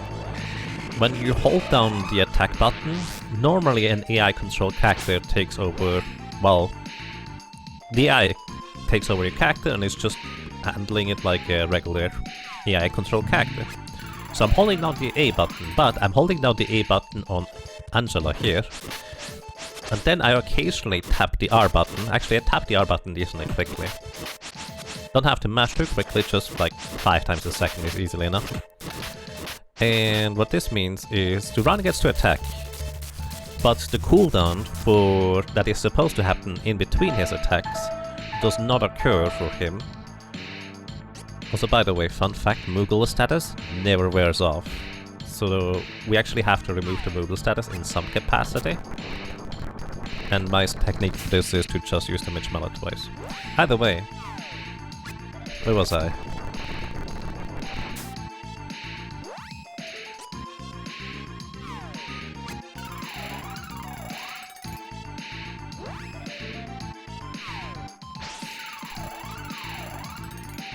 Right, holding down the attack button then tapping the R button allows the run to just continuously attack. So basically I input attack commands for him, but the cooldown for him never gets applied because technically I'm in control of Angela by the time the game actually executes the attack and would want to apply the cooldown between attacks. So that one just never happens, so to speak, and I can just keep attacking. Also another big reason as to why Kevin is so much stronger than any other character, because physical attackers get made significantly stronger through that kind of little technique as well. There is his desperation move, 25%, he heals himself for 361. Just gonna make sure we are topped off, because I feel like we might get another big move at some point.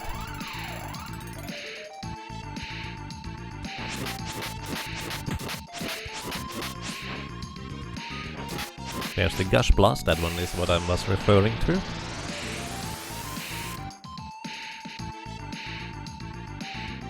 I think the only way we can get Saint Saber in this team...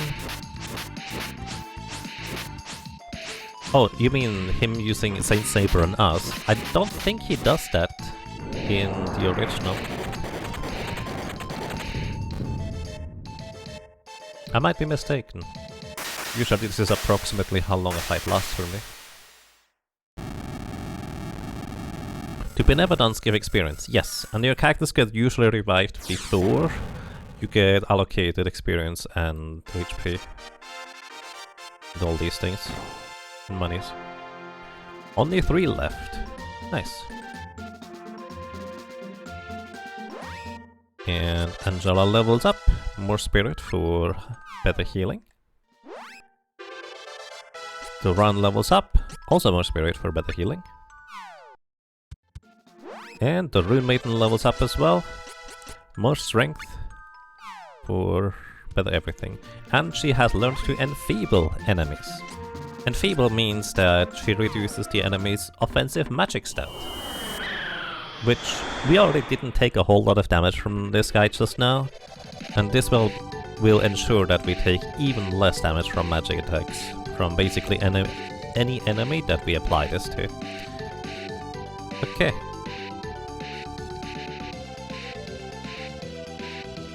I guess we're gonna leave the Land Hugger. What's the name? The Land Umber? For last in this case.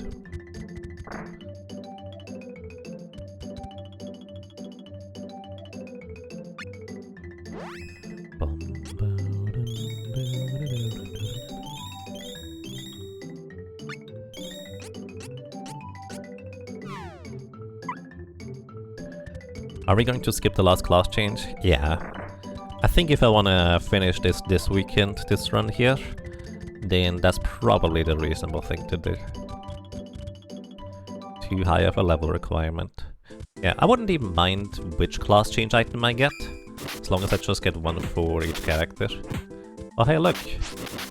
The Run and Angela take 1 damage from these kinds now. It's actually reasonable to try and farm a moon coin if you want to make the final boss easier. And yes, for some reason the moon coin's 20% reduced maximum HP works on bosses. So it's effectively just like, what? 5,000 damage to a boss in 1 attack? It's pretty crazy. It might be not quite that much, I forget how much HP the final bosses have. Also, I think it's 20%, could also be quite a little bit off. The concept is the correct one, though.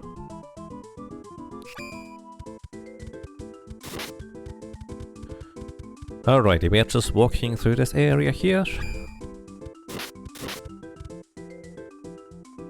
And welcome to one of the most dangerous areas to traverse in the game. Because these walls outside here, we have by now decently high level and equipment to basically negate most of their attacks. But these guys... oh boy. You don't get away from them in time. They are really strong. Also, I forget where to go through. This is not it.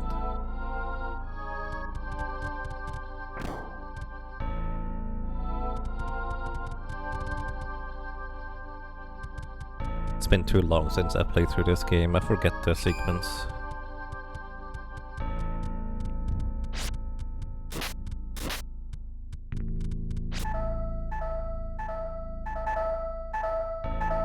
Yep, this is the expected result when trying to walk past the wolves. I got actually away really easy with Angela there. I think it's just over here now. There's no trap rooms per se, so I guess that's a plus.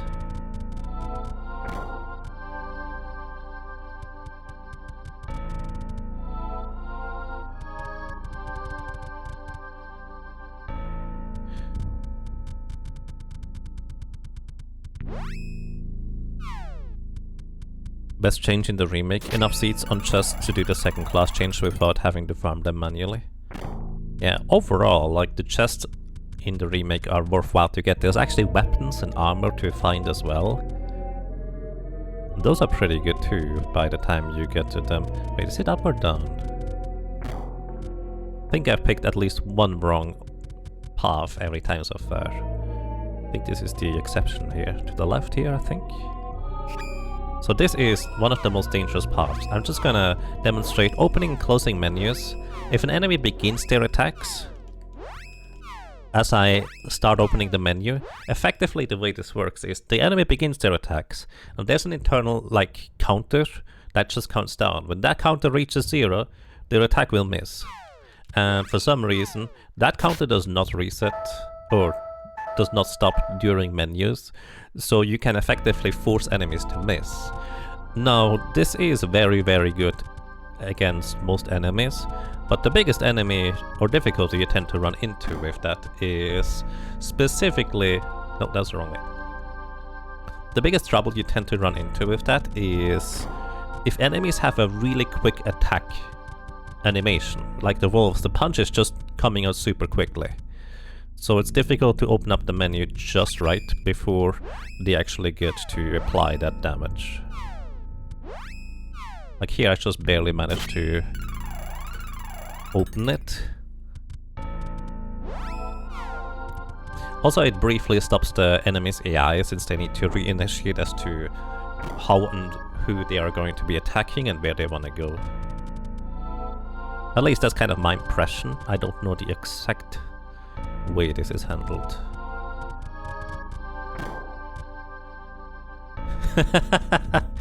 You know, that's an excellent point. Menu is strong against melee attack, weak against magic. I never thought about it that way, but that is a very accurate description, I would say.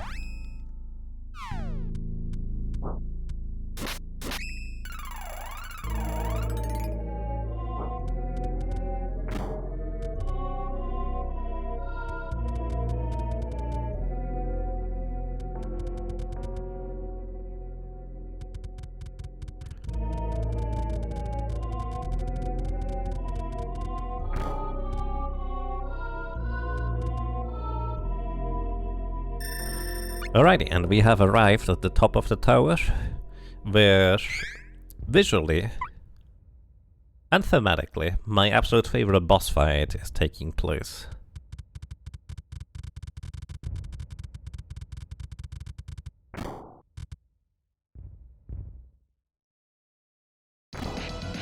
Welcome to Dolan.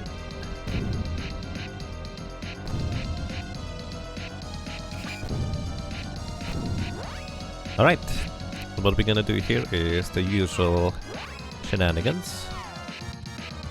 We're gonna increase our defenses first, specifically for Angela. And Duran. Next up we're gonna increase our magic defenses. This guy here actually doesn't do a whole lot of magic damage, but some, so it's still kind of relevant. Then this one here. Also, we don't have a particularly good elemental weapon. In fact, I don't think he is weak to any element at all, not even trees. So Duran just gets a straight attack boost, and that's it. For defensive buffs, now we just have a raise here. Reduce this guy's attack power as soon as we can. There we go. Duran's attack power gets reduced. So physical attacks deal significantly less damage now. Now we're gonna reduce his magic attack power. Gravity Crush is clearly physical. And yes, that was the reduced damage we just took there.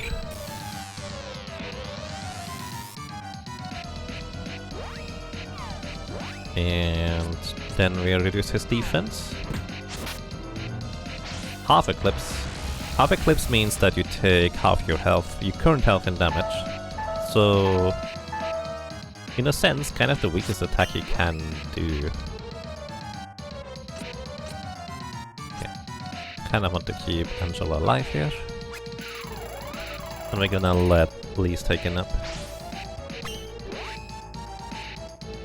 And this is going to be basically our fight setup.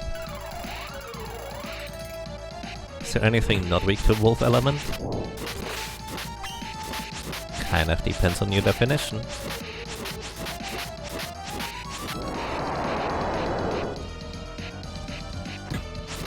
Okay, rest well, Luis. We'll wake you up when we're done here.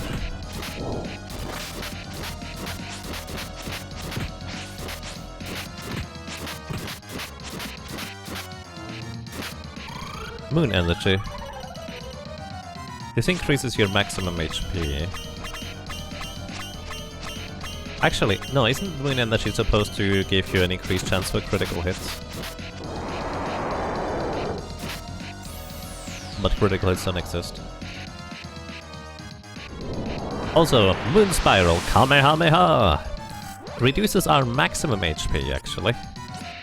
And I believe the way you fix the maximum HP loss is by overhealing. When you're at full HP, but we don't take enough damage for that to be a particularly big concern. Half HP gone on Angela, we should be still okay. I mean, we can, while he's defending, we can just use the run to heal up Angela here. Watch out! He increased his non-existent critical hit rate. Right, he multiplied it by 20. Which means from 0 it goes, well, times 20. So if this is Moon Saber, he would actually steal life now with his physical attacks. Which means this was not a physical attack, his how. Gravity Crush in fact should be a physical attack. He does decrease our evasion. Again, evasion unfortunately does not exist, or fortunately, kinda depends on your perspective, I suppose. And there it is. Dolan. Goes back to sleep. Forever. Tell me anything in this game that isn't weak to Kevin.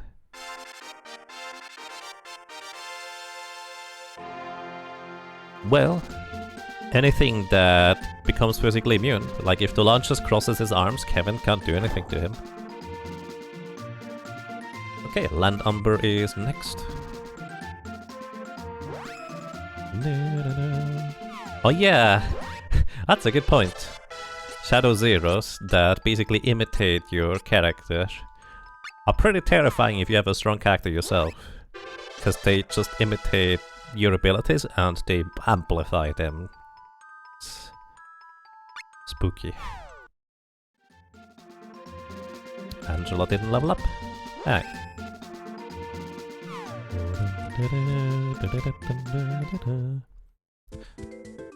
He can transform into Kevin, which is resistant to Kevin. Yeah.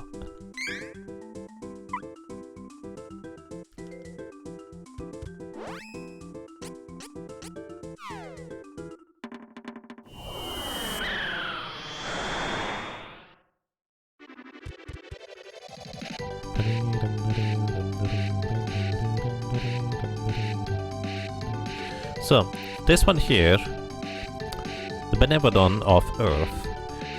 So initially your idea might be to go where you found Gnome, because you kind of found most of the Benevodons by going to where you found the Mana Stones. But this one here is actually on the other side of the mountain, where you have to land in the western side of the Mole Bear Hills in order to get there. This took me originally quite a long time until I found my way here. It's kind of funny that there's level 7 mole bears in this screen, because you can never get here this early where there would be any remote threat to you.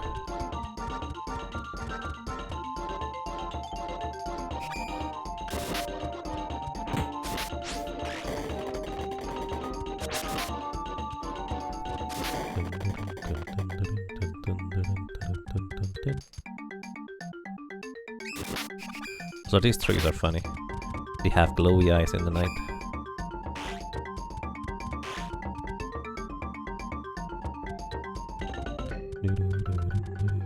You wish you hadn't missed the setup for the insane attack speed glitch? It's more of a clever use of game mechanics than necessarily a glitch. I guess it could be it's kind of difficult to tell what is intended and what isn't. All you do is hold down the A button, which is your attack button, and then you tap R or L, depending on who you want to attack quickly with. In this case, I'm controlling Angela. If I hold down the R button, I control the run.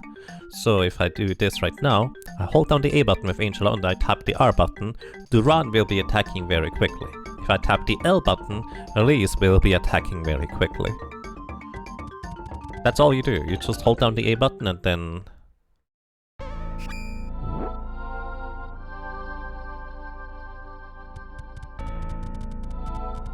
you tap the other button.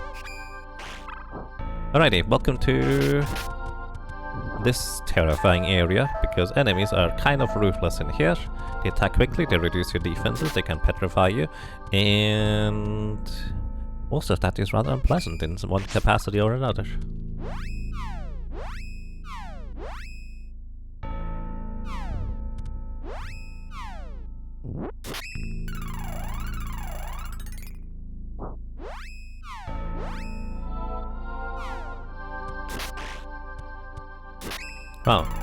Oh, right, in this specific area here, the enemies actually don't scale, they are only level 28 right here.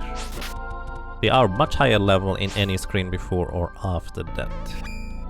Level 40 right here, because 40 is the highest level we end up getting to.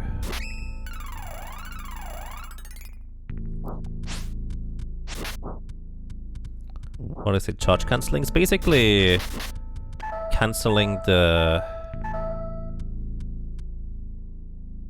attack delay, so it's usually referred to as attack cancelling. I think I still got hit there, but I also got healed immediately.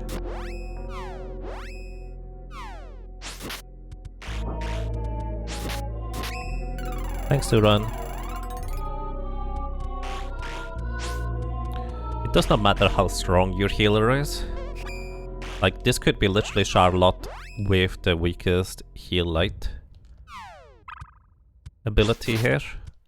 And she would do a great job at just kind of keeping the character alive that is trying to walk through this area here in particular.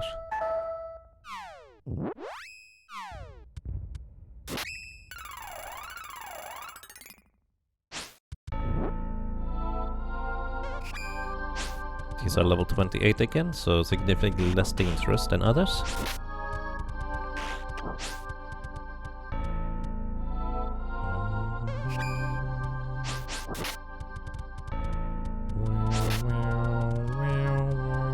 I do believe there's a healing statue to the left, but it's actually not too far to get to the final healing statue from here. They're also level 28 here. I actually didn't realize that.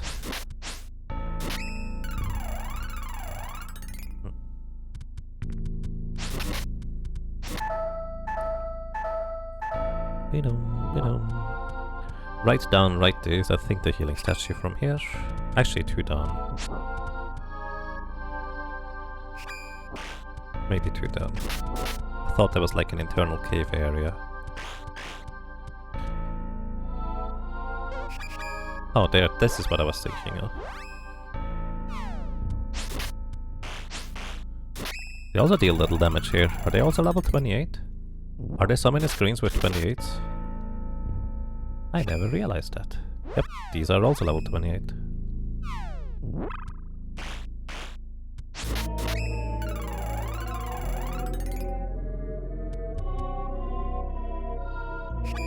Could have benefited from some Yaga QA back in '94. Realistically, they kind of knew about a lot of these issues, but it's really difficult to do anything about them, I will say. That's kind of my impression, anyways. You were wondering whether it was charge cancelling, because another game you played has insane attack speed, glitch rooted in that. Basically in that game, if you hold the attack button after the first swing of the combo, you start charging an attack, but if you release the button on the first frame of the charging animation, it will reset your combo, allowing you to spam the first swing of the combo with practically zero delay between them. Oh, interesting. Nice.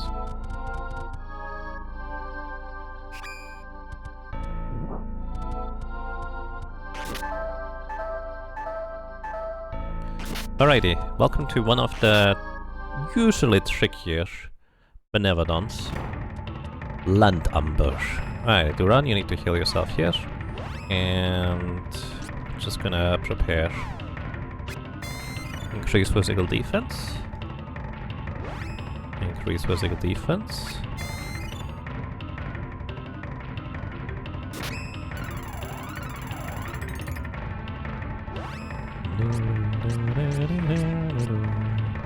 Increase magic defense.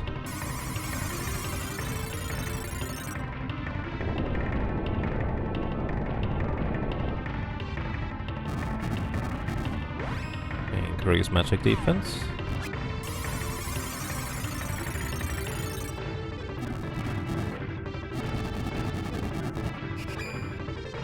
And then we give you a lightning element on your weapon.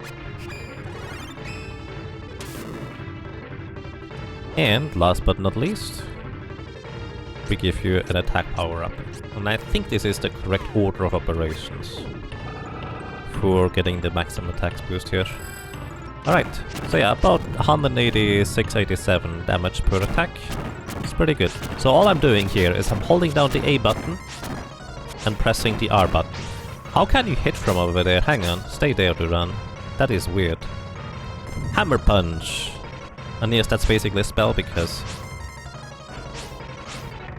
Okay, you can't do that. Because everything stops, we can't do anything doing this. It's probably a physical attack. 97? Yeah, big fine. Also, this is another boss where the AI control characters love just standing like a pixel away from being able to hit the guy and just swing into nothingness. To be fair, that might be mostly a Kevin problem, because his attack range is just shorter than most of the other characters. Actually, Hawk probably has about the same range.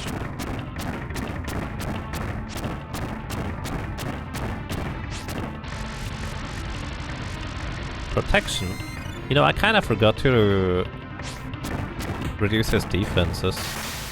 Wait, he's dead already? What the heck? Does he not level? What? Is it self-day? I haven't paid attention to the time of day at all so far.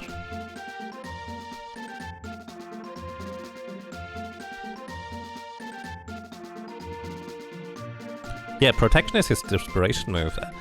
Like, initially I was thinking, nah, it can't be his desperation move, that's way too quick. But no, apparently it is.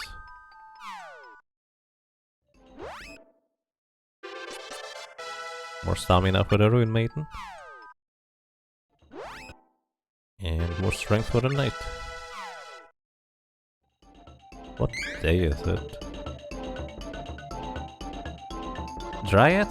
No, it didn't influence him. Maybe I just fought all the previous Benevolence on their respective day by accident or something. So they took a lot less damage. I don't know. Maybe it's just because he does have an elemental weakness. That's kind of the big deal about it. Alrighty, we have defeated 7 out of the 8 Benevolence, God Beasts, whatever you want to call them. And now we have absolutely no clue where the last one is. Except that we have, well, received the idea that we could upgrade our equipment a little bit at least by going to a city that Josephine let us know about. It's a bit out of the way, but I mean, while we don't know where the God Beast is, might as well just go ahead and see what we can get in that city. Land Amber has very low base HP as well. I never knew that, actually. I usually fight him like 4th or so he's just about the same as others.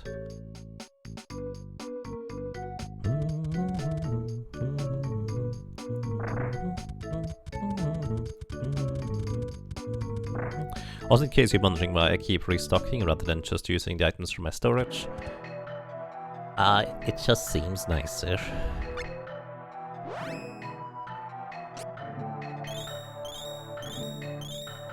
And I'm always worried about running out of resources in longer boss battles or gauntlets, and there's gonna be a long-ish gauntlet coming up, so I like having backups.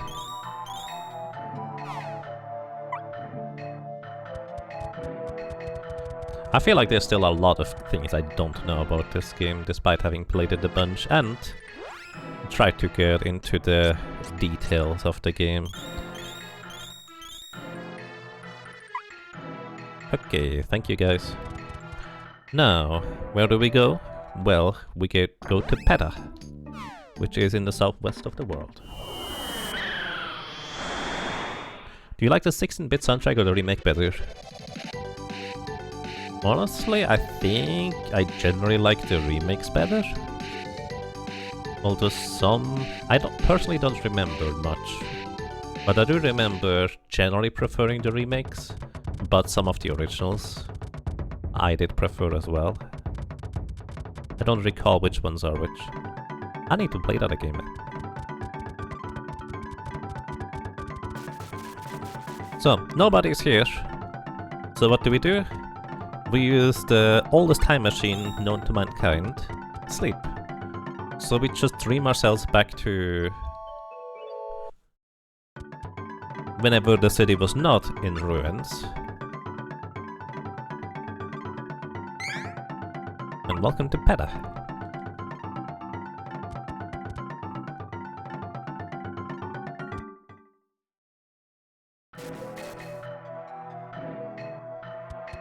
So here we talk to this guy. He tells us where the Mana Stone of Darkness is, and it's going to be in the Darkness Cave in the northeast of the world. So this also is going to be now the different area, the different final area based on which storyline we are playing. Since we are playing through the storyline with our team here, this is where we're going. Also, there's 2 different weapons we can get here. The Excalibur for 34,670 gold, or the Clayom Soleil, which is... no, slightly more than half as much. And it only has 2 attack less in comparison, so it just absolutely feels not worthwhile to buy any of the other weapons, honestly. Like 2 more attack power? I don't feel like I want to get about 18,000 more gold for just 2 more attack power right now.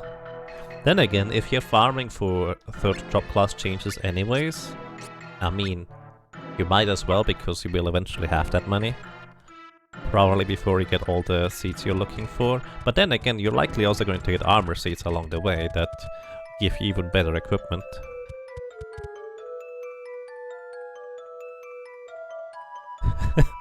Can confirm, sleep is a great time machine.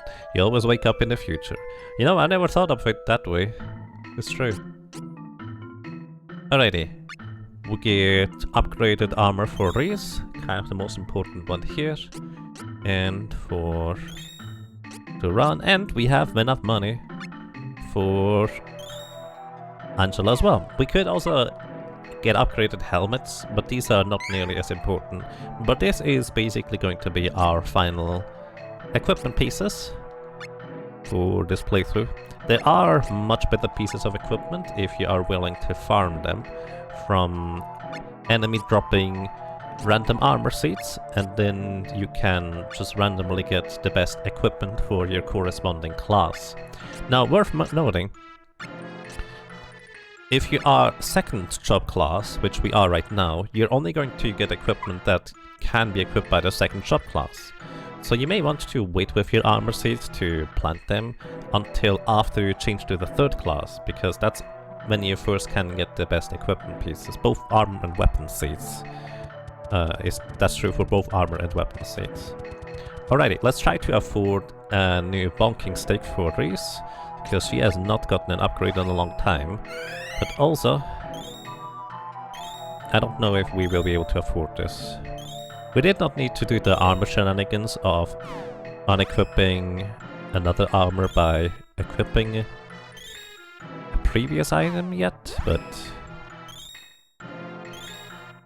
maybe. Bye. So unfortunately, can't afford a Brianak. We need about 4,600 more gold, which we can reasonably quickly farm, I will say. There should be enemies outside this now, if I'm not mistaken. Wait, didn't I need to talk with another dude too still? Or was it just that guy on the left side? Did I need to talk to this guy? I think in the remake you have to talk to him. But I don't think we have to talk to him here.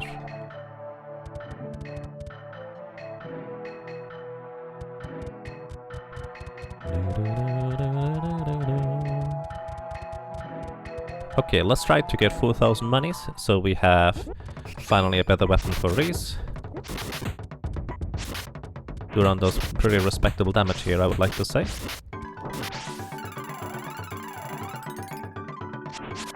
Also, this is probably the time to finally demonstrate the level 2 tech attacks of my characters.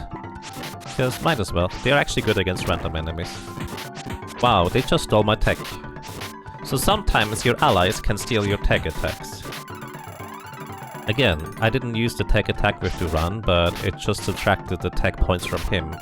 Because I think I was kind of attacking at the same time they used the tech or something. Less than an idea, there we go. So Duran has just a single target high damaging move, which is kind of cute, but not nearly as good as you would like it to be, because there are just multi-target damaging moves that deal the exact same damage, but to all enemies instead of just one. Also, fighting this guy is really annoying. He just keeps healing. Also, 822 experience? Holy cow, that's a lot of experience. Quite a jump compared to what we had before.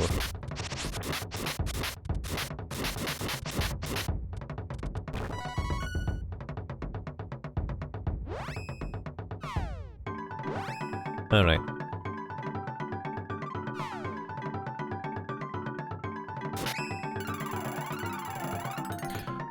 Playom Soleil, the Sword of Light, comes from Gaelic folktales. Oh, interesting.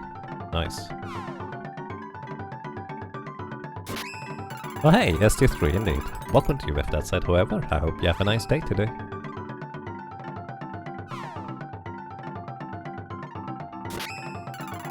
Was it Playom Soleil? Like, how do you pronounce that? Like, so AIS always feels very French to me, so that's just kind of what I naturally gravitate towards trying to say.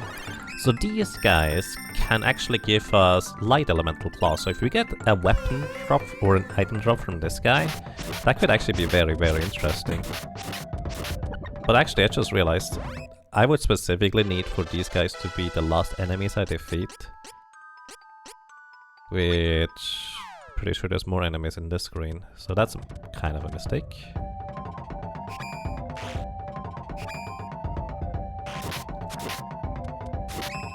So I'm trying to show off Reese's tech 3 attack here. No, stop stealing my tech! Seriously. Oh my goodness.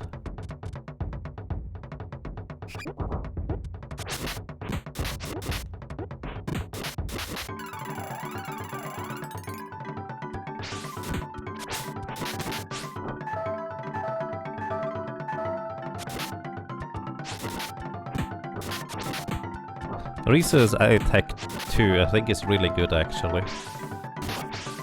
Yeah, she hits all enemies. This is kind of the slower animation compared to the other one, but overall it's actually pretty good. We're almost dead though. And we've already seen Angela's Tech 3. by accident. She just throws the star out, but you can kind of try to demonstrate it more clearly again as well. Nothing beats the Sky Fist. I mean, Sky Fist is Tech 3, not Tech 2. So... slight difference in power level. But I agree. I do really like the light side tier 2 for Reese, however. Because both light side and dark side Reese do their, like, physical attack, just multi-attack.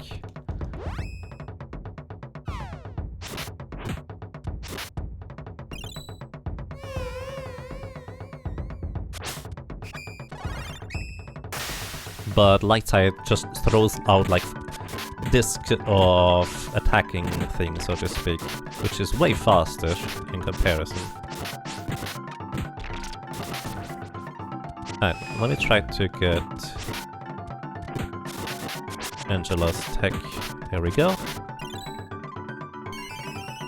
Just throw some stars.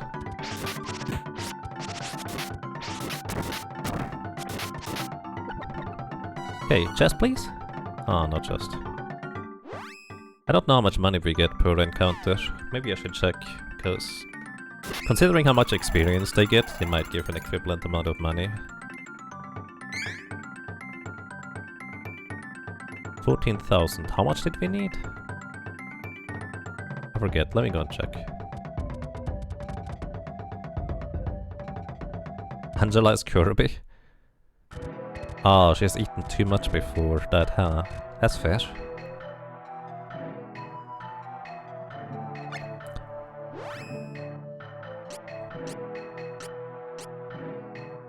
$18,670. Wasn't that about the same I had before just now?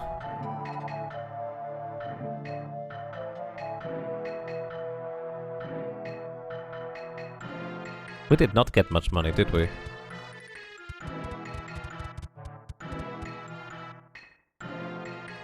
Oh well. Let's go and beat up a Sablefar, shall we?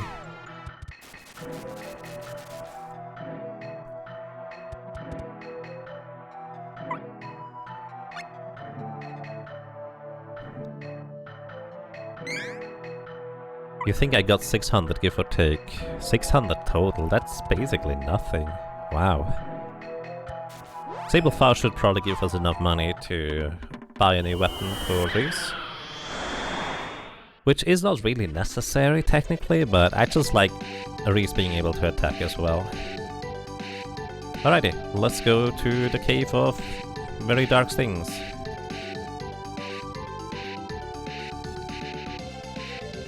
And depending on whether you fight the Sablefar during daytime or nighttime, it is stronger or less strong. So these wolves have a full screen attack that can just kill you. So do the ninjas.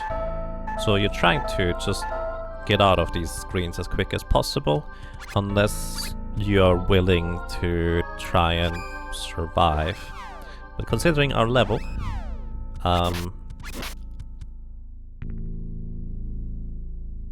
yeah. That's just rude. So this is what just can happen. They can just wipe us out. Oh, we actually are gonna survive here, fascinatingly enough. Because 2 of my cactus are at 1 HP after getting killed. This does in fact allow me to use an item to just continue. Don't ask me why that works, but it does work.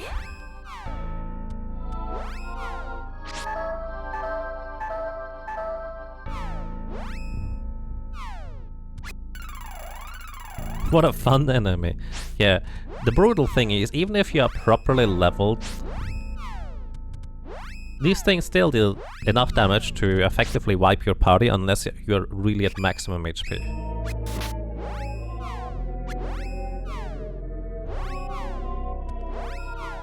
And the wolves, as usual, just attack so ridiculously fast that they can just wipe you in that way as well. Look, there! So Sablefar actually hadn't escaped from the prison yet. In fact, they just only now use the Mana Sword to get the Mana Sword of Darkness back into this realm. I believe it was in a different realm before. And so we actually are fighting against the weakest version of Sablefire right now. Because all the other Benevodons had time to power up. This guy here? This guy didn't have time to power up yet. Okay, we're gonna reduce attack power on the guy on the left. Might seem a bit of a weird choice, but this guy on the left does mostly do physical attacks.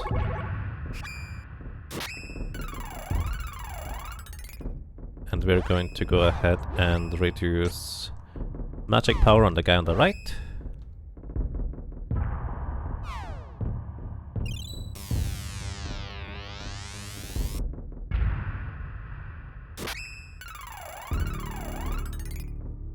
Then we also want to reduce their defenses.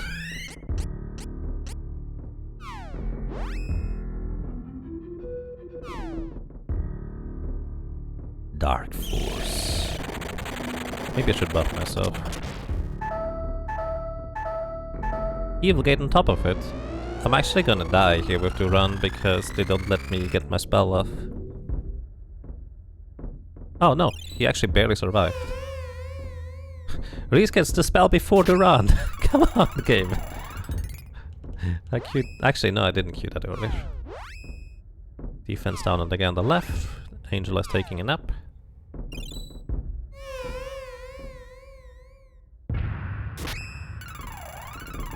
It is still daytime, I think, so this guy should actually be slightly weaker. Now, what we wanna do is we wanna buff our stats. Physical defense up. Physical defense up.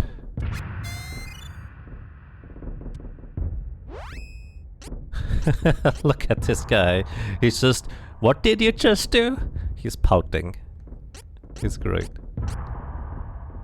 Increase magic defense.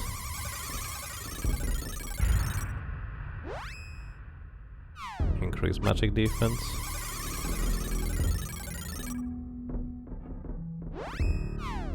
Have to run... Oh! To run has no more MP. I guess I used that much, huh?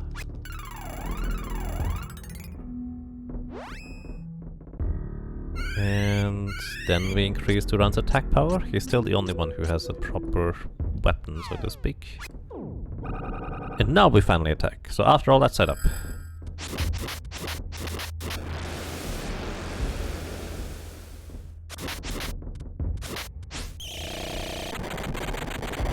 Now the funny thing is,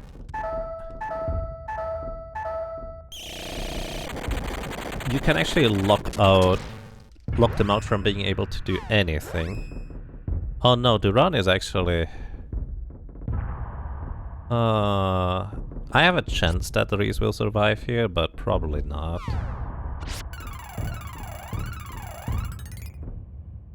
Yeah, that's kind of what I expected here. That's just rude. Well, all of Reese's buff are gone now. Less than ideal. And this is, by the way, the prime example of a boss where using your many to heal or do anything just gives this guy so many more opportunities to just cast spells. It's kind of rude if you ask me. So you actually want to heal as little as possible during this fight.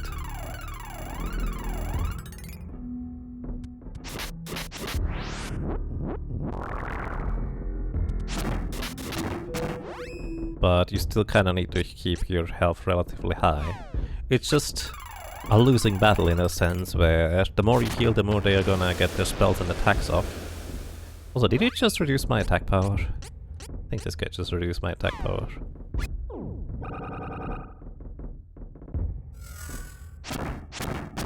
Yeah, Moonsaber actually might work in this scenario. Okay, they just removed all the buffs from Reese, which she didn't have any. So it's fine. Okay, the guy on the left is down.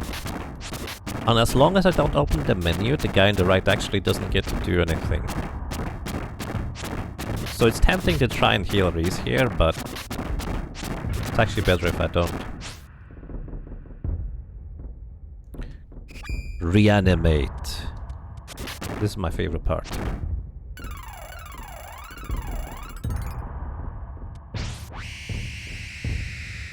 It's so creepy. Also, I believe this attack is split damage between all characters alive, so maybe I should have revived Angela. Speaking of reviving, the reason is to get back up. I think I should give her defensive buffs again.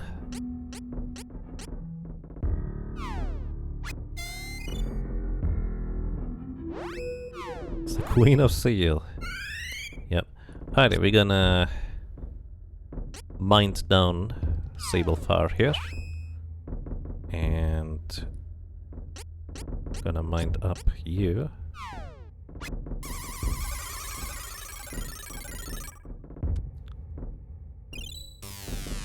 Okay, magic damage down. Now, I don't remember whether you deal any physical damage, but I'm gonna reduce the physical damage you may or may not do. And I'm gonna reduce your defenses, because at this point, we don't really care about the guys on the left or the right anymore. We just want to knock out Sablefar in the center here.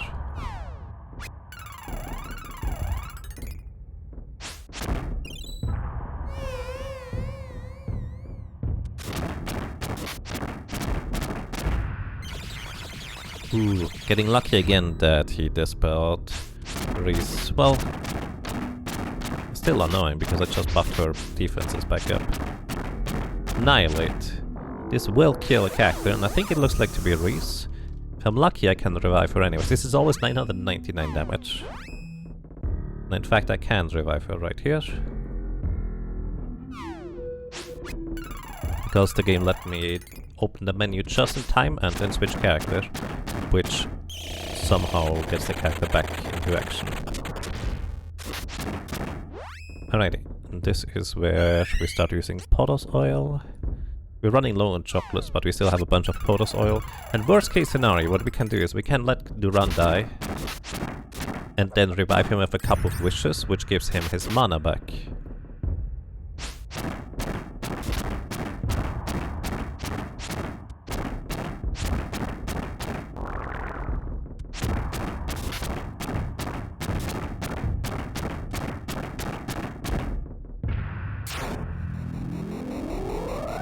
I really like the spell animation. Actually, I mostly like the sound effect of that spell animation. I think it's just amazing.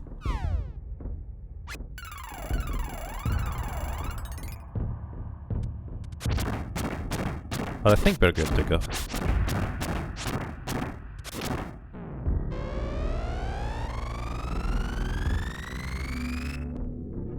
It's Alex Straza.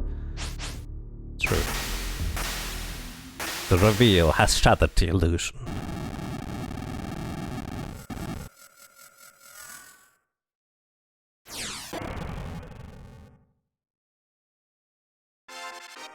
Hooray!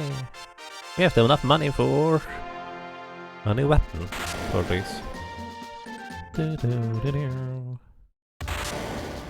Alrighty.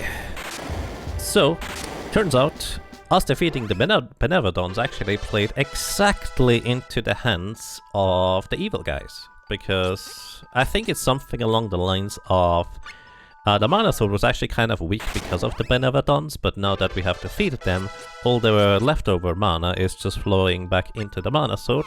Since they have the Mana Sword, they get to control everything now. Alright, now here we hope that we don't get killed. Gonna try to get back outside. Actually, can I use a magic rope here? I actually genuinely do not know. What do I need next? I don't technically need a Poseidon Claw, but it would be handy to have.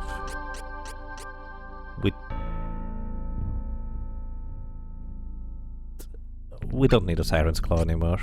We're good. Oh, we have more Poseidon Claws. Okay.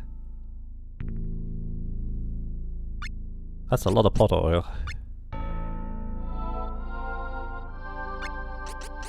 More Seiken chips. More bullet skills. More Drake skills. All the chocolates. And hope that the magic rope works here. Because I want to get out of here in order to buy a new weapon for Reese, and then we tackle the final dungeon. Yeah, it does work. Nice. I actually did not know that.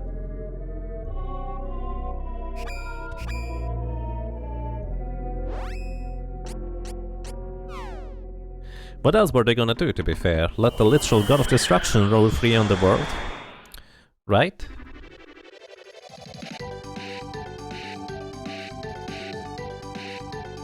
So in a sense, it didn't matter whether we knew what the dudes were up to or not, because, well, I have the slight suspicion that negotiating with Cedal Far might be kinda difficult. Maybe that's just me. Hey look, there's a great rabbite, there's a green one. Green ones do in fact exist.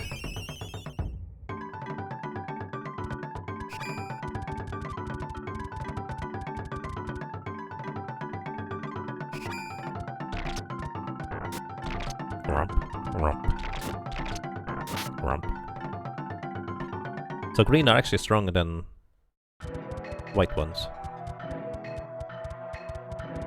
Hello, I'm back.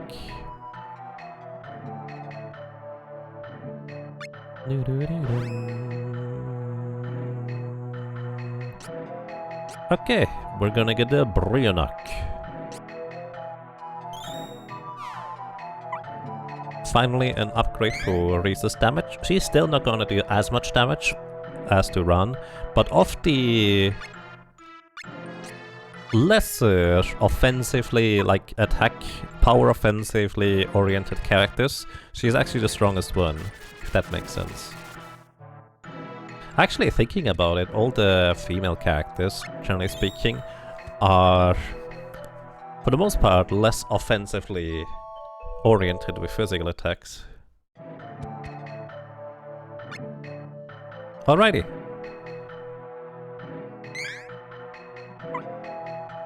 Time to dive into the Cave of Darkness.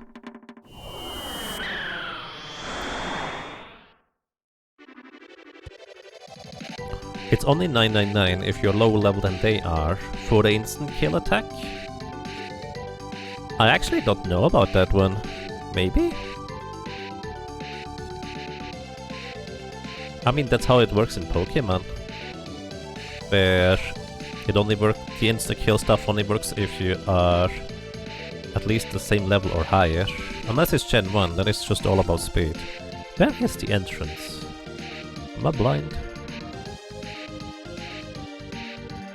There it is.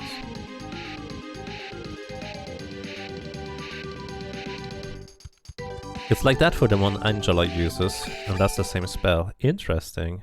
I actually didn't realize that. I probably knew at some point, but forgot. Okay, don't murder me, please.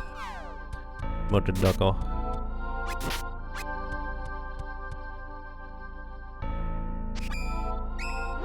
Okay, he didn't immediately attack us, so that's a plus.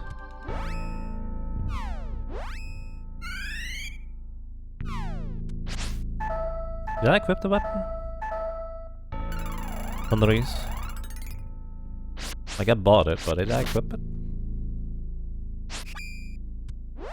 Hey, we didn't get killed. And I'm not even joking about that, because that ninja can... Or usually when the ninja does his multi-attack, he does it at the beginning of like the screen. Why did you just level up? I know why, because Angela got knocked out. But it's it feels so random.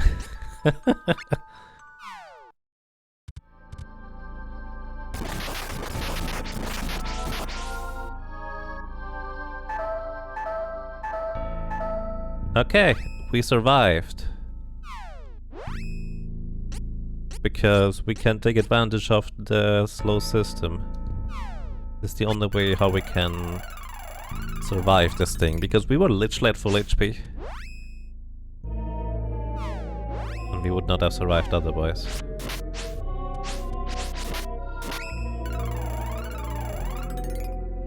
When the other characters die, you get experience. No, it's more that Angela had enough experience to level up already, but the game only checks for how much, or whether you're supposed to level up or not every so often. So in short, the game only checked after Angela got knocked out, and just kind of corrected or reorganized the stats of all the characters. And I suppose among that, there is like a check for how much experience the characters have and whether they are supposed to level up or not.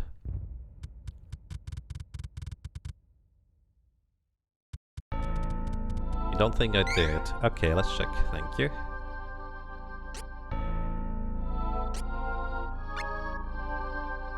Ha! I actually did. For once I remembered, but then I forgot to remember whether I remembered. So I might as well have forgotten it. Also, this is kind of a fascinating little creepy touch with these goddess statues just kind of being headless here. Just like, okay. Congrats, Angela is dead. Here's your level up. Indeed.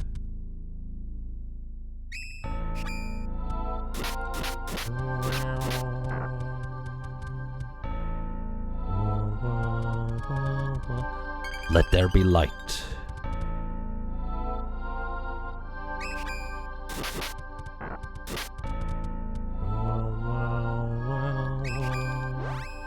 This guy is attacking, so he will miss.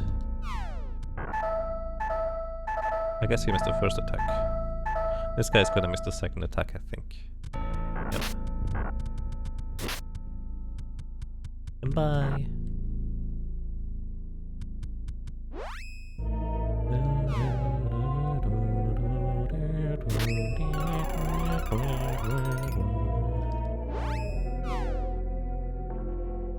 Their arms are removed too. You know, I actually didn't realize that. Do they have arms on the other ones?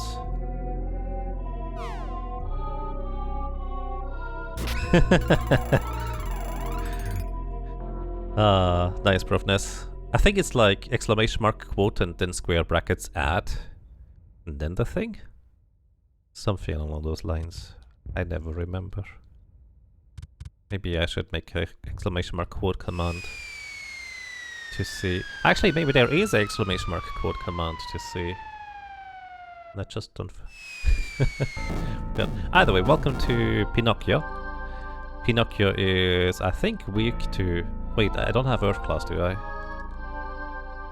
Either way, he's actually one of the few bosses that does in fact retaliate.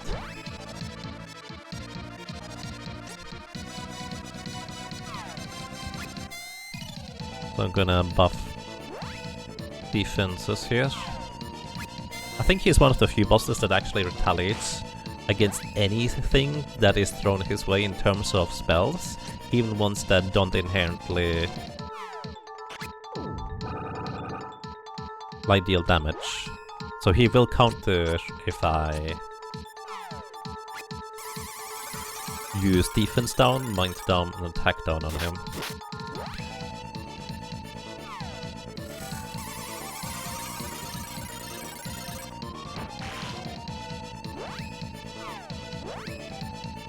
Also, let me reset my capture card real quick. Excuse me. I think the sound was lagging behind quite a bit. Maybe that's just the game, but that's just how it felt. Alright, what we're gonna do is we're gonna Holy Bolt single target just the Grizzle Wolf. And what I'm also gonna do is I'm gonna reduce the attack power of the Grizzle Wolf, because that guy can just use Serio Death Fist. And if he does, if we have increased defense and he has a reduced attack, we might actually survive. Hopefully. Gonna have to run cast Heal Light on himself. I'm gonna actually reduce the mind of Pinocchio. Malocchio.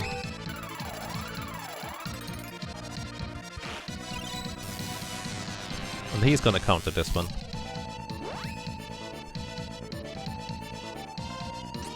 Attack power down on Pinocchio as well.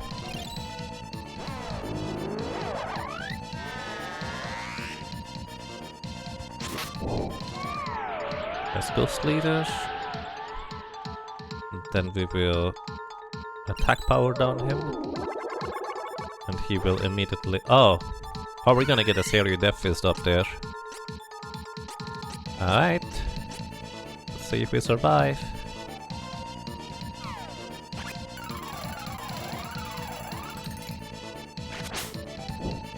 Suzaku Aerial it's called. And this one. 210, 226. Plus some more. We survived! Did you just only heal yourself? Yeah, because the run was out of range. Hey, we survived! That's good. Good thing. So this was with me buffing my defenses and debuffing his offenses. We would not have gotten this otherwise. Alrighty.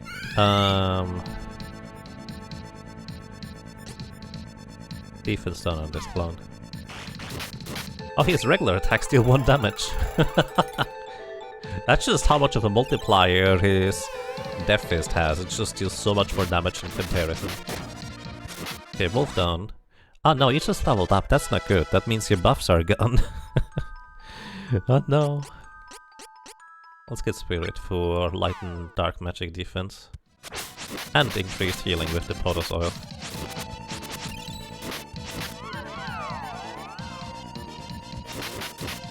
Alright. I think we're good to go. Yeah, we just bonked this guy now.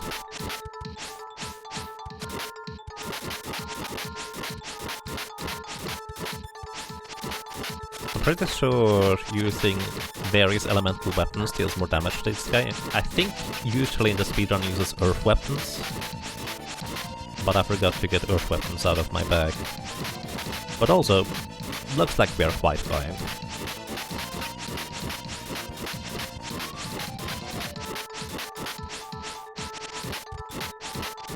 This guy just loves getting back into Duran's attack range.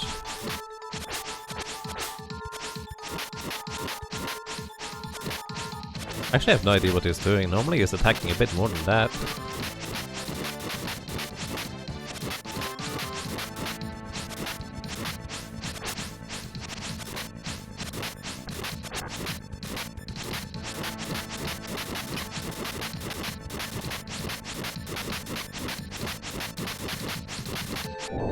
Annihilate. Rude.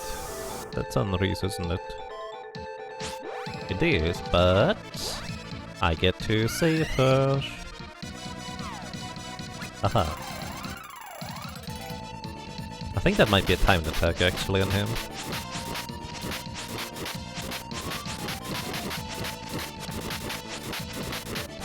At this point it would have been efficient for me to give Reese also a Drake scale, so she would deal more damage. But also I feel like we are kind of near the end of this encounter. Just making sure we survive. We have plenty of Potos Oil to use.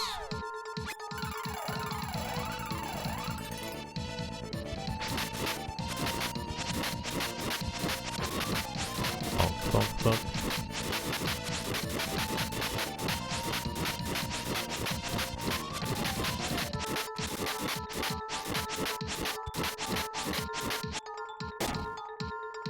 Alright, there we go. Death by 1,000 cuts. Probably only like 200 health though, to be fair. Rune Maiden, 15 strength. And 16 strength on the knight. Nice. Oh. And a little bit of stamina for Angela. Excellent. Okay, if you're looking for question mark seats... Oh no.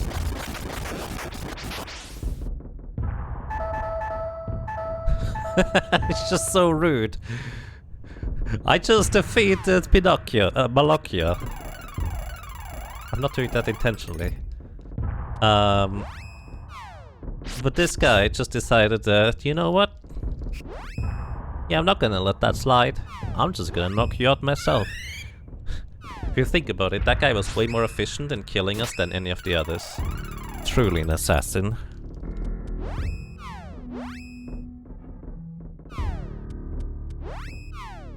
Hey, there's no ninja here. How nice of you, game.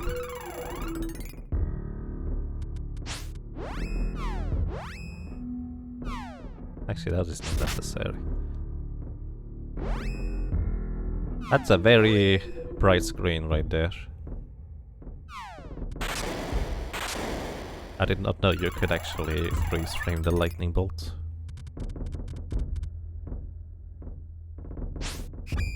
Oh look. No ninjas to ruin my day. It would have been so mean if you died right there. Yeah. Just a little bit.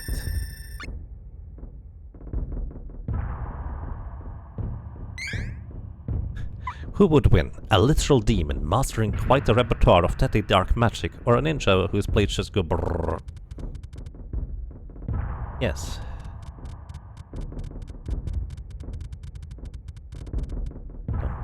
Dum. You're trapped. Okay. So this is where we increase the attack power. Off to run. Because we actually have to fight these enemies in here.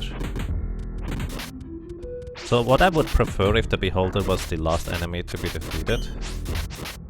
But yeah, no. I'm not gonna worry about trying to specifically arrange that. The exit appeared. This is the one screen where we actually have to fight enemies, if I'm not mistaken. All of the others, we can just go. Well, quote unquote, can just go. Bum, bum, bum, bum.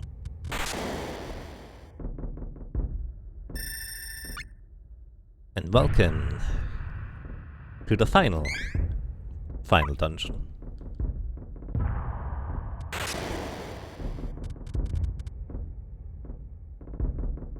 Oh wait, I forgot about the button. The demons, I think, gives you weapon or armor sets. By the way, they dropped something really interesting.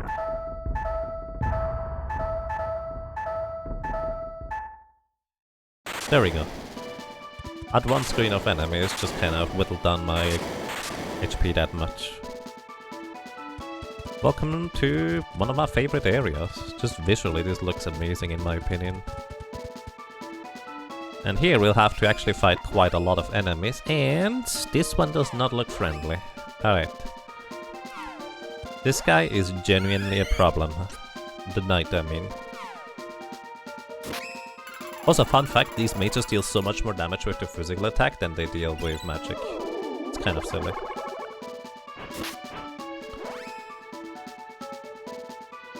I'm gonna have Angela use Dark Force on... Wait, Black Knights? Probably not weak to that. Then let's just start casting spells. And I'm gonna use it. I have plenty of photos, so I'm just gonna use it to heal here. Without trying to slowly heal with the run. By the way, these Black Knights, they can one-shot my party, kind of like the ninjas can. The difference between them and the ninjas is they don't do it at the beginning of the battle, they do it over the course of the battle. Hey, Angela actually did really good damage to this guy. Let's do that again.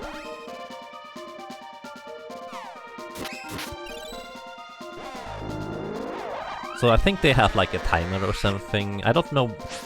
Basically the Dark Knights, or the Knights in general, don't immediately do their area of effect attacks. Only a little bit into the encounter they start having a chance to actually unleash it. Oh, Dark Knight is dead. Nice. We're good. That was the scariest enemy.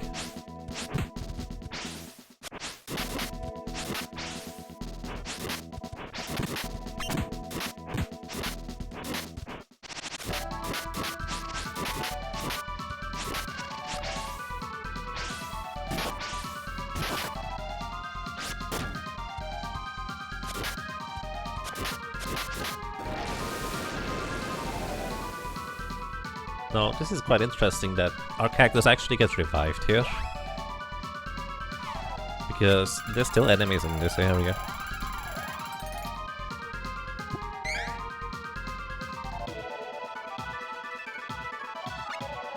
Okay, we wanna get the powder oil back out of the storage.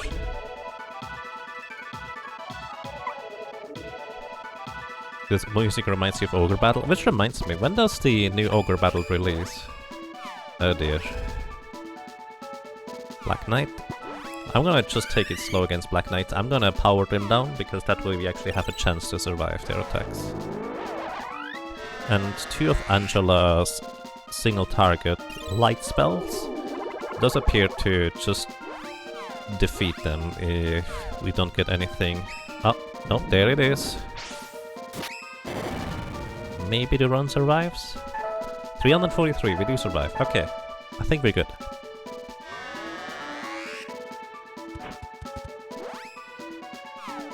Just checking. Yeah, that guy's dead. Have Angela throw powder oil.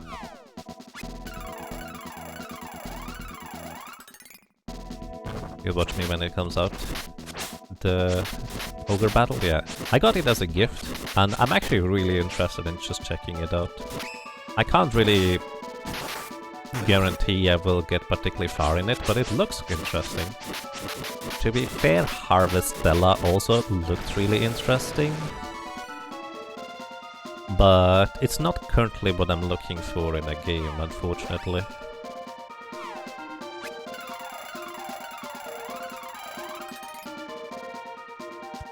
Oh no! It was a chest. At least the Doom Sword doesn't have that interesting of a drop, but I think it could drop a weapon seed. Alright, you don't want to use offensive spells on this clown. He's real spooky. But what we will do is we're gonna use an attack buff.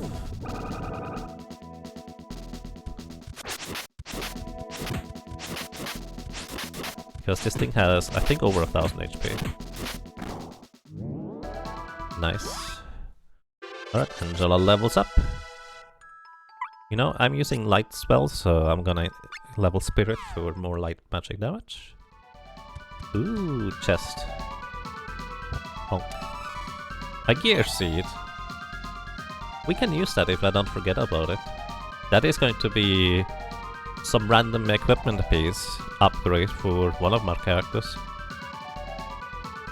Alrighty. This is where we use a magic rope.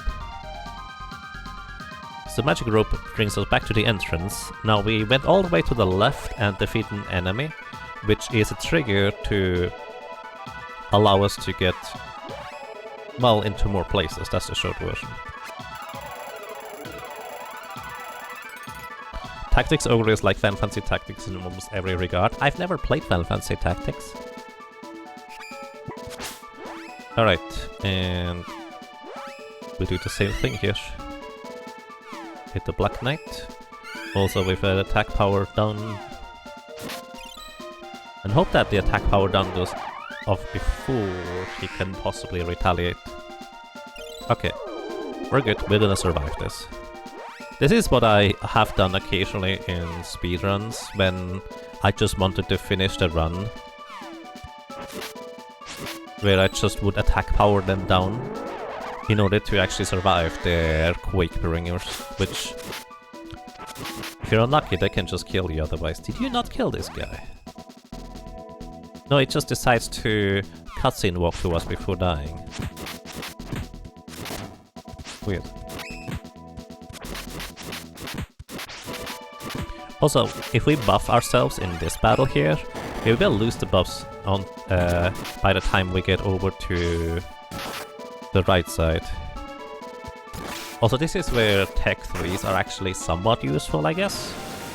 And they kinda look neat, so that's a big plus. More physical defense for Reese.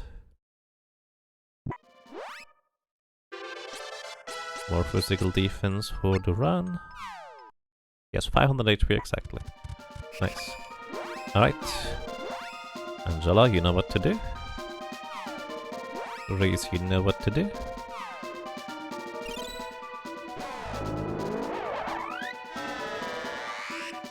He doesn't drop a weapon seed, but he does drop a question mark seed. Wait, the Doom Sword does?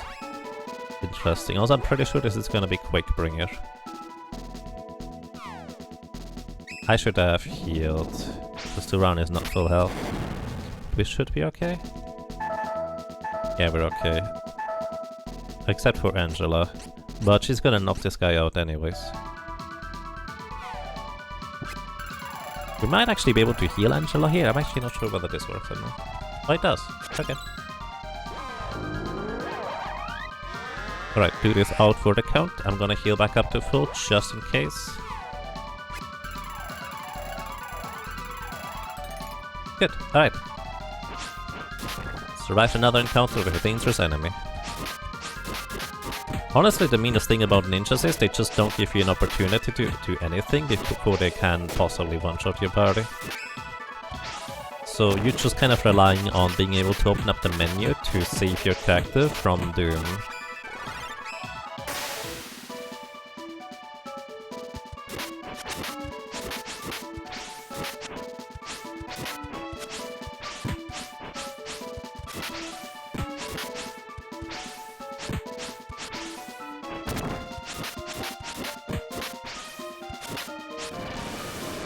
Alright, this time I'm gonna wait. Nothing. We have 3 more pot of oil. Doom Sword, yes. Interesting, thank you.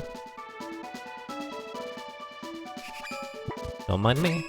We can always get in here before he ever gets a Quickbringer off, so we're good. And kinda like before, this time I'm gonna power up Reese. She's gonna wreck this guy. Not as much damage as to run realistically, but it's fun to change up characters sometime. And this time we don't use a magic rope back, because now this opened up the passage to the upper floor right here, which we couldn't go before. This will allow us to activate this switch. Looks like a skull bar, it's a switch. And in order to get back down there, we can use another magic rope. So this is the last magic rope used in the speedrun. I don't really plan on using more either myself, but you never know. Okay. Oh, this is scary, I think. I don't know if he can use Quickbringer. Like, he might have enough time here. No, we're good. By the way, over there I just pressed backwards with Angela. Heal yourself. I pressed backwards with Angela in order to get damage boosted the other way. Ah, wait, we have to go to the right first. I don't remember the path here. Let's just knock this guy out, because he's gonna get real spooky if I don't deal with him. Gonna have to run heal Reese as well. And then we start hitting him.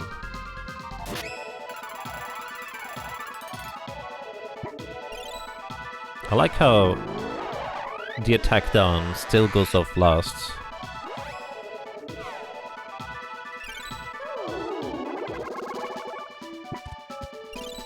Okay, this should do the trick. Very nice.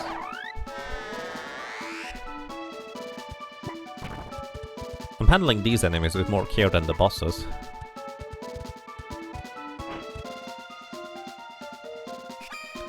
Alright, well, same trick as before. Attack power this guy down. And try to nuke him.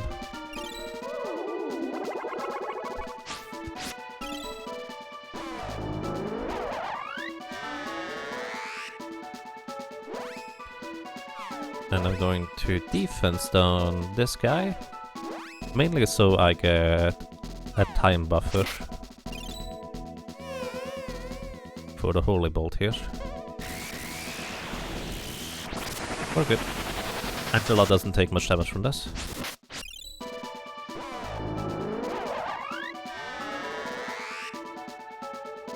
Alright, nice.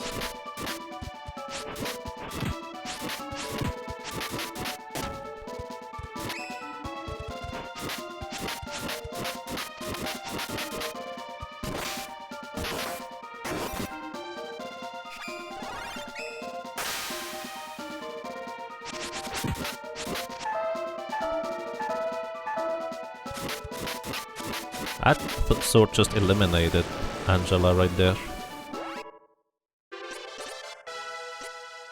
I'm actually gonna give her more stamina for more defenses.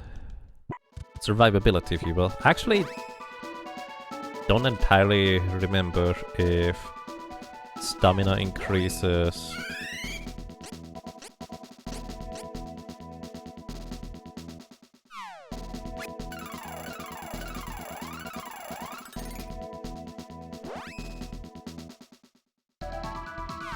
Defenses, or whether it gives more maximum health, or both.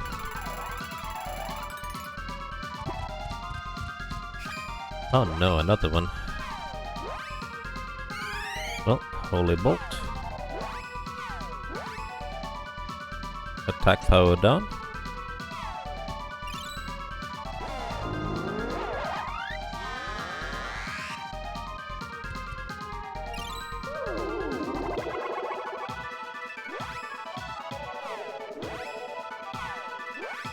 And one more. And defense down on the sword, because that thing just survived forever. That's fine.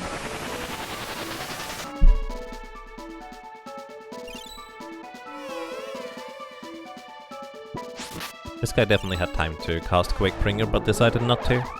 Thank you.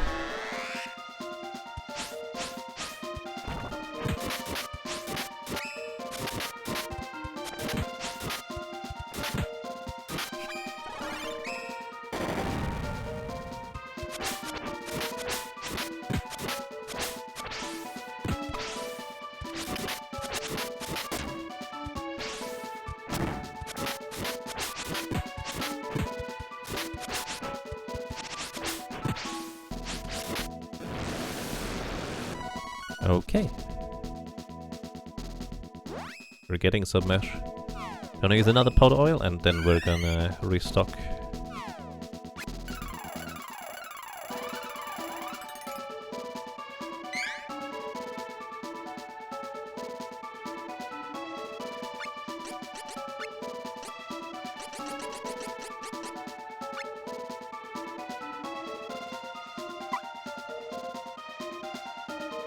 Pot of oil really is mainly just so I don't have to one by one heal all the things.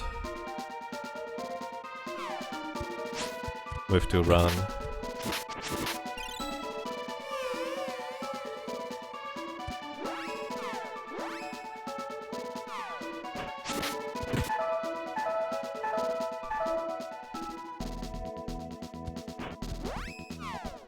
Okay, defense down the last one too. Like I was trying to say, this speeds up the fight, but I'm really not sure about that, to be completely honest with you. Because technically we deal more damage, so you would think this speeds up the fight, but considering how long it takes to cast the spells and menus, that might not be actually accurate in practice.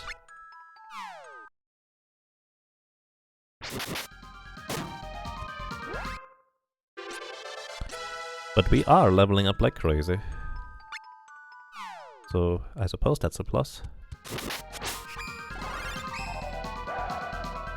Moon Saber.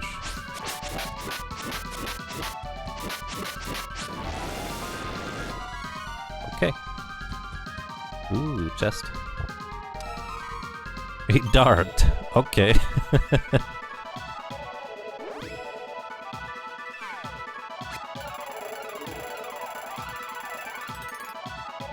Angela's purpose is to be perpetually napping. At the very beginning of the game, yes. Then in the mid-game, she actually became more tanky than Reese, thanks to having a higher magic defense stat.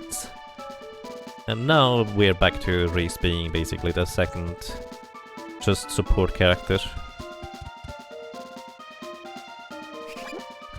Okay, we don't have to defeat these guys here, so we just go. Shamanian.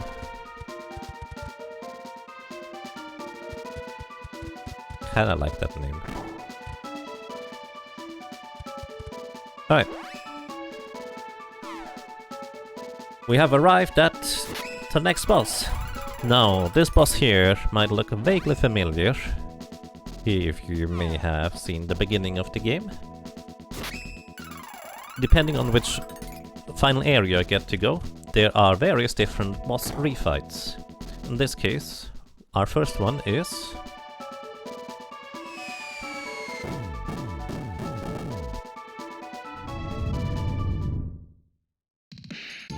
Full Metal Hugger. Alright, and what we do here is our usual shenanigans for setup. Increase attack power.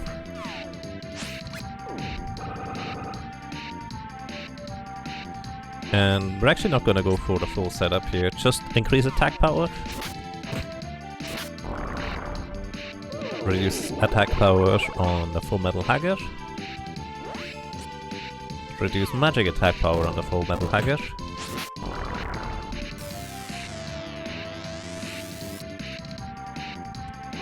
And reduce defense.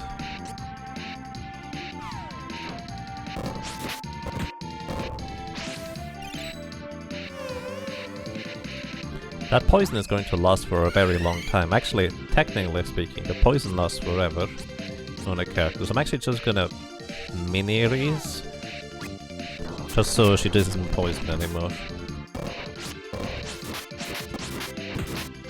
And then we have to just start working on them.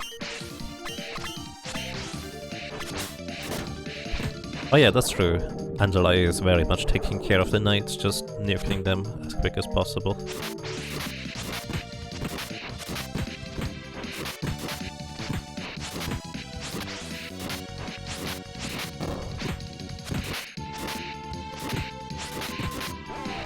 Holy bull, that's the wrong character. He needs to hit Angela here. Oh well.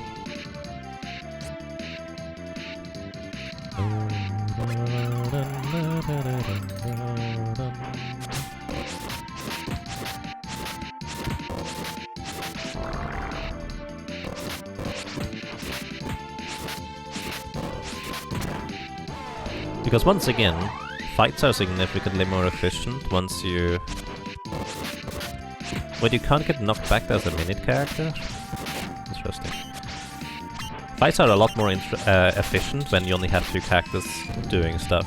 Oh, Reese might have too little HP. Oh, no, she's alive. Oh my goodness, the menu is so slow.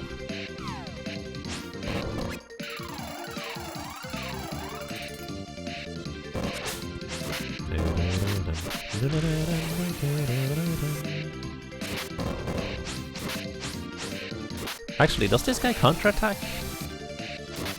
I genuinely don't know. No, this guy actually doesn't counterattack. You can use tech 3s on him. Or even 2s. So, one of the biggest downsides, by the way, of the tech attacks is that if you have, like, an elemental saber on your weapon, it does not apply to your tech attack. Except tech 1. That one does. So, weirdly enough, tech 1 often is much stronger than tech 2 or even 3 at times. It's interesting how that works.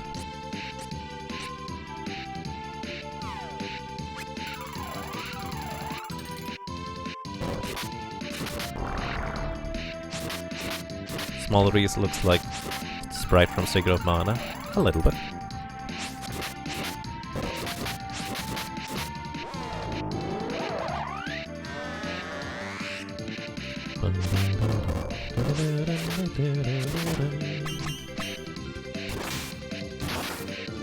So I guess this is one of the few advantages. You can hit through invulnerability with this.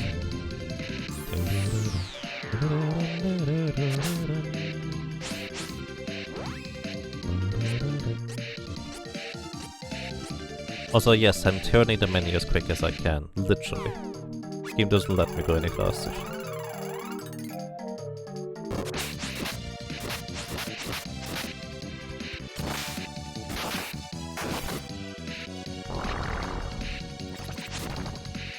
And there we go. Full Metal Hugger goes back into the sand pit.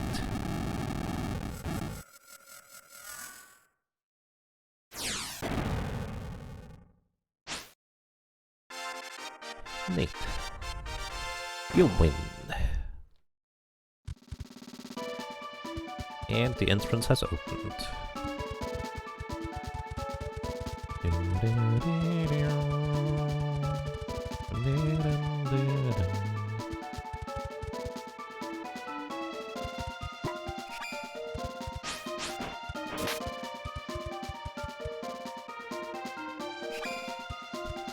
Do we need to kill this? Oh, I think I have to kill this guy.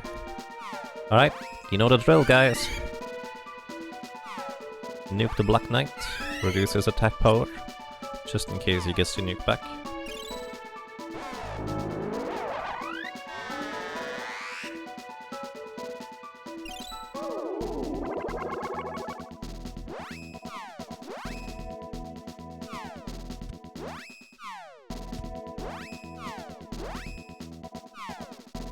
Alright, he does not get to nuke.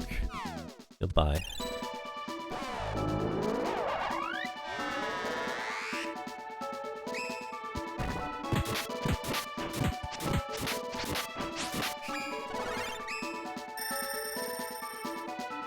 Might be worth giving myself a Drake scale for attack power up in these rooms here.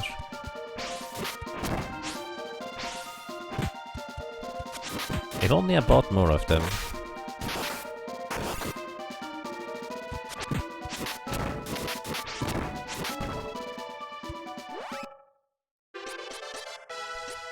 Okay, more stamina for Angela. Yeah, I had to defeat this guy because otherwise you cannot operate the lever on the left side.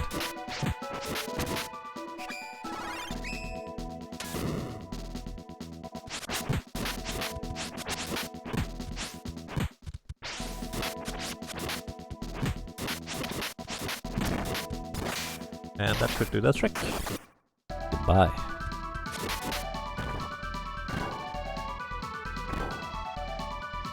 Not chest. Okay. I think we can just go in this room. So we do. And I think we have to clear out this room here again. No, we just go. As long as you can just go to the bottom left room, you go bottom left room. That's the strategy for this section.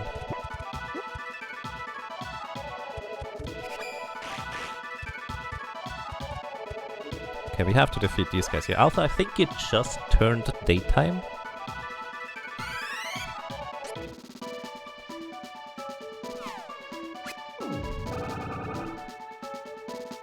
Because it looks like a different set of enemies right now.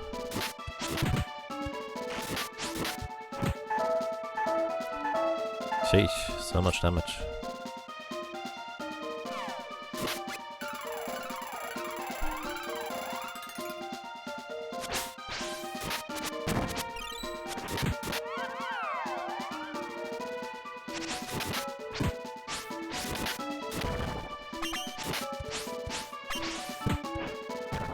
One damage was enough at the end there. More strength for the Rune Maiden, actually catching up to Duran. He heard that, he is going back up to 17, so still one ahead.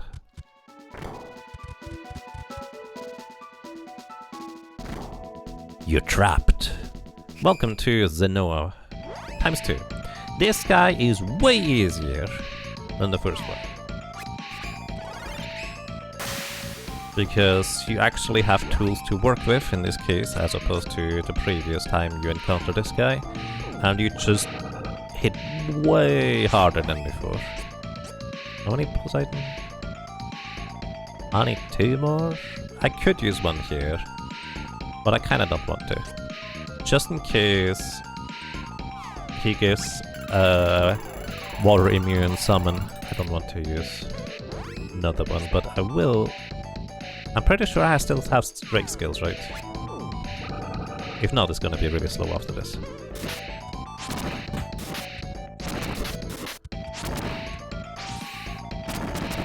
Alright, I'm actually opening the inventory here because the enemy, the shapeshift on the left, wanted to shapeshift, I'm pretty sure, but he didn't realize he was dead. Now, he's gonna realize he's dead.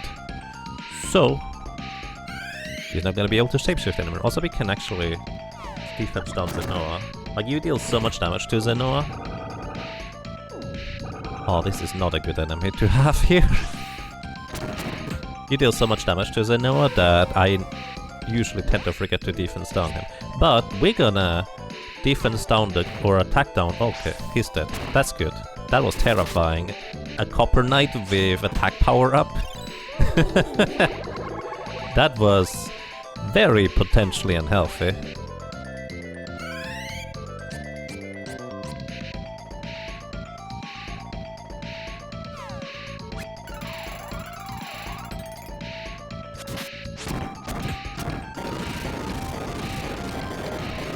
Is this your desperation attack? We are not that far yet, are we? We could be.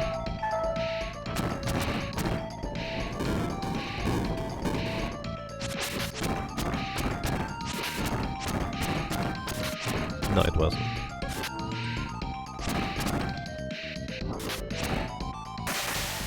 There we go. I had it once where we defeated Zenoa, but he spawned like a minion at the exact same time, and then I had to deal with the minion after Zenoa was defeated. Like, they didn't die here, is what I'm trying to say. You win! Alright, let's try to restock. I think we could use some more Potos oil.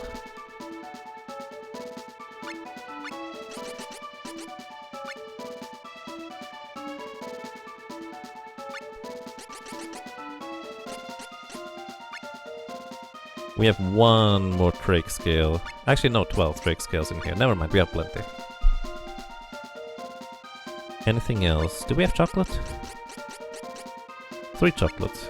So we would need to restock. Get the Cup of Wishes back too, just in case, but we are probably good. Do we have any Bear Claws? There we go, we have one. That's good. Bear Claws Earth Element, and the next refight boss is going to be something that may or may not be weak to Earth.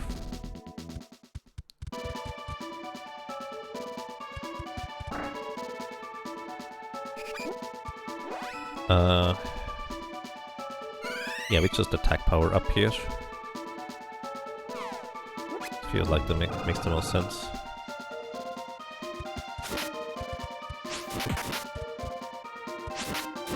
Because this is quite a room. These things on the left love healing everything all the time. We're almost dead too.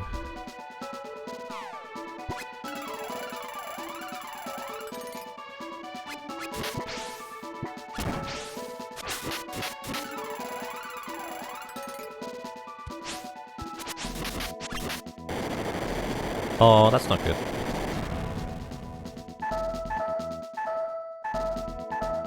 Okay. Still alive. Still alive. This is normally the attack he uses to counter-attack when you cast spells on him. Like, we survive it, but I think it also reduces some of our stats. I forget which ones exactly though. Could you stop healing, please? This is so annoying. I think this guy's dead. No, he isn't. Stop.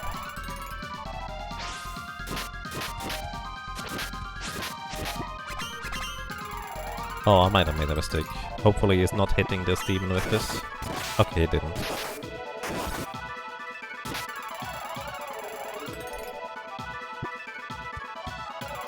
Oh my god.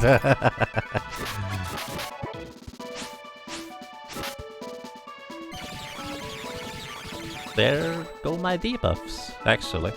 I don't mind that.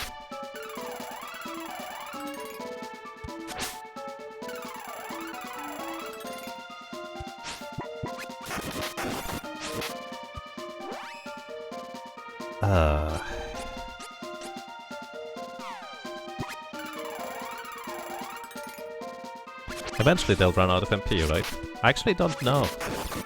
I do not know if enemies here can run out of MP. Never tried that.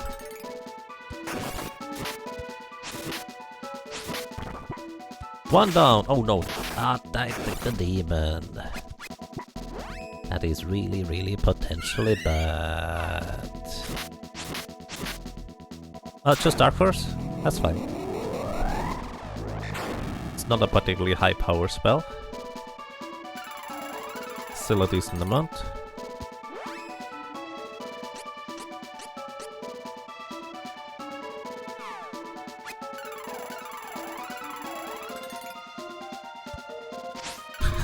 This must be the most annoying room in the game. Alright. Sheesh.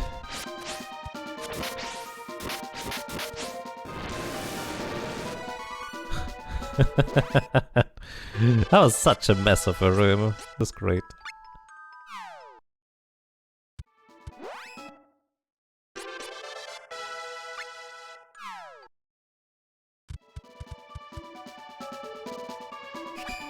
Alrighty. This is not gonna be nearly as bad here. I think these green dudes can heal, but they don't... I'm actually not sure whether they can. They're more status effect guys.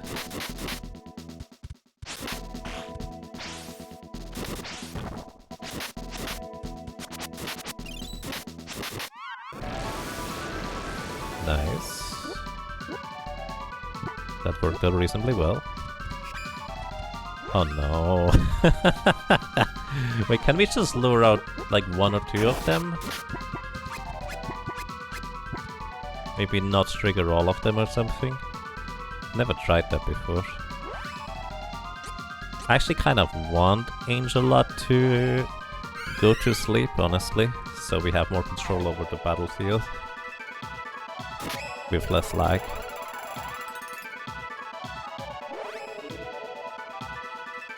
I'm not gonna heal her.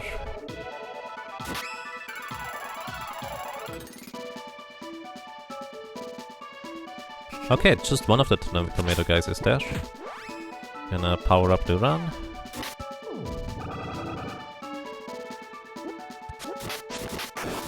Hope that we can knock out the Shamanian. He is healing the dude, that's good. We just hit him now. Yes, okay. Now we take care of the demon. Nice, and then there's just one more Shamanian. So splitting them up probably saved me a lot of headache right there. Excellent. Think we go up? Oh yeah, we definitely go up. We don't have to defeat any of these enemies, we can just go.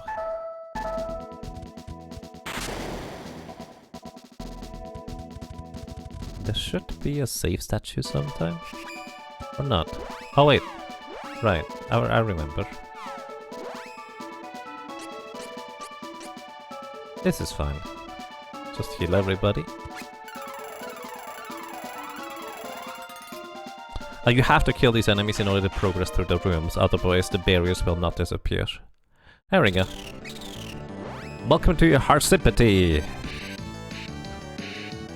Or Harsipede. Or Harpy? It's like, it's like Harpy, but with a city in there.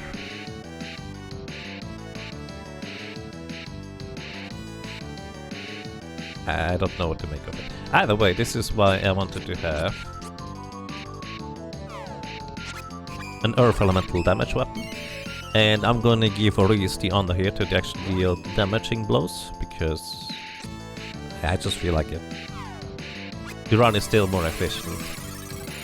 But I think just changing up the landscape occasionally is kind of nice.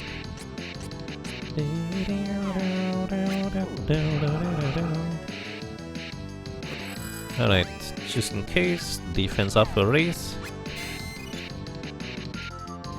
Of course, then I also need to defense down here.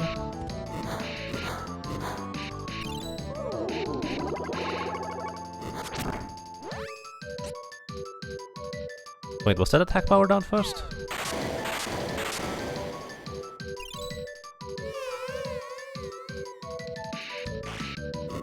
Oh no.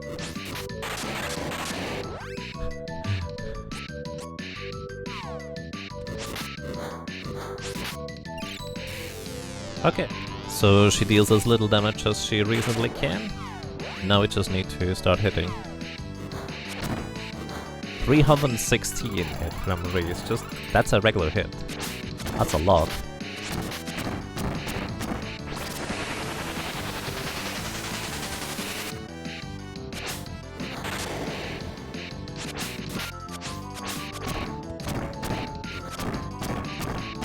But yeah, this one here always has really low defenses. So you just knock her out really fast. Accelerate is already the desperation attack, below 25% HP remaining. And she has perfect evasion by standing still. Oh no, she reduced my defenses. What am I gonna do about it? Please come down so I can actually hit you.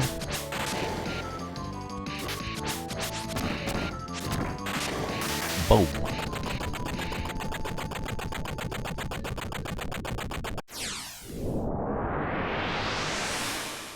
Alright. Wake up, Angela. Time to move on. You win. And more spirit for better healings from the run. And more spirit for better healings from Reese. And... oh, I didn't realize how far Angela has fallen behind in levels at this point. I'm sorry. More spirit for more healing.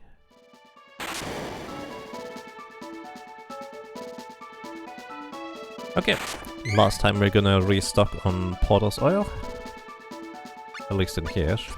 I'm gonna probably restock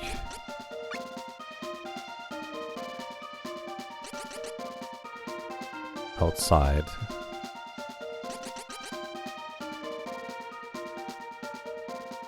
I'm actually curious, what's the Tesla oil animation in this game?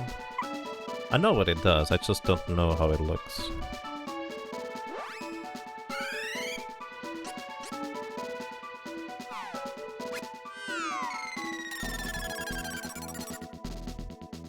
Okay, that's kinda cute. Isn't that a spell some of the classes can learn, like the Ranger maybe? Can Hawk learn that?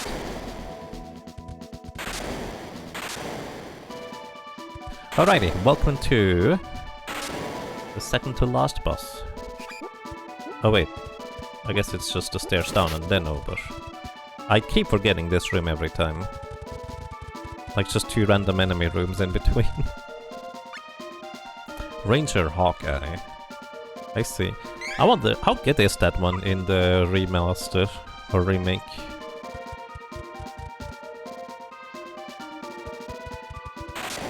They are weak to dark, the Shamonians? Some of them are like some of those onion guys or tomato guys. But I don't know about these ones in particular. I guess I should have tried it. So that would have been a good suggestion. It still is a good suggestion, I just read it way too late.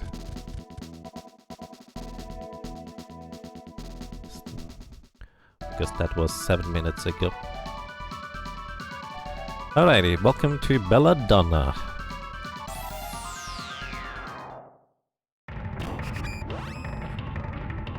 Belladonna turns into a kitty cat. And it dances. Oh boy, it dances.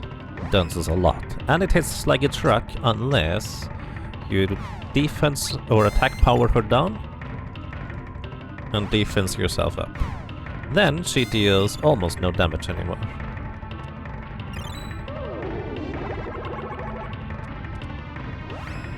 Then we also reduce her defenses.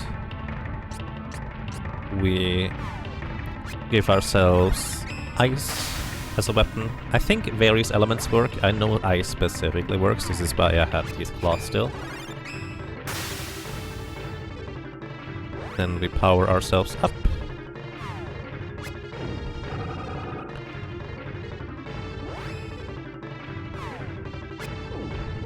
And just in case she ever uses a spell, which she occasionally can. We're gonna reduce her mind powers or magic attack power, and we are going to increase our magic defense. Also, she just turned into a tiny little kitty cat.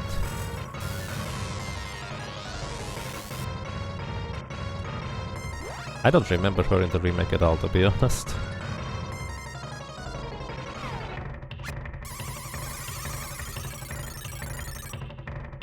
Alright, time to knock you out. I think this reduces your maximum HP, yeah. So yeah, this one has a ridiculous amount of HP, especially, like, it takes a long time to knock her out, especially considering how much damage she takes. Like, she just takes a ton of damage from our attacks here. Also, I'd like to point out that I didn't even defense up Angela, and she was still only dealing 70 damage to her. Like, the defense down is just that powerful, honestly.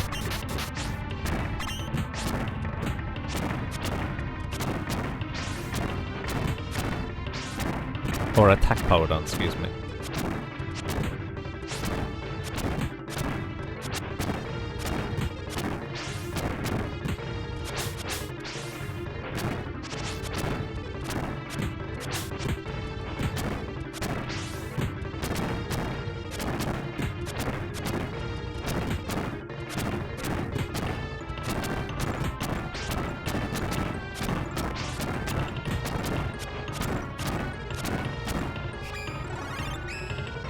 Alright, this is Moon Saber, so whenever she attacks, she would heal herself from the attacks. But because she deals 1 damage, she heals herself for at most 1. If she ever attacks, that is.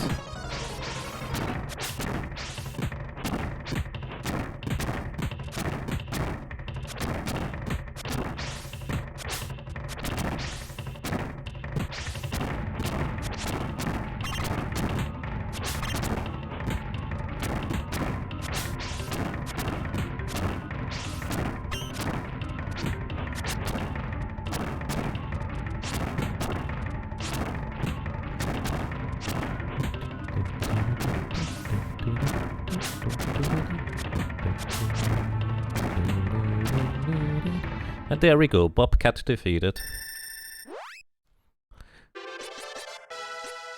Okay, and more stamina for Angela. She actually survived the entire encounter, I didn't even buff her. Also, we didn't see a single spell. Ha. The Dark Majesty. So, this is kind of where we get the information that Belladonna and Malocchio were... I'm honestly not doing this intentionally. Malocchio and Belladonna were basically using this power of the Mana Sword to revive their Dark Majesty, the Dark Prince. And I think he died at some point. Then they revived him because Mana Sword, and I actually don't exactly understand the story, to be honest. The short version is, he's now here, and he needs a beating, so we're gonna try and do that.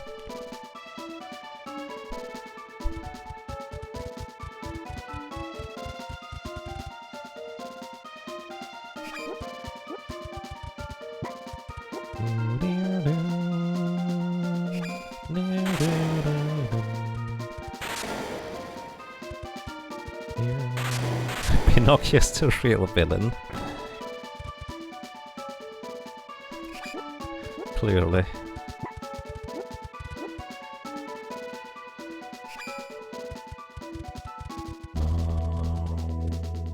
Well, there are 2 more mandatory encounters before the final boss, I think. Alrighty, we have reached the top of the Dark Castle, and there's Elliot. Remember the part we set out for trying to rescue Risa's little brother? He's right there. And he was required for some reason. Also, he is fusing now with the Mana Sword, meaning that the Mana Sword has been fully absorbed by this clown, and he senses some interference from the Mana Goddess. So he decides that, you know what, let's just deal with the Mana Goddess first. That way she can't get in the way anymore, which, honestly, I feel like a lot more comic book or movie or video game villains would be a lot more successful if they decided to just go ahead and deal with the problem rather than waiting all the time. Either way.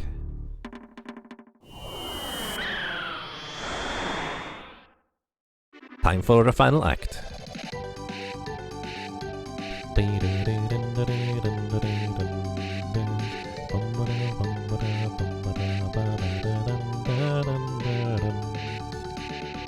So first of all, we're gonna restock our consumables, the regular ones. Then we restock the other consumables, the irregular ones.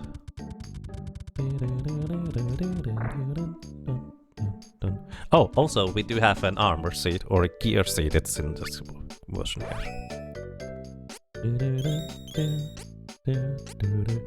We actually haven't used any honey elixirs so far, these are basically just full heals. Which, by the way, I would like to point out.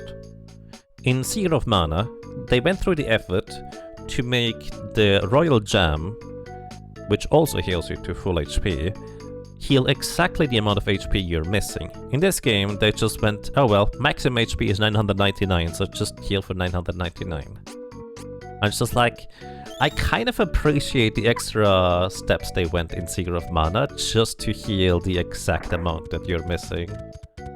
Then again, in this game, chances are decent that the result of this would be likely that... Let's see what equipment we get. A Dragon Helm. That's probably for the run. Either way, the result in this game would likely be that you get healed for the exact amount, but then you get damaged right after anyways, and you lose the exact amount, and you're dead anyways. That's just my interpretation. So, I'm all for taking shortcuts. Especially if it's just not something you would even think about without outside sources.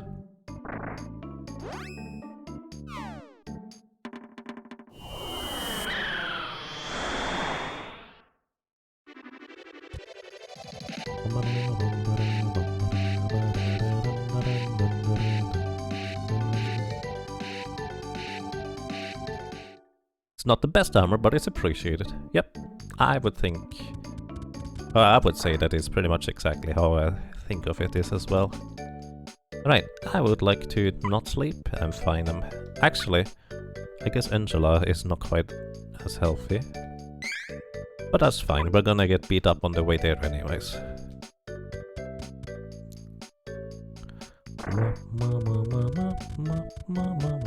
So the thing is, oh, it's not nighttime yet. Time passes quick here if you're just on Flange. Or on the overworld for that matter, like ship as well and stuff like that. Either way.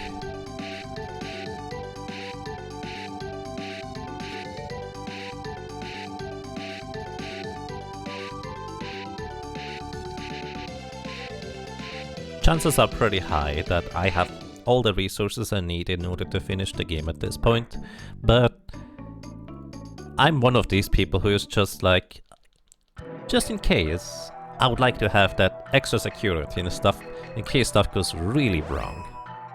There's only so much that can go wrong at this point, but technically it can go wrong.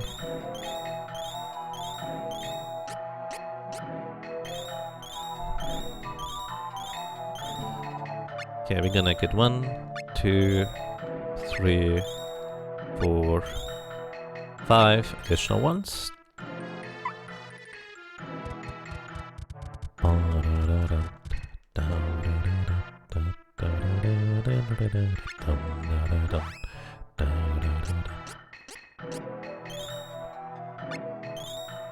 I think we still have plenty of Potter oil in the storage, so we're good. Which means we're going to save, and then we're off to the final stretch.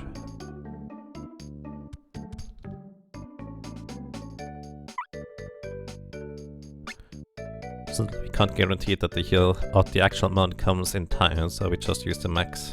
Right. No, you cannot debuff, buy any debuff items. Debuff items specifically are enemy item drops.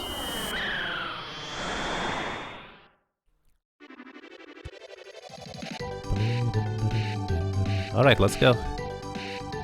So, the first time we visited the Mana Sanctuary, it's called in this version, it was perpetually daytime, so every time you entered, or were in here to begin with, it would always be daytime, meaning that Kevin does not transform into a werewolf. Now it is perpetually dusk, which means Kevin will always transform into a werewolf.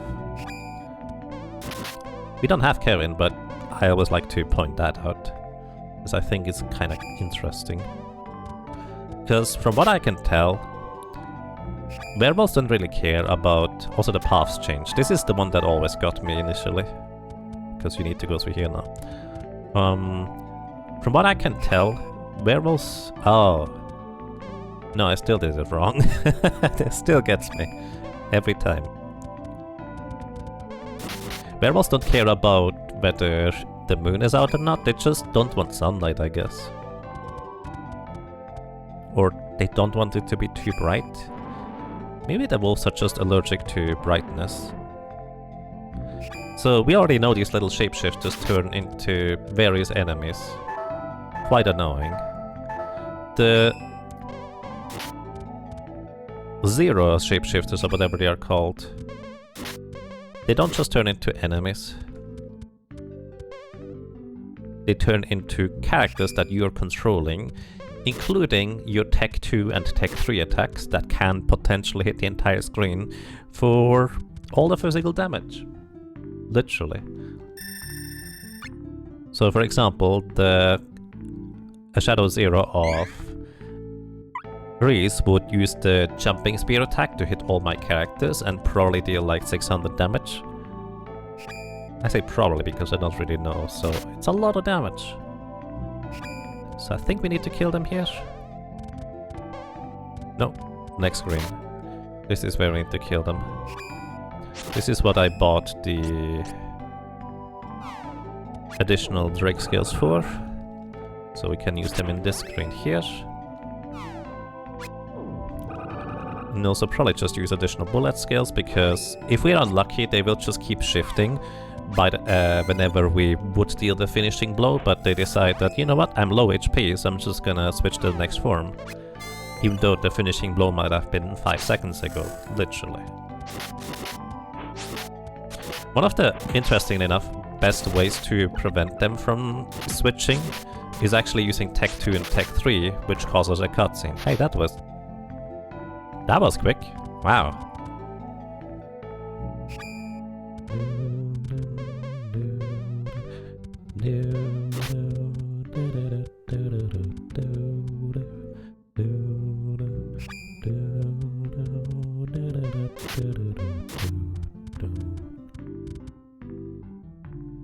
Lucky rabbit. Something like that. Alrighty. Final restock.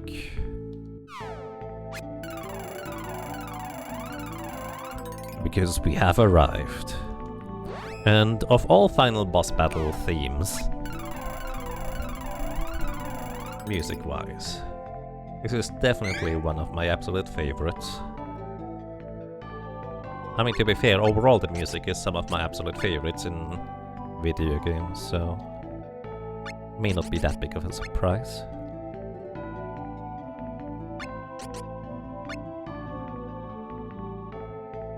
There's no reason for using a Poseidon Claw.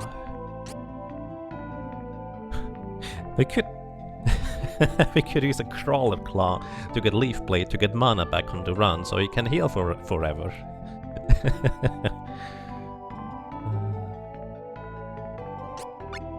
Mushroom Eye. Let's put the boss to sleep.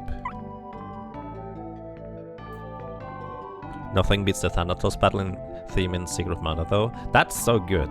Like, I actually don't inherently like it too much as music per se, but it's just such a perfect mood setter. Like, it's so good. Alrighty. Well, we're late and slow as usual. The mana tree has already been destroyed. But we're still here to confront you, Dark Majesty.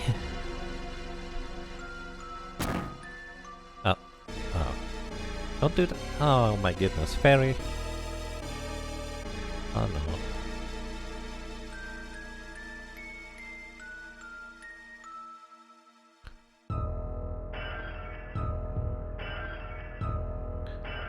No, I was talking about getting a moon cone, but I didn't actually get one.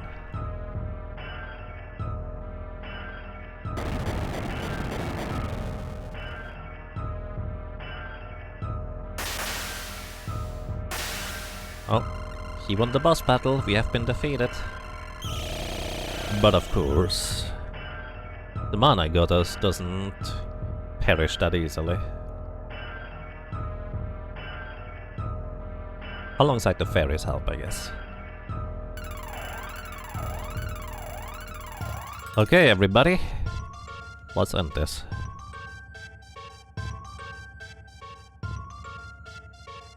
But of course, we need to use our usual array of buffs and debuffs. Also put him to sleep. In case you're wondering, I'm pretty sure that doesn't work.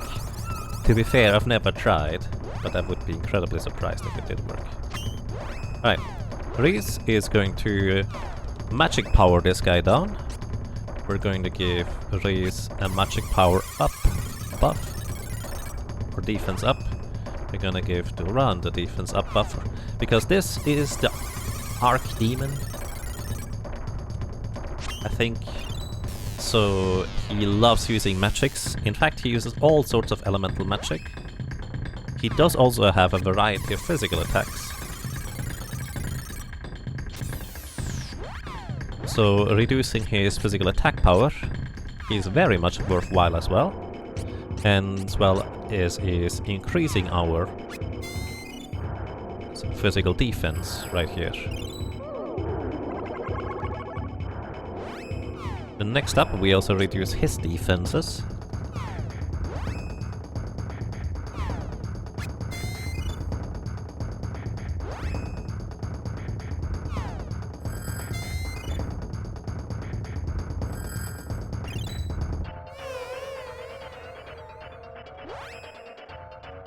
What is dealing 15 damage there? Is Duran attacking?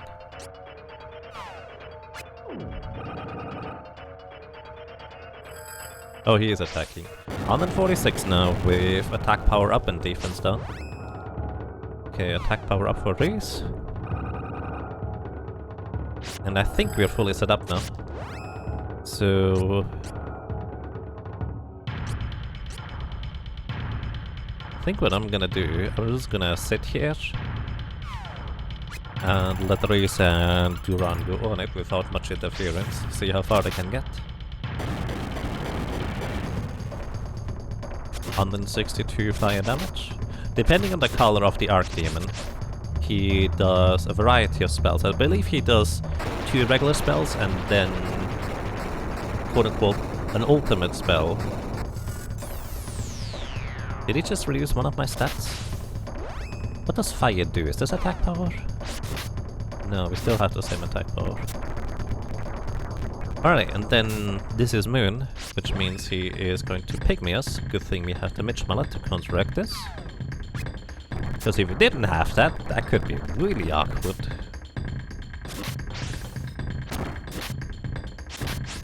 Half Eclipse is half the HP gone. Unfortunately on the character that has the most HP, so technically that was the most efficient thing he could do.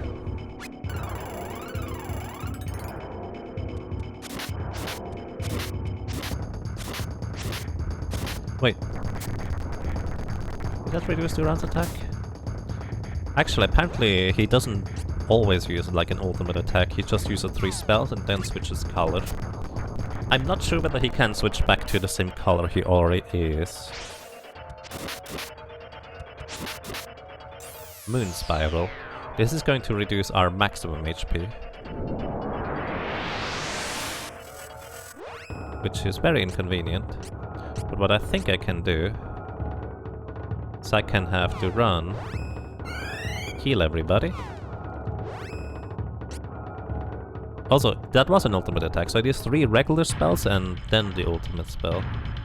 That was the Kamehameha.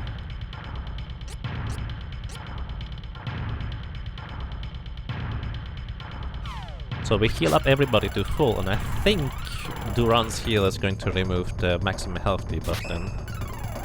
Not entirely sure. Yeah, there it is. Langela now has back to regular maximum health. So it looks like we're gonna get pelted with some dark magic soon.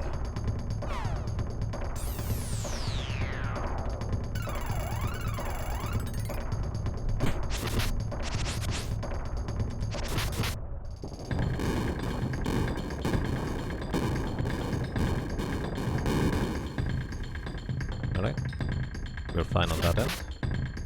Stone Cloud, single target, decently strong earth-based attack. It might actually be a physical attack, because Angela does not usually take that much damage from spells. But I really don't know. Hyper Cannon. I think that's an ultimate. Just gonna heal everybody again. Rocks fall, everyone dies. Nope, rocks fall, nobody died. Dark Force.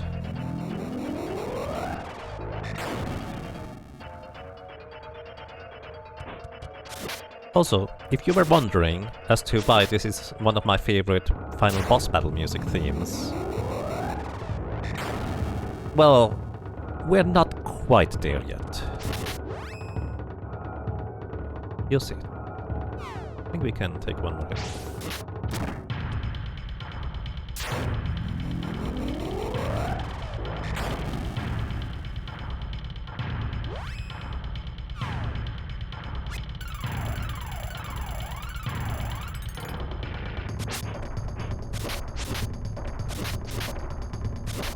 Southern Slice. This is the attack from Sable Fire, which I believe is split among all characters. Yeah, that actually was not that much damage.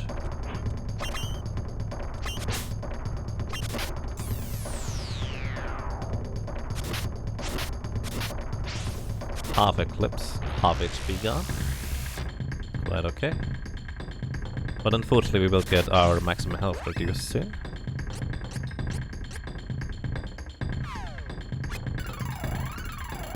By the way, I'm mainly doing it this way because I kind of like this boss fight, and if I use the attack cancel technique, it's a lot shorter.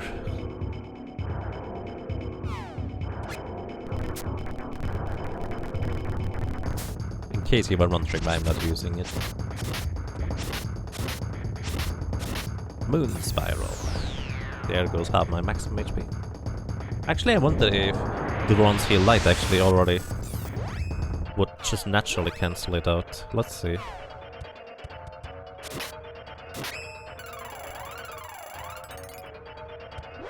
No, it doesn't. So it has to be a heal on maximum HP, I guess. Or maybe it is a certain amount of overheal, that's also possible. Which actually, in this case, let's test this theory. If I use 999 heal on Duran... Nope, he still has the same amount.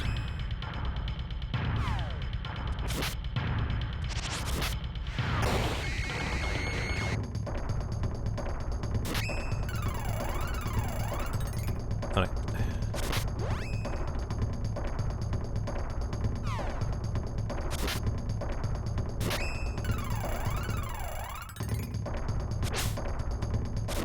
Stun Gust.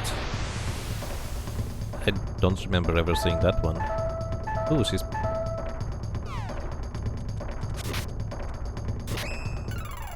She's silenced. I don't think Reese is saying much. Ooh. That's one of the scary ones from Vanguard. Decreased defense. I guess that's why it's so scary. Increasing defense means that we will be taking a lot more damage, unless we increase it again.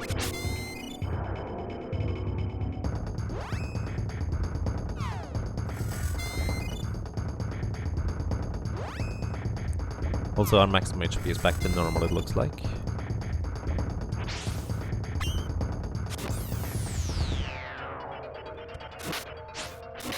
Back to red.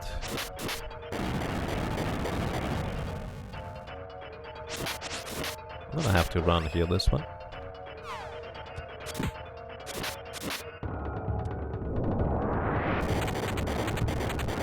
Angela should be fine. Yeah, it's just 47 damage on her.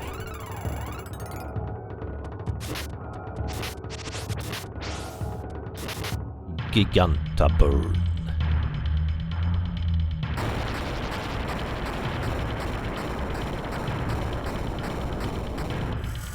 Decreased magic effects.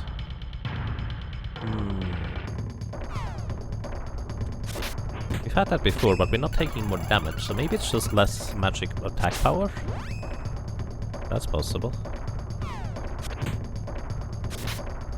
Stone Cloud.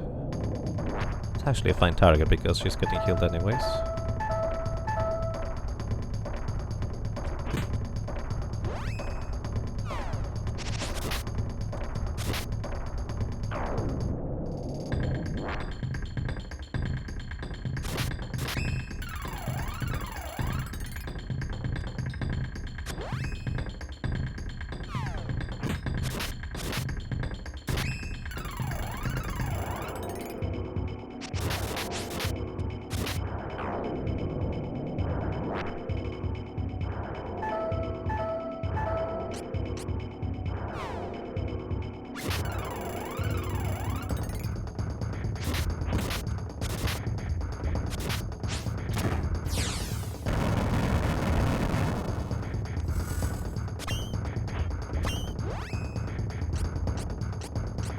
Whew.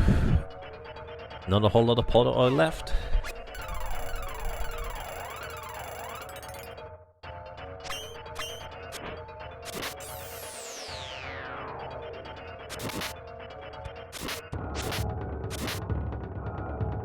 I might have underestimated how much time this is going to take for the run and the race. Oh, there it is. Welcome to Freeze Tour.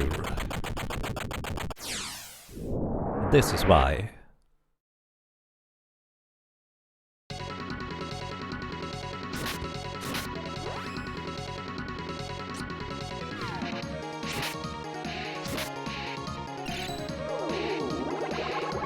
I love this music.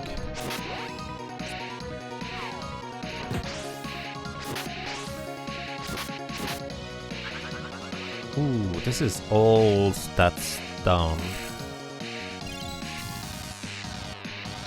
So I'll have to increase those again. I actually don't know whether he keeps his stats or not during phase transition.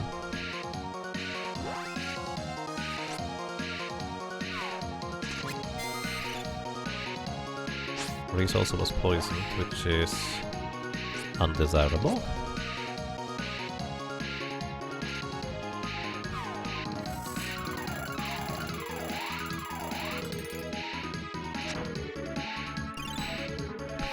Basically, that stat down thing is effectively the worst thing that can happen to us.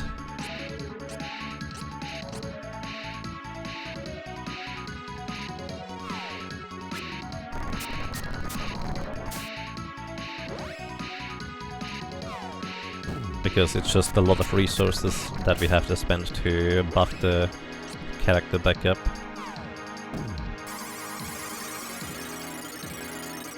Alright.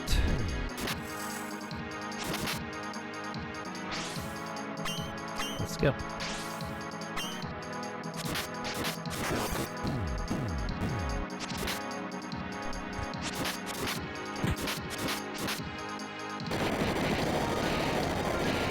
going to decrease our magic defenses. Ooh. Yeah, I think I need to hurry up here. Because if I wanna defeat him the way I'm doing right now, I would potentially have to level up quite a bit more. I'm gonna not heal Angel anymore. Well, I say that. Just not directly.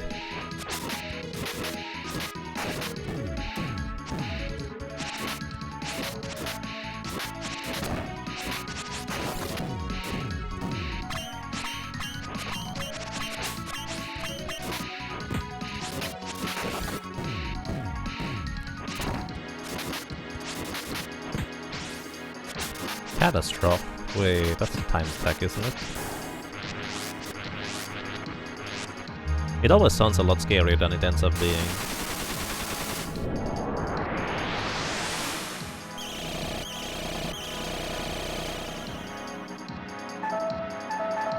Oh, never mind, this is kinda spooky.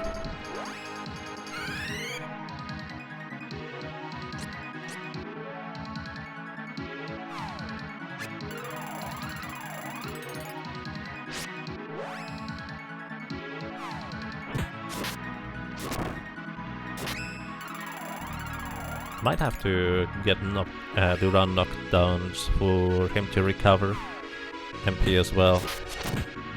Because Cups of Wishes will recover a cactus HP. MP, excuse me.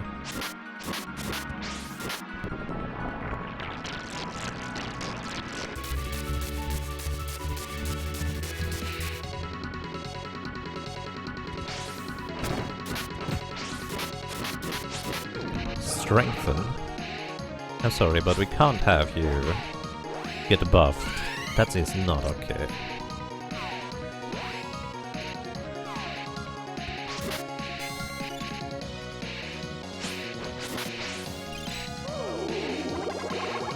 Attack power back down. Now we also need to reduce his defenses back down as well.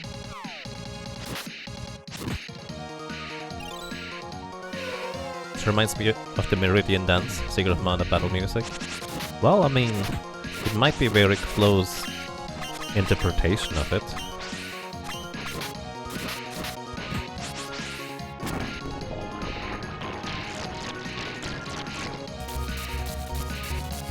Alright, good night, Angela. We'll wake you up when he's done. Wait, she didn't die? What does that thing do? Fetid Breath. Magic defense down. Alright, don't have a whole lot of... Actually, good night, Angela. Let's see, how many more do we have left?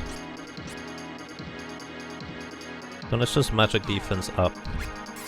Yeah. We might be in for the long haul here. Heal up Reese.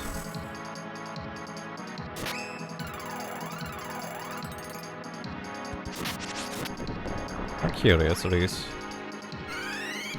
Just do this one. Impediment. Agility down, or up for that matter, generally speaking doesn't do anything. Speaking of doesn't do anything, I have no idea what that spell does.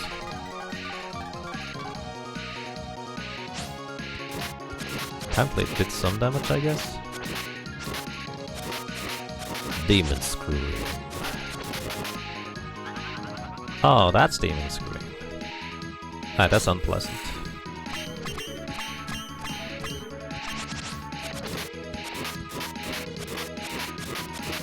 Don't hit Reese, don't hit Reese, don't... Oh my goodness. Tactic Reese.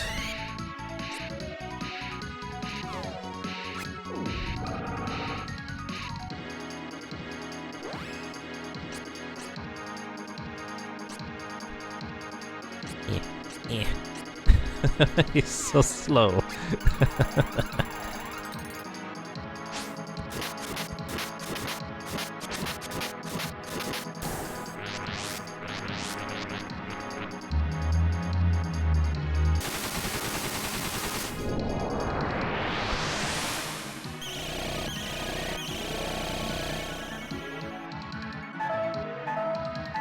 Alright. Get to run back up.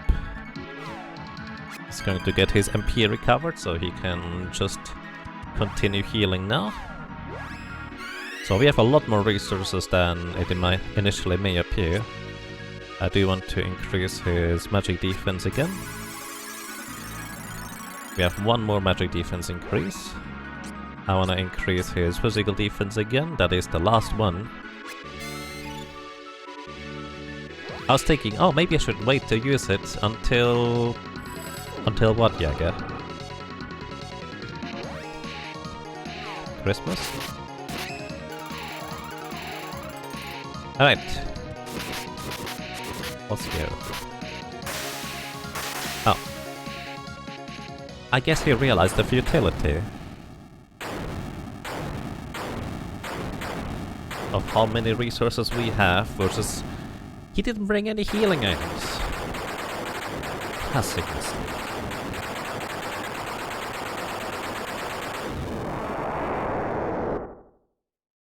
Since Friday you rewatched the 2022 100% Secret of Mana run, you're tired but it was worth it.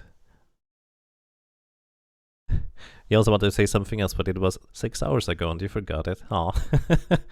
Well, I'm glad it was worth it. There's gonna be another Secret of Mana 100% run into the next year, 2023 as well. I'm strongly considering making it a glitched run, but the more I think about it, the more I feel like it might not be terribly interesting. Because a lot of the, like, farming for orbs is going to be kind of cut out. I guess it would be interesting to do once. I don't know. Maybe I will let people vote.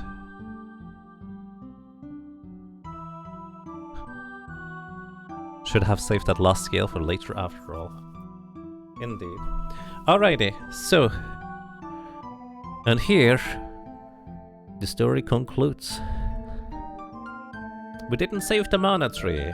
We didn't even save mana. But... thanks to the fairy... we will be able to eventually have mana again, but this is not going to be until a long time in the future. Because right now, it's just going to be a little sapling. And the little fairy that accompanied us gets possessed by the mana goddess. Or something like that. Either way...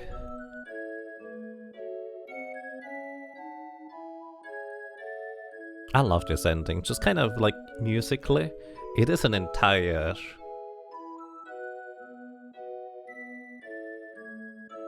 story by itself, really. So I think I'm just gonna minimize my talking and just let you watch it. So thank you for watching. And until next time. I'll probably still say stuff here and there, but just in case... for you, that's the final part.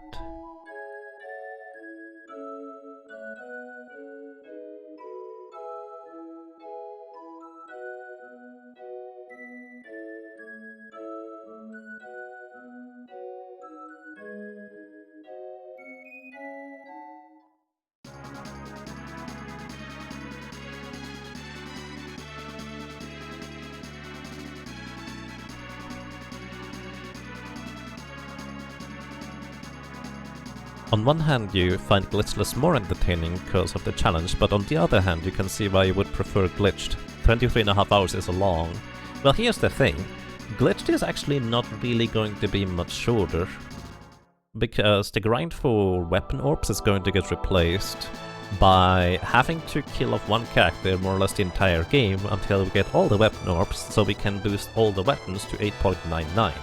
Because part of the glitchless, or glitched, 100% would be to get the mana sword early, which means 100% by definition at that point would be getting all weapons to 8.99, so we can't use the sword to an easy boost to boost the remainder weapons anymore. It just doesn't work. His music is so good.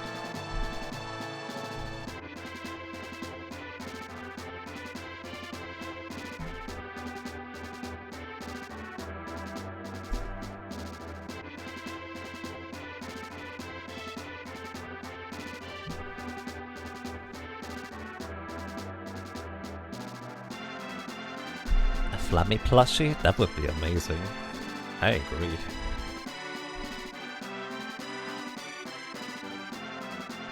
I'm just glad we didn't have any more frame drops.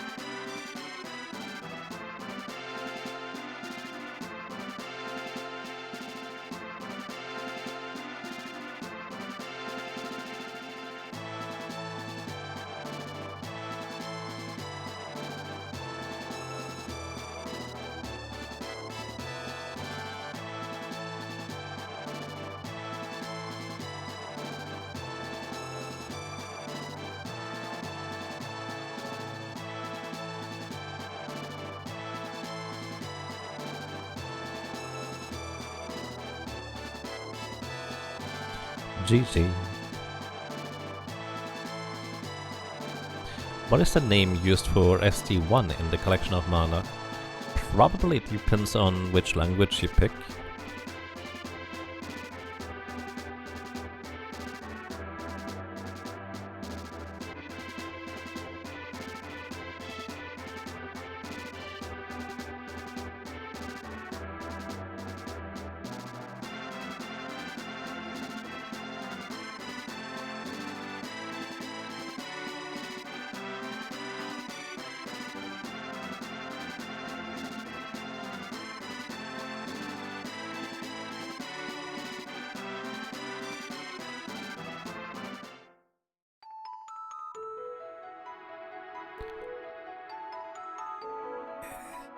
So, if there's one thing I think the original does a lot better than the remake. And it's honestly just a small portion, but kind of a big deal to me, is just how well this ending music just goes basically all the way through the credits and then just ends.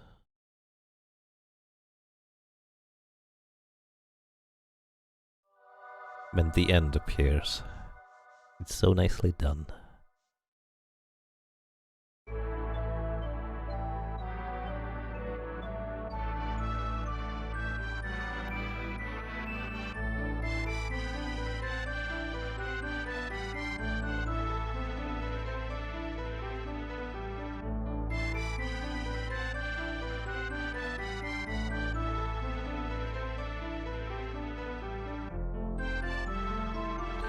GG. Thank you everybody for watching. I really appreciate it.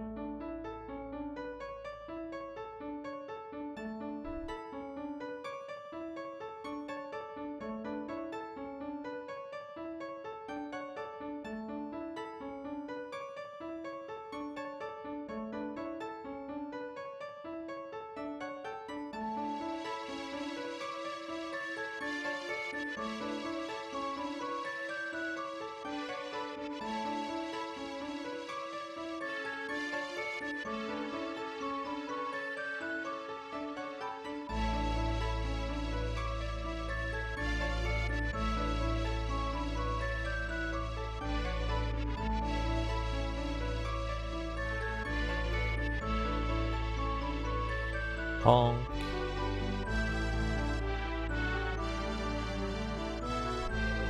Actually, just missed the honk. I kinda spaced out there.